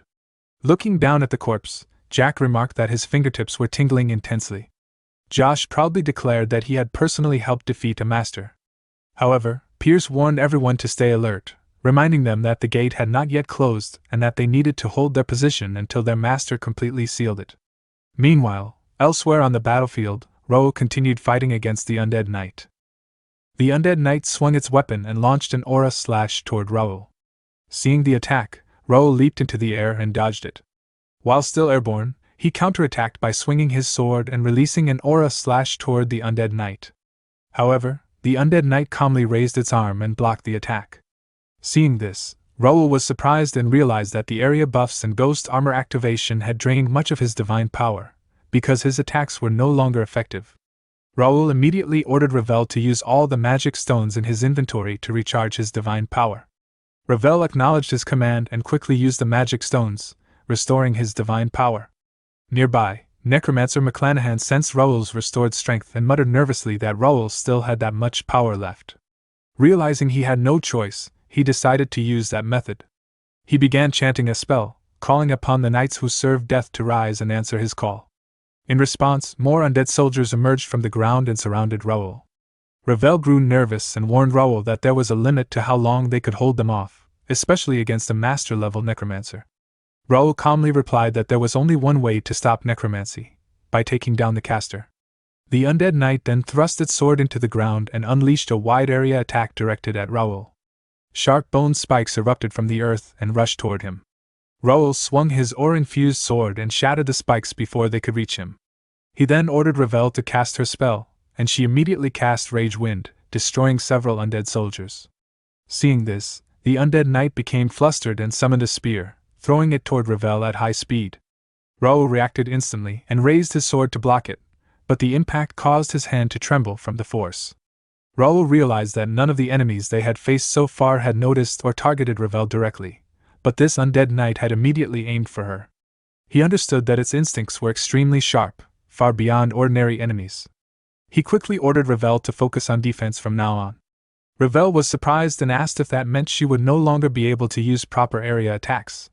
Raoul explained that the undead knight was more dangerous than he had expected. It had targeted her at the exact moment she was vulnerable while casting. He knew it would continue targeting her whenever she was defenseless, so he could not allow any openings. Ravel hesitated but agreed to support him defensively. However, she asked how they would reach the necromancer if they fought this way. Raoul calmly replied that she did not need to worry, because someone else had already figured it out and was heading there. At that moment, Lawrence appeared behind McClanahan and swung his sword in a surprise attack. However, McClanahan sensed him and dodged. The undead knight immediately tried to assist, but Raoul used psychokinesis to create multiple floating swords that blocked its path. He declared that he would not allow it to interfere. McClanahan mocked Lawrence, pointing out that he had been too exhausted to even stand earlier, yet still dared to attack. He launched a spell at Lawrence, but Lawrence cut through it with his sword. Lawrence then mocked him in return, saying that McClanahan was clearly anxious because his undead army was trapped. Angered, McClanahan slammed his staff into the ground and declared that since it had come to this, no one would leave alive. Dark mana surged around him, forming skull-shaped manifestations that surrounded his body. He screamed in agony as the transformation began. A massive burst of energy erupted. Lawrence was shocked and could not understand what was happening. Raoul, however, immediately recognized it as lichfication. He understood that McClanahan was sacrificing his soul to become undead himself, gaining near-immortal vitality and forbidden dark magic in exchange for his humanity. Raoul realized that the only way to stop him would be to destroy the vessel connected to his soul, which only his analysis eye could detect. He knew he had to finish his current battle quickly and help Lawrence. As he destroyed another undead soldier, a system window suddenly appeared before him. Raoul looked at it in confusion.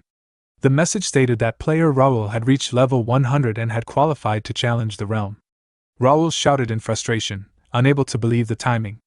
Before he could react further, another window appeared, announcing that he was entering the room of enlightenment. Suddenly, Raoul lost consciousness and collapsed onto the ground. Seeing this, Ravel panicked and desperately called out to him. Meanwhile, McClanahan's spell transformed into a massive area attack that struck the nearby dungeon monsters and began absorbing their life force. At the same time, the undead knight raised its sword and attempted to strike Raoul, who lay unconscious on the ground. Seeing this, Ravel immediately cast a barrier spell to block the attack.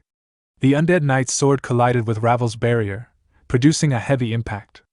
Pierce noticed Raoul lying motionless, and realized something was wrong with his master.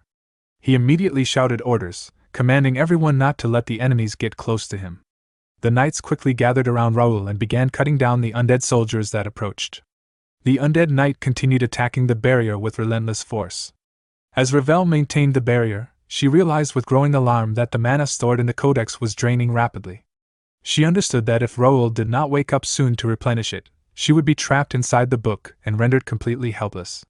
She looked anxiously at Raoul's unconscious body, fearing that the situation would become far more dangerous if he did not recover in time. Meanwhile, Raoul entered the room of enlightenment. He found himself standing in a familiar empty space, and he immediately realized where he was. He could not believe he had returned there again. He remembered that the room of enlightenment was the place players entered upon reaching level 100, where they fought powerful enemies to comprehend a new realm. He had experienced this place once before in his previous life. Unwilling to waste any time, Raoul called out, demanding that his opponent reveal themselves. In response, several daggers suddenly flew toward him, controlled by psychokinesis. Raoul reacted instantly, leaping aside to evade them as the daggers struck the ground where he had been standing. He then turned toward the direction they had come from and froze in shock. Standing before him was Beidou Haiyan, his past self. Raoul quickly realized that he could not manifest a mana blade or aura, as though his sword abilities had been forcibly sealed in that space. Accepting this limitation, he resolved to rely on psychokinesis instead, confident that he had already surpassed his former self long ago. Meanwhile, during the night at the northwestern barrier of the continent, Fabian moved quietly through a restricted area accompanied by several hooded figures. A guard noticed their presence and recognized Fabian. He immediately warned him that outsiders were forbidden from entering the area under the Supreme Commander's orders and demanded that he leave at once. Fabian let out a nervous chuckle, but before he could respond, one of the hooded figures suddenly covered the guard's mouth and stabbed him with a dagger, killing him instantly. The guard's lifeless body collapsed to the ground. The group continued forward, silently murdering the guards they encountered along the way until they arrived at a massive metal gate. Fabian grew uneasy and warned that leaving behind so many corpses would inevitably lead to their discovery. One of the hooded figures dismissed his concerns and ordered him to focus on his mission. He explained that once Fabian located and disabled the ancient seal, they would be able to open the gate from their side and escape through the portal. He mockingly asked whether Fabian was afraid that the suicide seal engraved on his body would be activated. A glowing red seal was clearly visible on Fabian's neck. Fabian warned them that if he were killed, his father would refuse to cooperate. The hooded figure replied casually that he had only been joking. Soon after, Fabian saw a massive white golden gate-like structure ahead and realized that it was the Forbidden Zone's ancient seal. One of the hooded figures shoved him forward and ordered him to approach it quickly. Fabian clenched his teeth in anger and humiliation. He realized that the seal suppressed dark energy, preventing them from using their full strength. Deep inside, he swore that once he escaped, he would kill them all. At that moment, Carl arrived, weapon in hand. He saw the dead guards and declared that he had known something was wrong all along, and that this had been their true objective. The hooded figures immediately rushed toward him, shouting for Fabian to disable the seal. Carl calmly assumed his fighting stance and unleashed his spear technique, Fury Wave, instantly defeating both attackers. Fabian stared in shock at the overwhelming display of power. Carl stated that it was fortunate he had remained behind as his master had instructed, and declared that he would now punish his family's enemy with his own hands.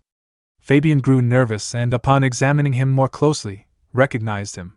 He asked if he was truly Kaylee and desperately tried to convince him that there had been a misunderstanding, pleading for an opportunity to explain himself. However, one of the fallen hooded figures secretly pulled out a red crystal and crushed it, proclaiming his loyalty to His Majesty the Emperor. The crystal immediately activated the suicide seal engraved on Fabian's neck. The seal began glowing intensely. A vast amount of mana gathered around Fabian. Then, a violent explosion erupted. Carl was thrown backward by the blast. Coughing, he emerged from the dust and stared in horror at the devastation before him. The Forbidden Zone's ancient seal had been severely damaged. Carl muttered in shock as he realized the catastrophic consequences of what had just happened. Meanwhile, inside the Room of Enlightenment, Raoul coughed up blood after being pierced by Bei Dohyan's psychokinesis sword. Bei Dohyan stood before him with a cold expression and called him disappointing. With a simple motion of telekinesis, he pulled the sword out from Raoul's chest. Raoul cried out in pain and coughed up even more blood. As he struggled to remain conscious, he realized that something was wrong. This Bei Dohyan was different from the one he remembered in his past life. The opponent before him was using the exact same powers he possessed, the spirit power gained from the Quarkus meditation method and even the telekinetic ability obtained from Jinek's dungeon. Raoul had believed that if they fought on equal footing, even with his swordsmanship sealed, he would still have a chance. Yet he could not understand why he was losing. Bei Dohyan questioned him, asking why he had become so weak and what he had been doing all this time. Raoul angrily told him to shut up and insisted that if he could use his swordsmanship properly, he would never lose to someone like him. However, Bei Dohyan calmly explained that Raoul had forgotten his foundation, and that was why he could not defeat him. He asked Raoul what the very thing was that had allowed him to stand at the top of all players. He reminded him that both players and NPCs alike had once feared him. As Raoul tried to respond, Bei Dohyan interrupted and reminded him not to forget his true identity. He declared that Raoul was not only Raoul of House Ashton but also Bei Dohyan, the greatest telekinetic. Hearing those words, Raoul suddenly smiled. He realized that he had indeed forgotten something important. He understood that telekinesis was never merely a support ability for his swordsmanship. It was one of his greatest strengths. Having realized this, Raoul regained his confidence and declared that they should fight properly once again. Meanwhile, in the real world, the undead forces had slaughtered most of the dungeon monsters, and Raoul's knights were desperately fighting to protect his unconscious body. At the center of the battlefield, a violent storm of mana swirled around McClanahan as his body underwent its final transformation into a lich. Lawrence, who stood nearby, was forced backward by the overwhelming pressure. Pierce rushed to his side and asked if he was all right. Lawrence immediately warned him to stay back, declaring that the lich transformation was almost complete. Powerful mana shockwaves burst outward, forcing both of them into defensive stances. Moments later, McClanahan stepped forward. His transformation was complete. His body had become that of a lich. Filled with ecstasy, he declared that the power he had long desired was finally his. Lawrence refused to hesitate. He charged forward and unleashed a powerful mana slash that struck the lich directly. However, the lich remained completely unharmed. It laughed mockingly and stated that such attacks could never scratch its body. Pierce asked in disbelief if it was truly useless. In response, the lich raised his wand and cast a spell. A magic circle appeared above Pierce, and deadly mana attacks rained down toward him. Pierce froze in terror, unable to react. Lawrence immediately intervened and destroyed the spell with a mana slash, saving him. But immediately afterward, Lawrence coughed up blood, his body showing clear signs of strain. Pierce realized the truth. Lawrence's mana was unstable. His recovery could not keep up with his consumption. If he continued, his body would collapse. Pierce desperately begged him not to overexert himself, and declared that he would take over. Drawing his bow, he fired an arrow that pierced straight through the lich's skull. Yet the wound regenerated instantly. Both of them froze in shock and frustration. Lawrence muttered that it was impossible.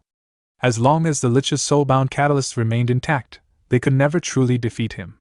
Despair filled his mind as he wished he had been stronger. The lich laughed cruelly and declared that this place would become their grave. He promised to kill them in the most painful way possible. Then his gaze shifted to Raoul's unconscious body. He declared that Raoul would be the first sacrifice. The Lich cast a devastating spell toward him. Ravel immediately created a barrier around Raoul, but she could tell that her barrier would not be enough to stop it. The Lich coldly declared that he would erase Raoul completely. Jake and Kane, who stood nearby, could only watch in horror. Ravel desperately begged Raoul to wake up. A massive skeletal construct formed from mana and unleashed a beam of destruction toward him. The attack struck, and a massive explosion consumed the area. But when the dust cleared, Raoul was still standing. He was completely unharmed. His radiant aura burned brilliantly around him, releasing holy energy. The Lich stared in shock. Raoul calmly reassured Ravel that he had arrived in time. Then he raised his hand, summoning several golden blades of energy around him. With calm confidence, he prepared to test his newly realized power. Some time earlier, in the Room of Enlightenment, Raoul finally felt a sense of completion. After enduring dozens of battles, he had at last managed to achieve a draw. He realized that if he had focused solely on being Raoul the Sword Master, he would never have reached this point, even if he had died and returned countless times. At that moment, a system window appeared before him, displaying a message of congratulations for passing the Room of Enlightenment. It informed him that he now possessed all the qualifications required to ascend to a higher realm. Soon after, a set of golden gates materialized before him and slowly opened.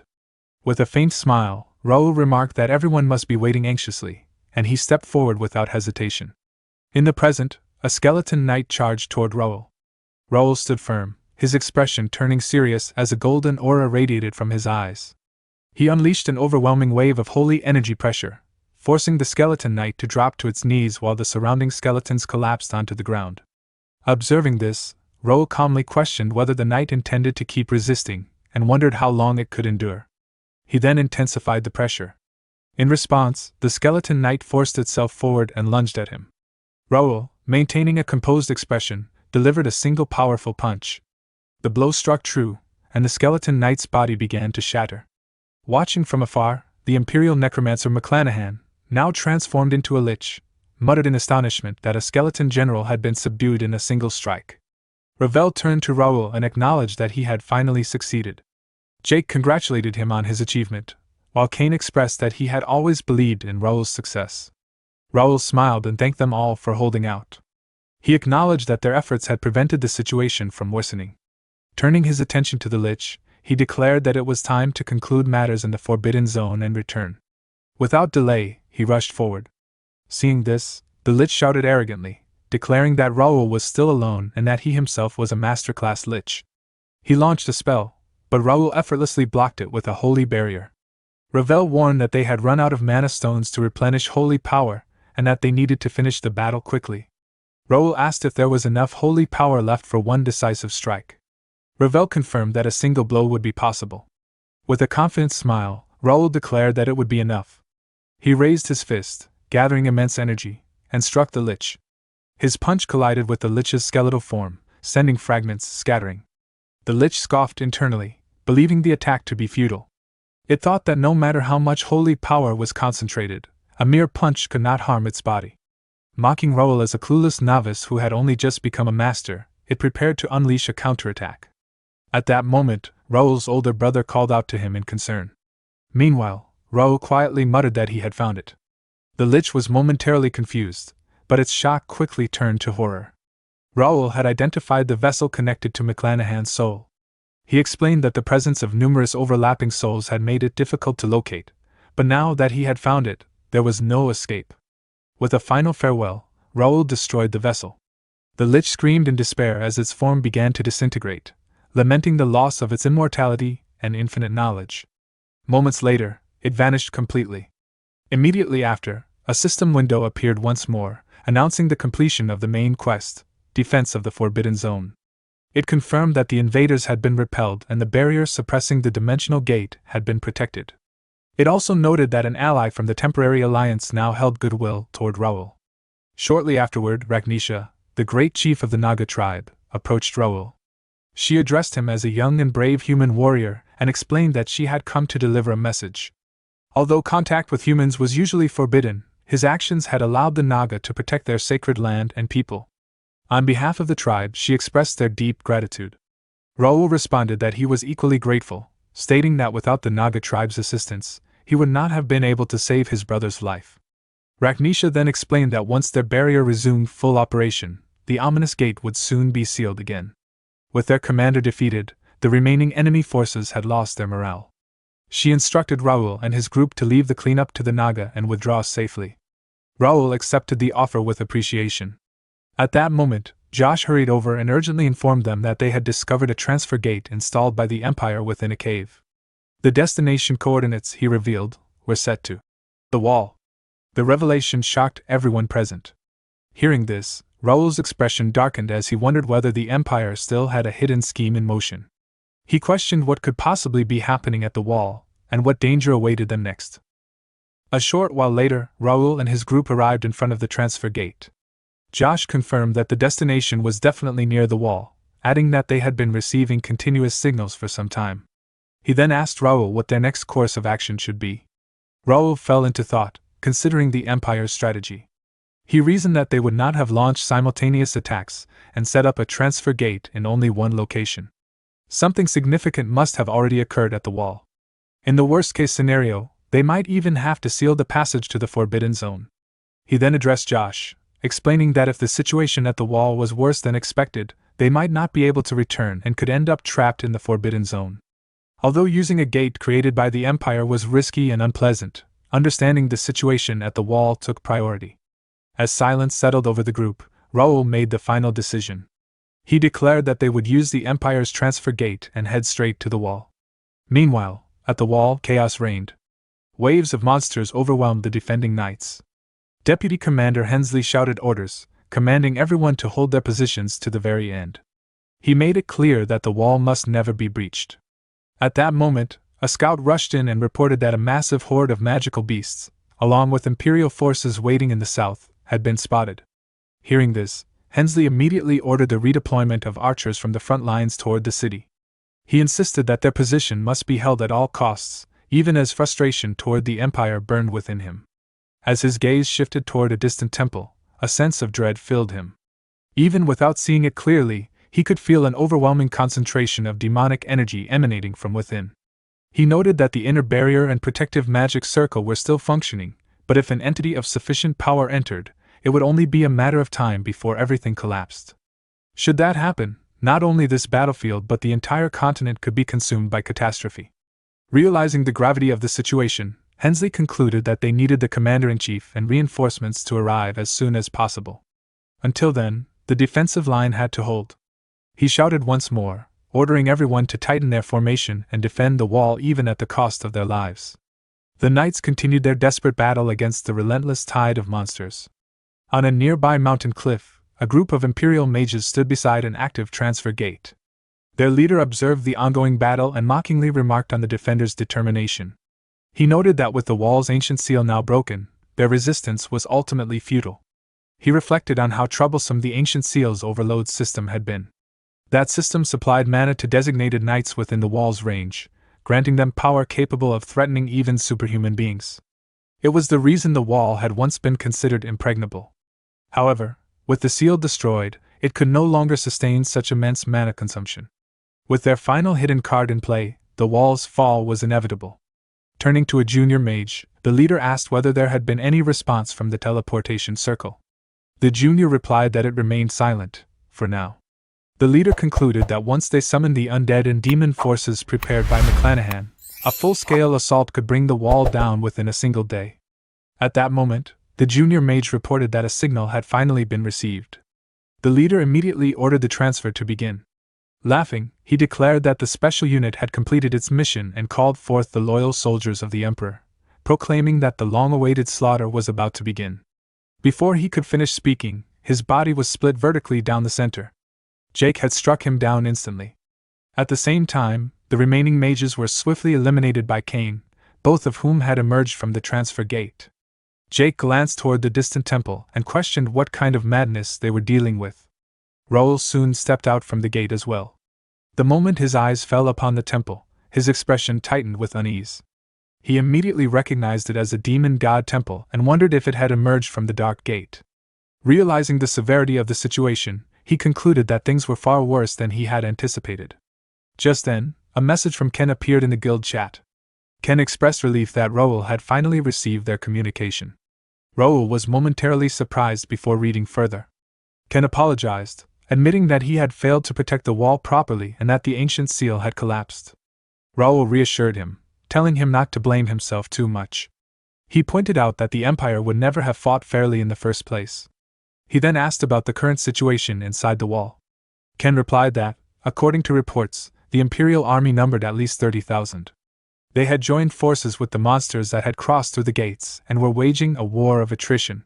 The commander-in-chief was urgently sending messengers to gather all forces back to base. Hearing this, Raoul reflected on his past life, wondering if everything had fallen into ruin back then because of this very incident. He then asked Ken whether he had heard anything about a floating castle. Ken replied that he had not received any information that far. Raoul analyzed the situation further. He understood that demons who descended into the world could not use their full power immediately. They required demonic energy, which took time to spread from the Dark Gate. The most efficient method for them was to summon a demon god temple from the demon realm, turning the surrounding area into demonic territory.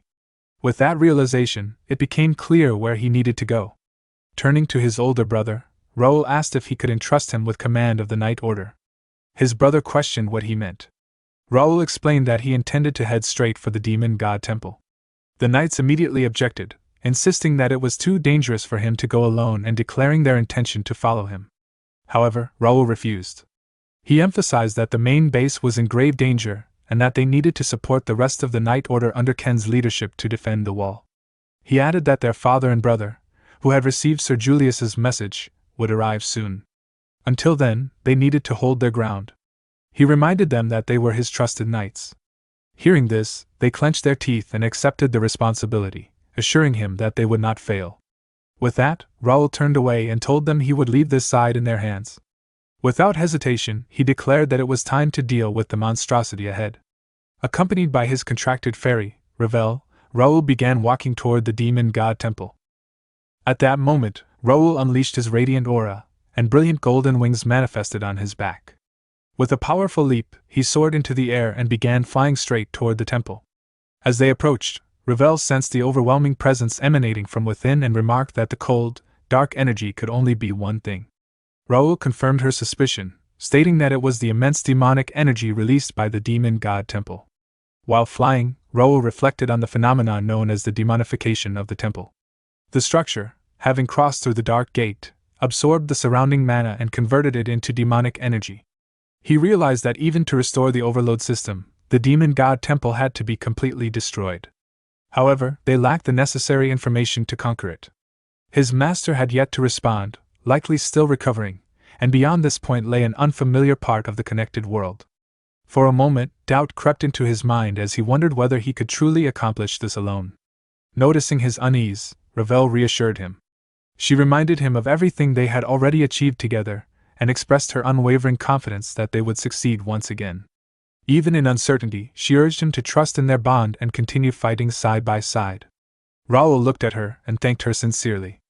Regaining his composure, he declared that it was time to see just how formidable their guest truly was. Upon entering the temple, they were met with a horrifying sight. The corridors were covered in thick, coagulated blood. Ravel instinctively covered her nose, overwhelmed by the oppressive demonic energy saturating the area. As Raoul observed his surroundings, he sensed the presence of a barrier. He noted that minor spatial expansion spells had been cast within the temple, but beyond that, there was an unsettling distortion in the space itself. He questioned what kind of ability could create such an effect. Suddenly, one of the blood clots exploded. Raoul reacted instantly, raising his sword to block, but Ravel was faster, casting a protective shield that absorbed the blast. A voice echoed through the temple, laced with irritation. The demon complained that he had been enjoying a rare moment of leisure before being disturbed. Seated atop a throne, the demon smiled coldly and mocked the intruders as rude and uninvited guests. At his will, the blood throughout the corridor began to move. He muttered that anyone who dared to disturb Count Forces's rest deserved punishment, and pondered how best to kill them to improve his mood. In response, Raoul activated his psychokinesis trait and shattered the glass the demon held in his hand. The demon's smile widened, expressing amusement at the unexpected trick. As the demon advanced, Raoul immediately launched an aura-infused slash. However, the demon manipulated the surrounding blood to form a barrier, effortlessly blocking the attack. Raoul was momentarily surprised. Ravel quickly asked if he had noticed the same thing. Raoul confirmed that he had and stated that he believed he understood the source of the demon's power.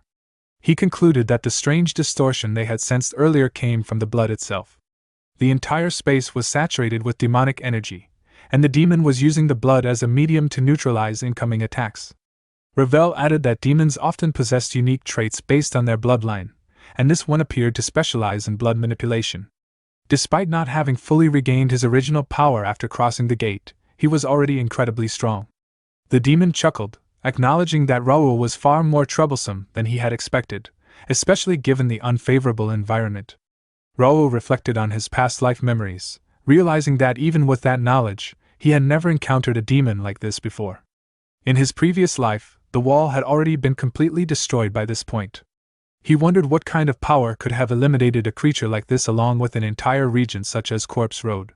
The demon, noticing Raoul's distraction, grew irritated and accused him of being disrespectful. As he spoke, he gathered blood into his hand, preparing another attack. In response, Raoul created multiple swords and launched them at the demon. Once again, the demon blocked the attack with his blood barrier. As the clash unfolded, blood splattered like rain across the ground, only to flow back and rejoin the demon moments later. Impressed, the demon admitted that it had been a long time since a human had lasted this long against him. He remarked that Raoul seemed far more useful than the insignificant Imperial soldiers and offered him a proposition: swear loyalty, and he would make Raoul the king of this domain. Raoul scoffed at the offer and rejected it outright. He stated that the demon was nothing more than a subordinate acting under the Emperor of the Cronan Empire, and that this entire invasion had been carried out under the Emperor's orders. Hearing this, the demon's expression twisted with anger. He declared that the Emperor was merely a human and questioned how a mere human could possibly command a noble of the great demon realm. Raoul was taken aback by this revelation.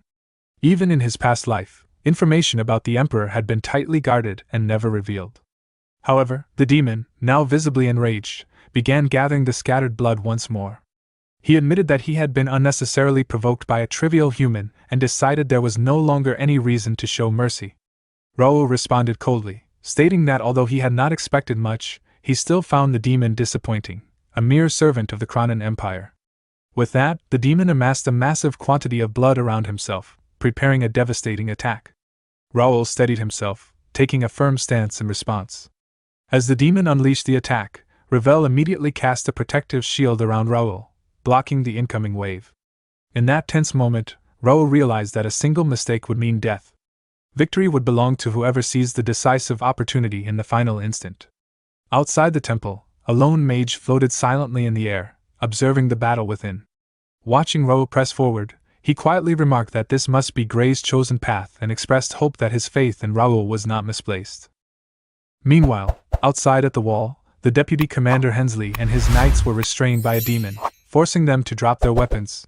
Hensley, his body trembling, struggled to stand upright as the demon restraining them mocked him, declaring that without the power of the artifact, he was nothing, yet still clung on stubbornly.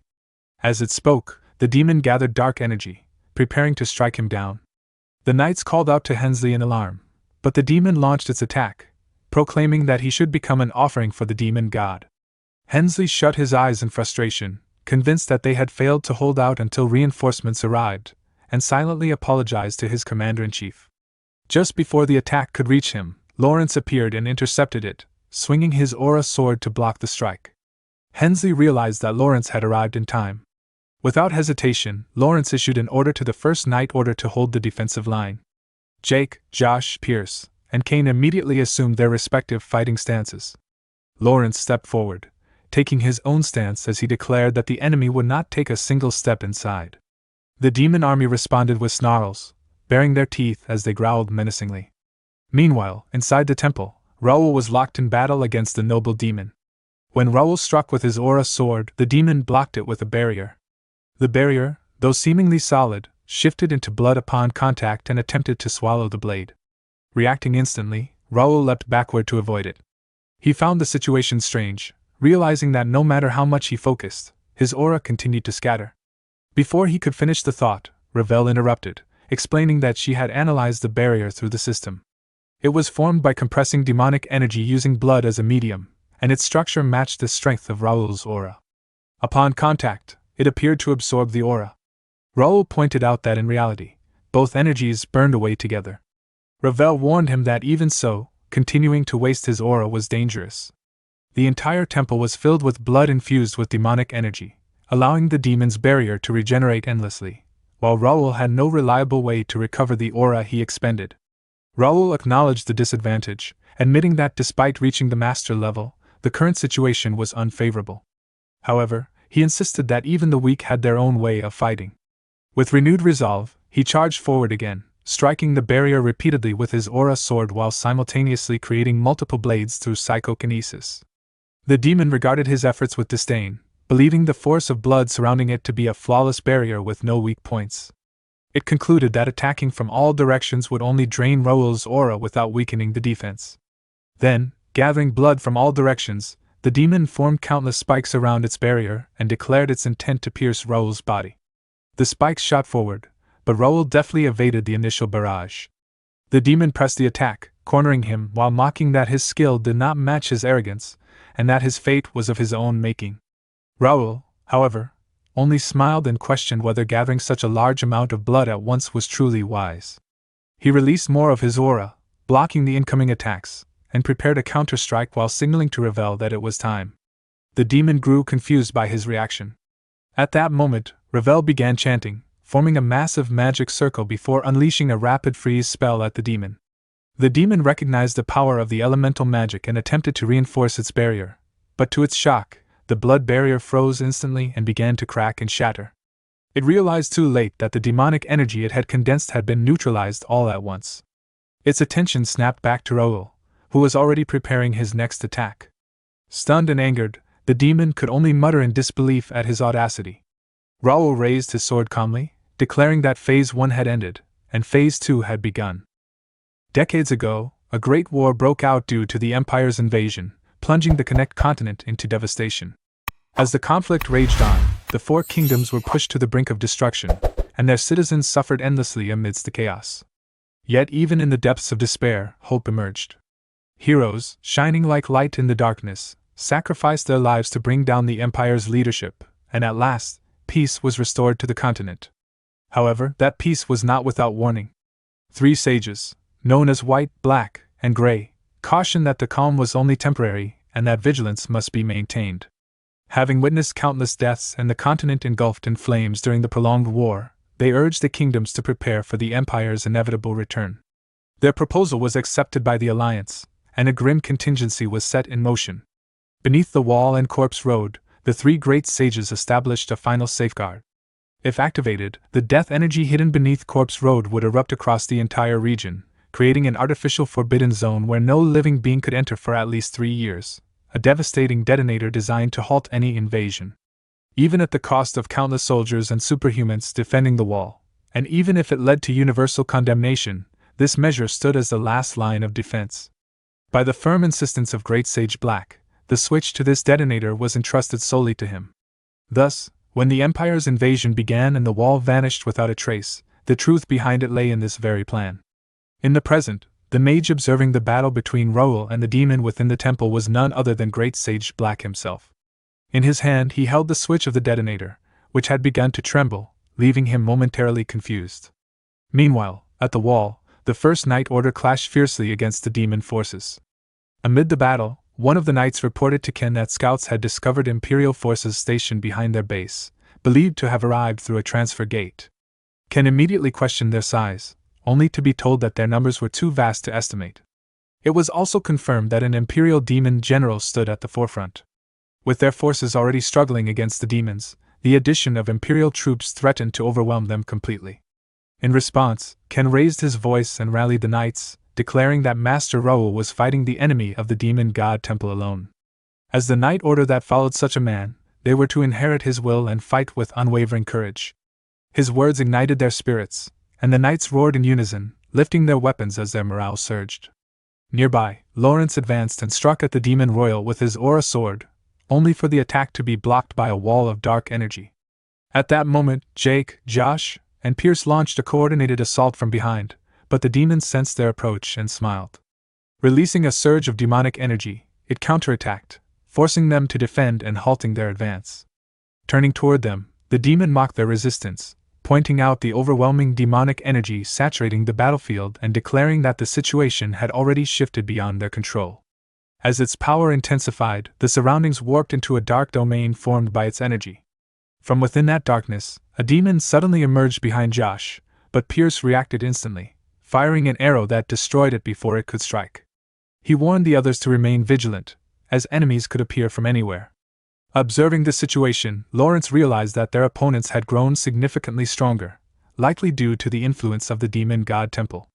The shadowy barrier surrounding them was not only grotesque but also a calculated method of restraint. He understood that reckless attacks would only endanger their allies, and that the key to turning the tide lay in recognizing shifts on the battlefield faster than their enemy. The scene then shifted back to the temple. There, Raoul's sword had pierced the demon's chest, yet the creature forced the blade back as it gathered blood to restore its strength. Raoul gritted his teeth, realizing that the demon still had reserves. However, the nature of the energy had changed. It was now drawing upon its own blood, increasing its purity and control. The demon laughed maniacally, mocking Raoul for revealing his trump card and questioning what he could possibly do next. Raoul retreated, creating distance between them, and calmly pointed out that the demon no longer seemed capable of using the barrier it had once boasted about. The demon dismissed the concern, claiming it no longer needed such a defense to tear him apart. Raoul, however, understood the implications. A demon using its own blood would possess far greater control, rendering conventional aura blades ineffective. His gaze briefly shifted to the Regnitor armor, and he felt a flicker of unease, knowing that with just a little more time to recover his holy power, the battle could have ended differently with his master's aid. Ravel called out to him, snapping him back to the present. Raoul steeled himself, abandoning any lingering regret, and resolving to overcome the situation with everything he had. Acknowledging that he had grown complacent, he reminded himself that real battles were inherently brutal. With renewed determination, he declared that it was time to go all out and confront the enemy head-on. The demon showed a hint of surprise as Raoul unleashed his power, forming a multitude of weapons in the air, each one ready to strike at his command in an instant. Genius protagonists, overwhelming growth, and legendary battles, this is your battlefield. We're just steps away from 20,000 subscribers. Subscribe now and rise with us.